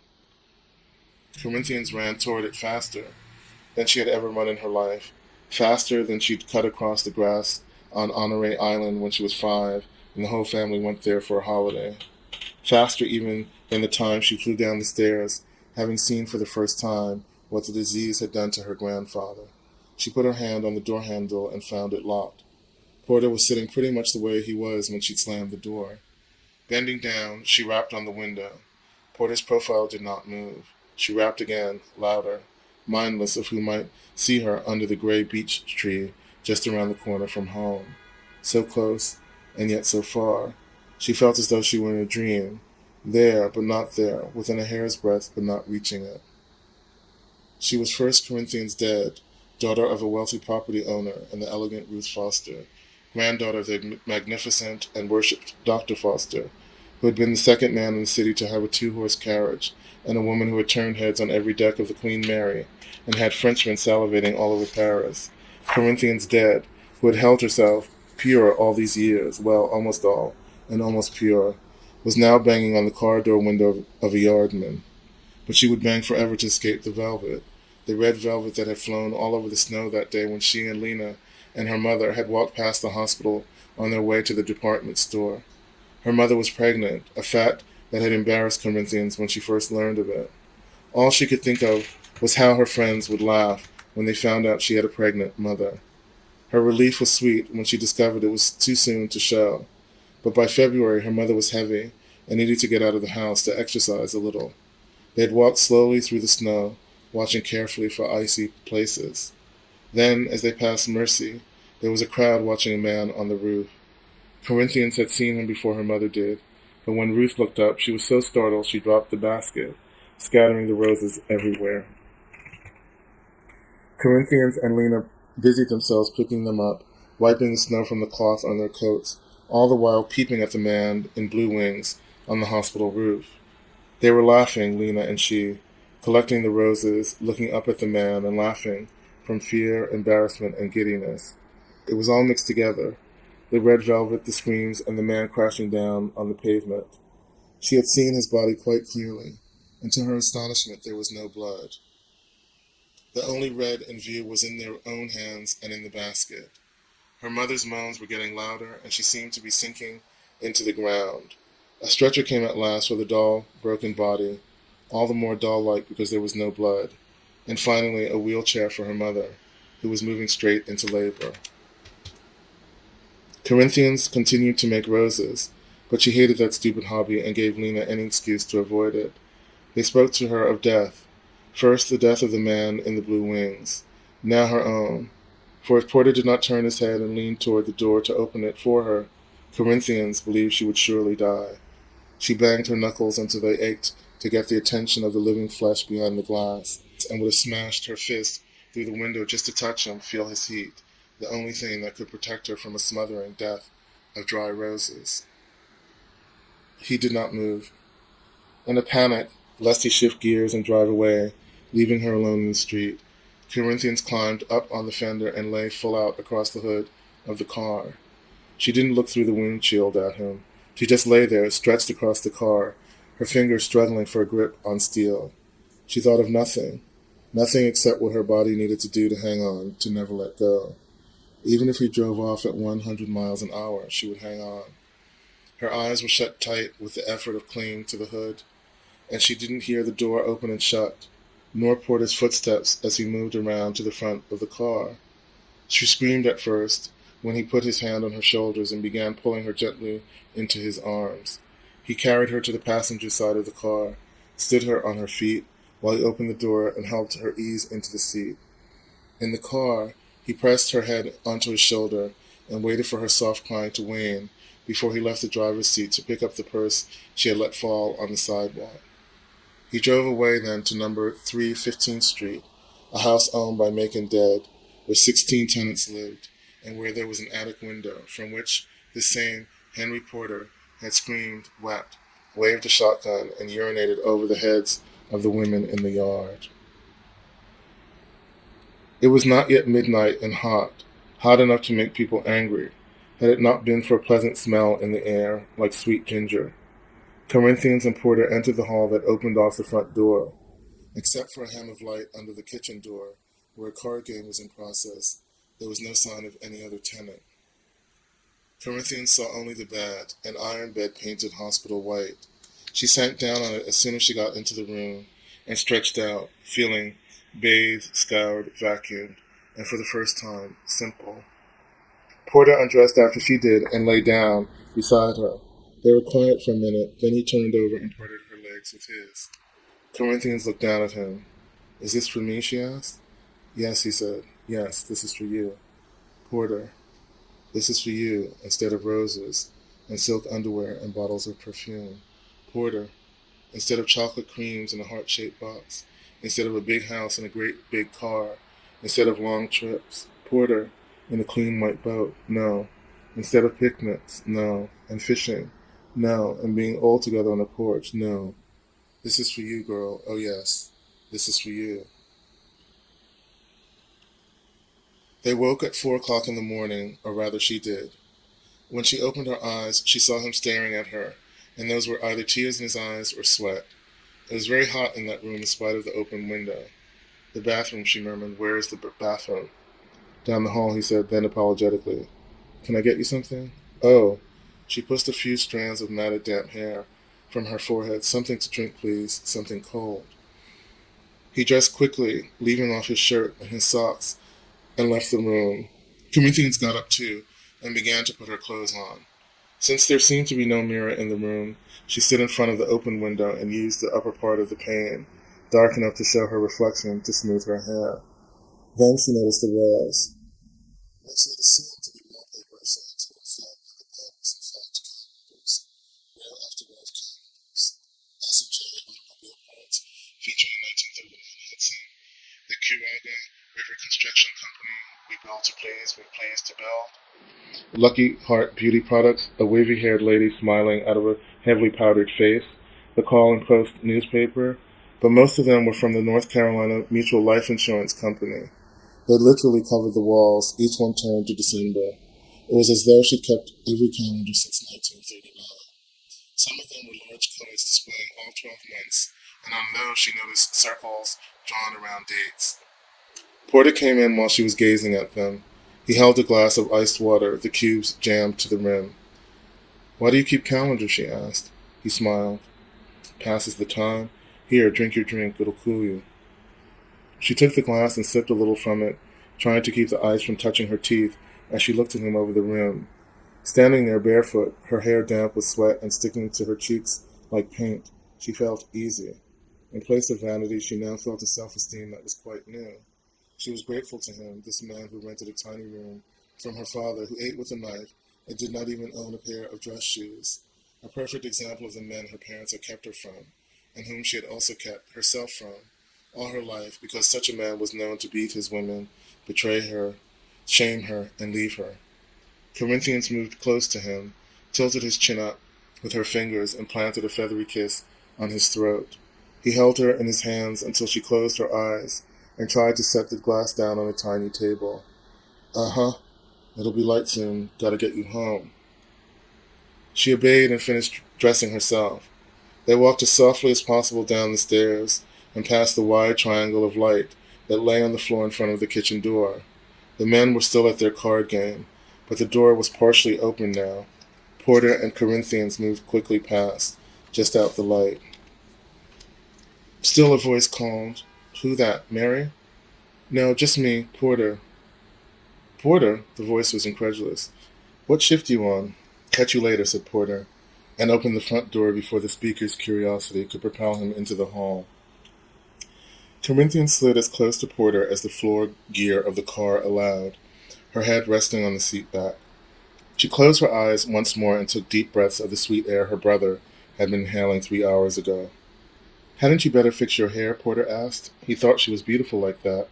Girlish, but he didn't want her excuse to her parents, if they were still awake, to sound ridiculous. She shook her head. She wouldn't have collected her hair into a ball at her nape now for anything in the world. Porter parked under the same tree where Corinthians had thrown herself across the hood of the car. Now, after a whispered confession, she walked the 4 blocks, no longer afraid to mount the porch steps. As soon as she closed the door, she heard voices and instinctively touched her loose hair. The voices came from beyond the dining room, from behind the closed kitchen door. Men's voices. Corinthians blinked. She had just come from a house in which men sat in a lit kitchen, talking in loud, excited voices, only to meet an identical scene at home. She wondered if this part of the night, a part she was unfamiliar with, had always belonged to men.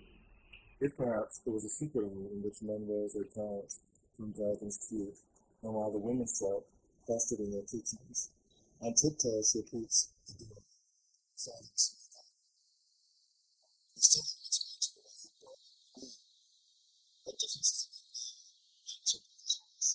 "It doesn't matter," said his father. "That's what difference." "Not yet. There's nothing to know," was the bust. The man's voice swelled like a blister. "It was a mistake, not a bust. It just means it's somewhere else, that's all." "Yeah, the Mint. You want me to go to the Mint?"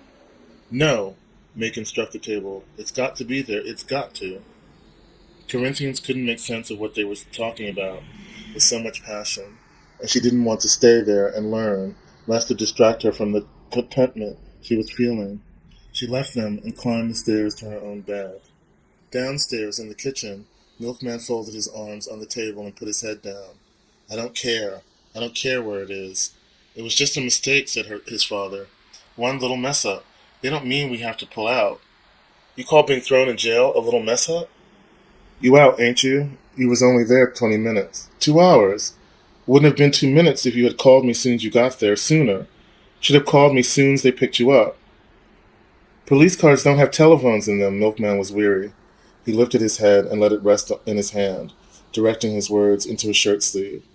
They would have let you if it had just been you. As soon as you told them your name, they would have let you go. But you was with that Southside nigger. That's what did it. That is not what did it. It was riding around with a sack of rocks and human bones that did it.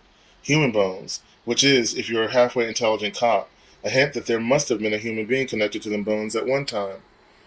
Of course at one time, but not tonight. There couldn't have been a human attached to the bones yesterday. It takes time for a body to be a skeleton. They know that, and don't tell me it wasn't Guitar they were suspicious of. That yellow-eyed nigger looks like he might do anything. They didn't see his eyes when they told us to pull over. They didn't see nothing. They just sideswiped us and told us to get out. Now what was that for? What did they stop us for? We wasn't speeding, just driving along. Milkman searched for cigarettes. He got angry again when he thought about bending over the car, his legs spread, his hands on the hood, while the policeman fingered his legs, his back, his ass, his arms. What business they got stopping cars that ain't speeding?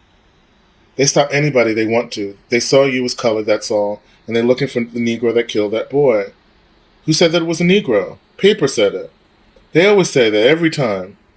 What difference does it make? If you'd been alone and told them your name, they never would have hauled you in, never would have searched the car, and never would have opened that sack. They know me. You saw how they acted when I got there. They didn't act any different when you got there. What?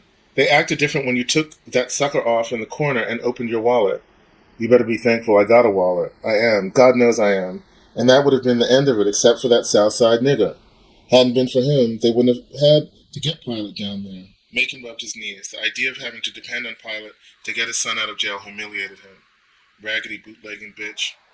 She's still a bitch? Milkman began to chuckle. Exhaustion and the slow release of tension made him giddy. He thought she stole it. All these years you've been holding up that against her. He was laughing outright now. How she sneaked out of some cave with a big bag of gold that must have weighed 100 pounds over her shoulder, all over the country for 50 years, and didn't spend none of it, just hung it from the ceiling like a fucking sack of onions. Milkman put his head back and let the laughter fill the kitchen. Macon was silent. 50 years. You've been thinking about that gold for 50 years. Oh shit. This is some crazy shit. Tears and laughter were running from his eyes. Crazy. All of you. Just straight out laid back crazy.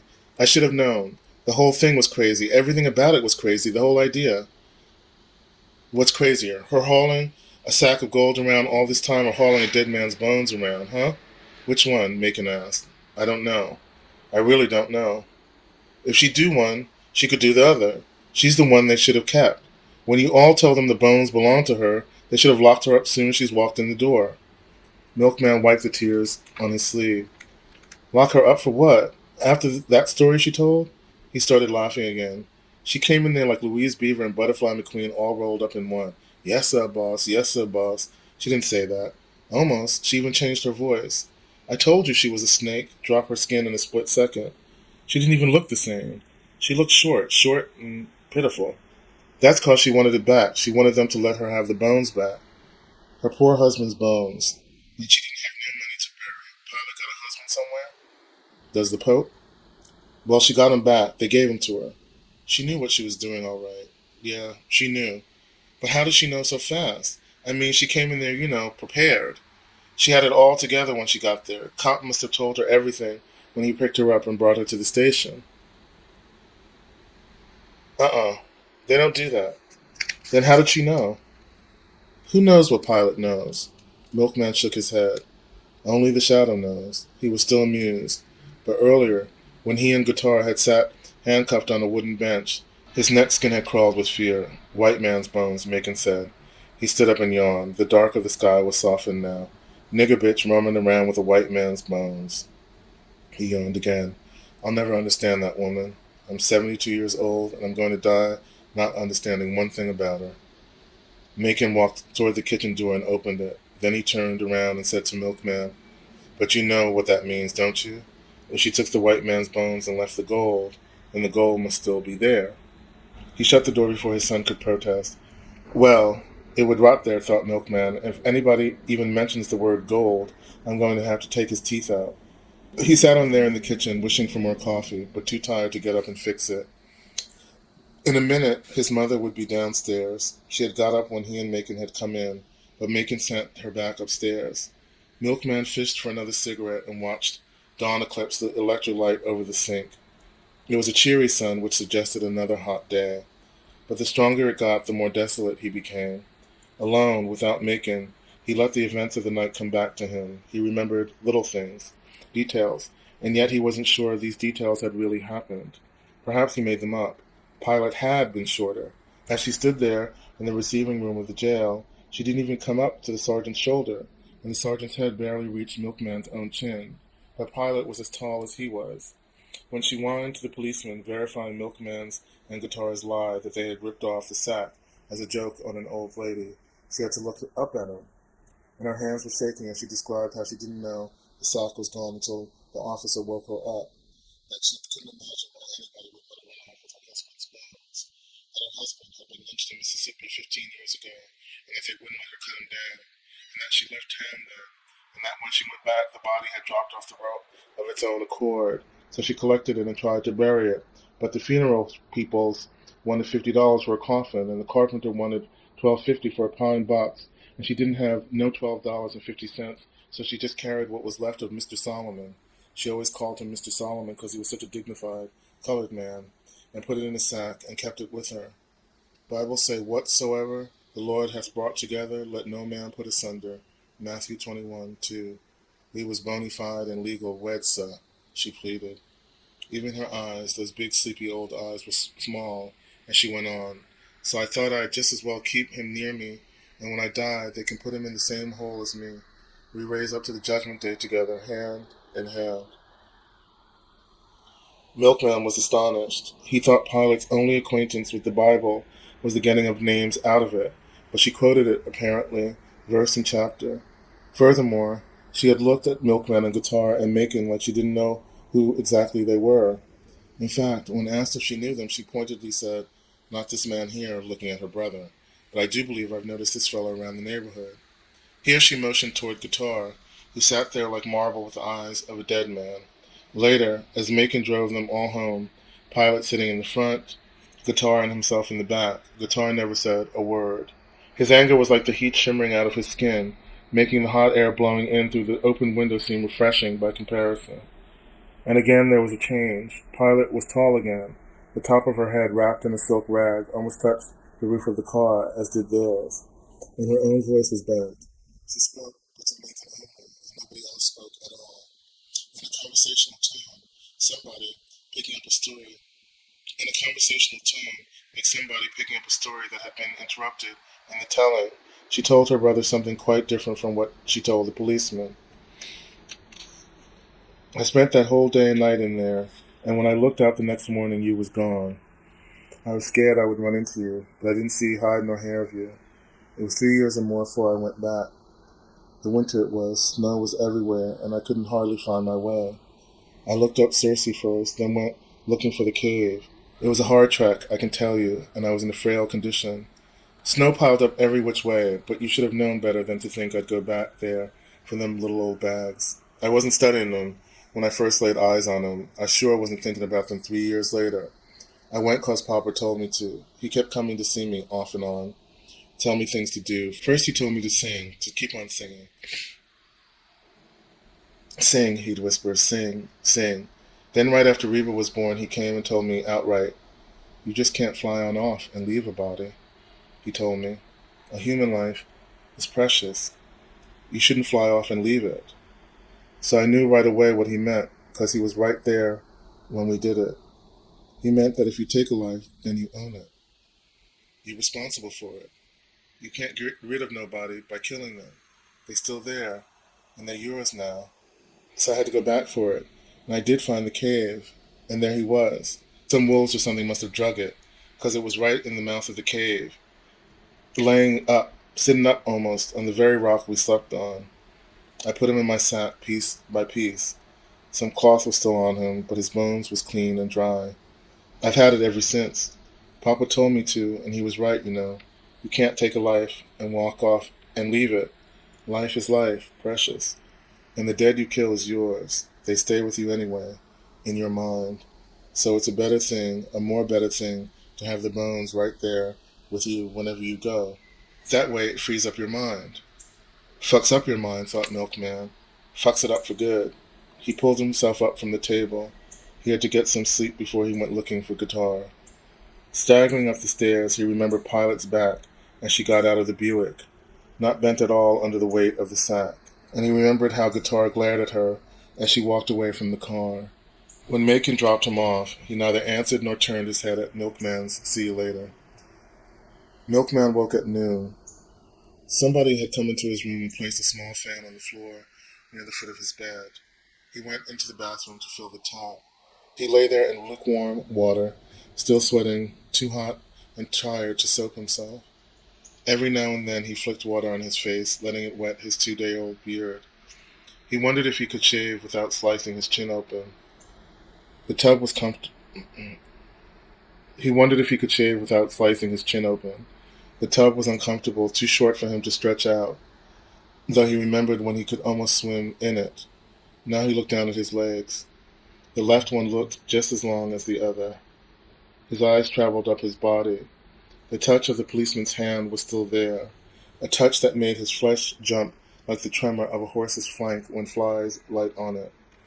And something more, something like shame stuck to his skin.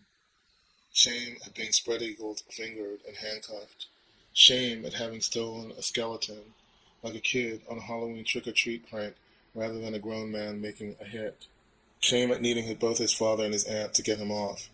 Then more shame at seeing his father, with an accommodating, we all understand how it is smile, buckle before the policeman. But nothing was like the shame he felt as he watched and listened to Pilot. Not just her Aunt Jemima act, but the fact that she was both adept at it and willing to do it.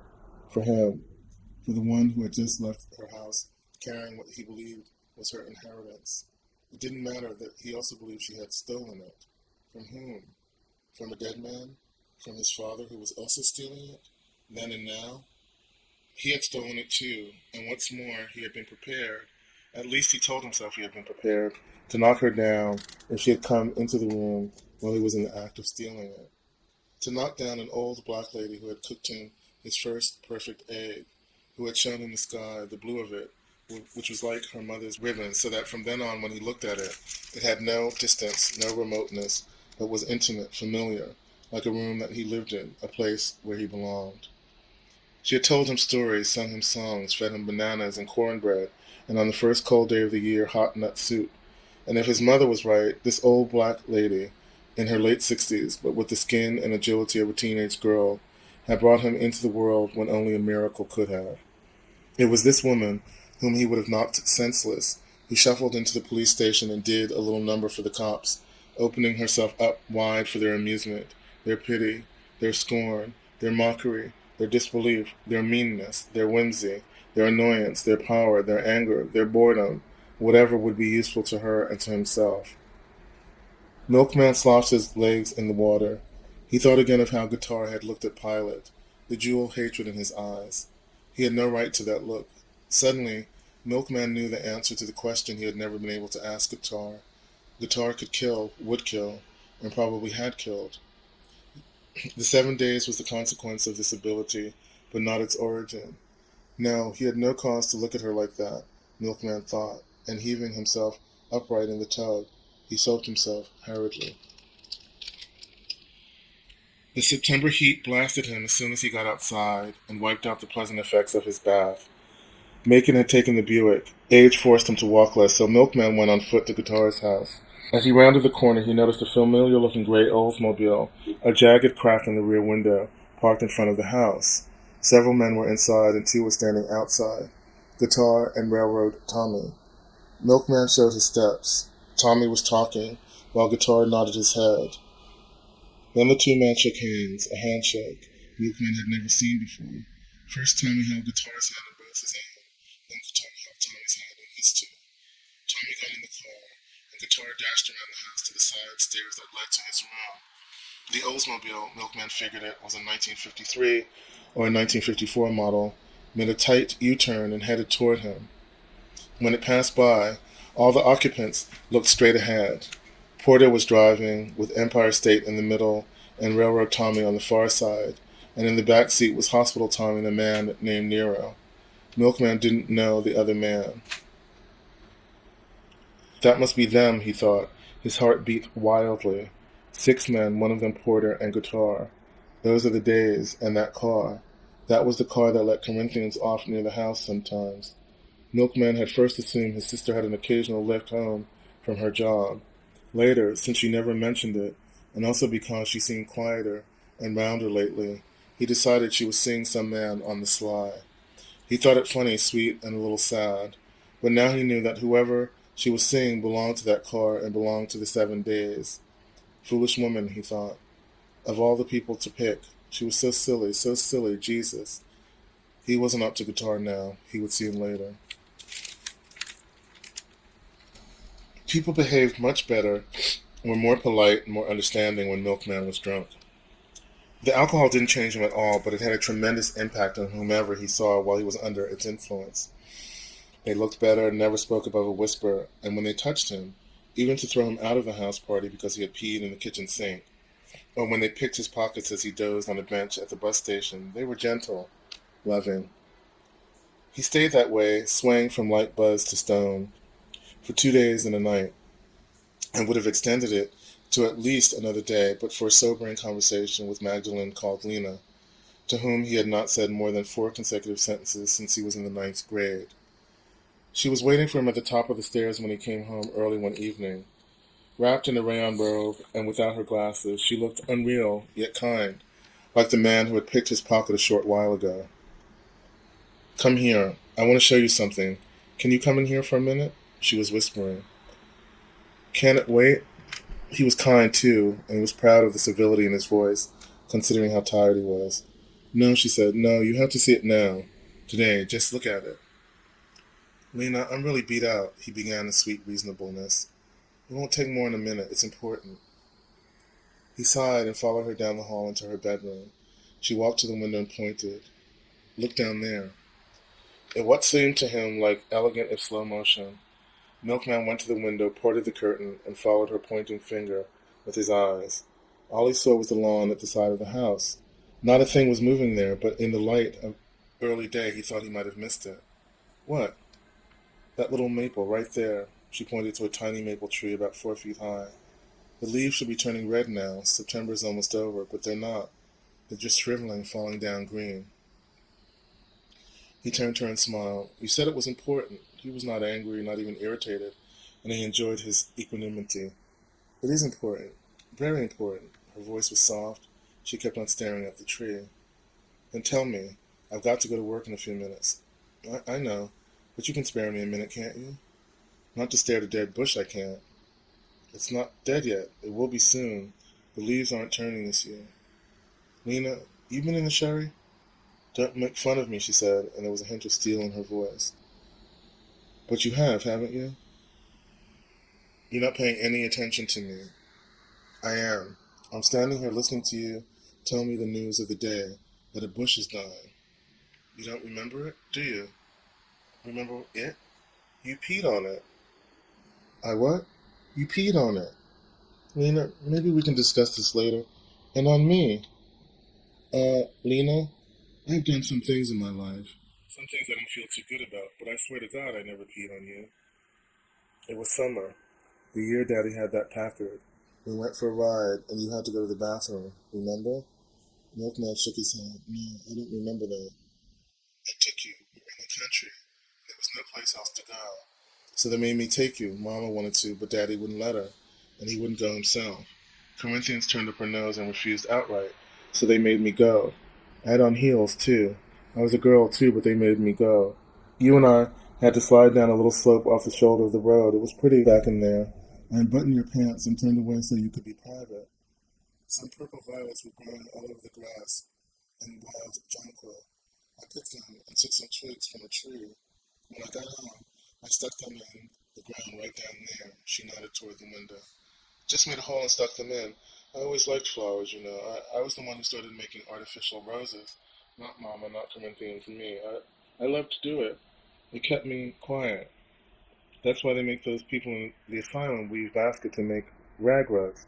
It keeps them quiet. If they didn't have the baskets, they might find out what's really wrong and do something terrible. Maybe try it once or twice in little ways. Leaving soap in your towel, things like that. But you never slipped and broke her neck or fell down the stairs or anything. She laughed a little. But then I saw something. The flowers I'd stuck in the ground, the ones you peed on, well, they died, of course, but not the twig. It lived. It's that maple. So I wasn't mad about it anymore. The pea, I mean, because the tree was growing. But it's dying now, Macon. Milkman rubbed the corner of his eye with his ring finger. He was so sleepy. Yeah, well, that was a hell of a piss, wouldn't you say? You want me to give it another shot? Magdalene, called Lena, drew one hand out of the pocket of her robe and smashed it across his mouth. Milkman stiffened and made an incomplete gesture toward her. She ignored it and said, As surely as my name is Magdalene, you are the line I will step across. I thought because that tree was alive that it was all right, but I forgot that there are all kinds of ways to pee on people. You listen here. Milkman was sober now, and he spoke as steadily as he could. I'm going to make some allowance for your sherry, up to a point, but you keep your hands off me. What is all this about peeing on people? You've been doing it to us all your life. You're crazy. When have I ever messed over anybody in this house? When did you ever see me telling anybody what to do or giving orders? I don't carry no stick. I live and let live. You know that. I know you told Daddy about Corinthians, that she was seeing a man secretly, and I had to. I'd love for her to find somebody, but I know that man. I've been around him, and I don't think he... Milkman stopped, unable to explain about the days, about what he suspected. Oh, her voice was thick with sarcasm. You have somebody else in mind for her? No. No? But he's Southside and not good enough for her. It's good enough for you, but not for her, right? Lena, what do you know about somebody not being good enough for somebody else? And since when did you care whether Corinthians stood up or fell down? You've been laughing at us all your life. Corinthians, Mama, me. Using us, ordering us, and judging us, how we cook your food, how we keep your house. But now, all of a sudden, you have Corinthians' welfare at heart and break her up from a man you don't approve of. Who are you to approve or disapprove anybody or anything? I was breathing air in the world 13 years before your lungs were even formed. Corinthians 12. You don't know a single thing about either one of us. We made roses, that's all you knew. But now you know what's best for the very woman who wiped the dribble from your chin because you were too young to know how to spit. Our girl who was spent like a found nickel on you. When you slept, we were quiet. When you were hungry, we cooked. When you wanted to play, we entertained you. And when you got grown enough to know the difference between a woman and a two-tone Ford, everything in this house stopped for you. You have yet to wash your own underwear, spread a bed, wipe the ring from the tub, or move a fleck of your dirt from one place to another. And to this day, you have never asked one of us if we were tired, or sad, or wanted a cup of coffee. You've never picked up anything heavier than your own feet, or solved a problem harder than fourth grade arithmetic. Where do you get the right to decide our lives? Lena, cool it. I don't want to hear it. I'll tell you where. From that hog's gut that hangs down between your legs. Well, let me tell you something, baby brother. You'll need more than that. I don't know where you will get it or who will give it to you, but mark my words. You will need more than that. He has forbidden her to leave the house, made her quit her job, evicted the man, garnished his wages, and it is all because of you. You're exactly like him. Exactly. I didn't go to college because of him, because I was afraid of what he might do to Mama. You think because you hit him once that we all believe you were protecting her? Taking her side? It's a lie. You were taking over, letting us know you had the right to tell her and all of us what to do. She stopped suddenly, and Milkman could hear her breathing. When she started up again, her voice had changed. The steel was gone, and in its place was the drifting, breezy music. When we were little girls, before you were born, he took us to the ice house once, drove us there in his Hudson. We were all dressed up, and we stood there in front of those sweating black men, sucking ice out of our handkerchiefs, leaning forward a little so as not to drip the water on our dresses. There were other children there, barefoot, naked to the waist, dirty. But we stood apart near the car in white stockings, ribbons, and gloves. And when he talked to the men, he kept glancing at us and the car and us. You see, he took us there so they could see us, envy him. Then one of the little boys came over to us and put his hand on Corinthian's hair. She offered him her piece of ice, and before we knew it, he was running toward us. He knocked the ice out of her hand into the dirt and shoved us both into the car. First he displayed us, then he splayed us. All our lives were like that. He would parade us like virgins through Babylon, then humiliate us like whores in Babylon. Now he has knocked the ice out of Corinthian's hand again, and you are to blame. Magdalene called Lena was crying. You are to blame. You are sad, pitiful, stupid, selfish, hateful man. I hope your little heart stands you in good stead, and that you take good care of it, because you don't have anything else. But I want to give you notice.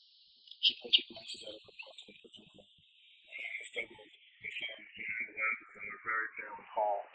I don't make roses anymore, and you have kissed your laugh in this house. Milkman said nothing. Nancy whispered, "Get out of my room." It was good for us and fun.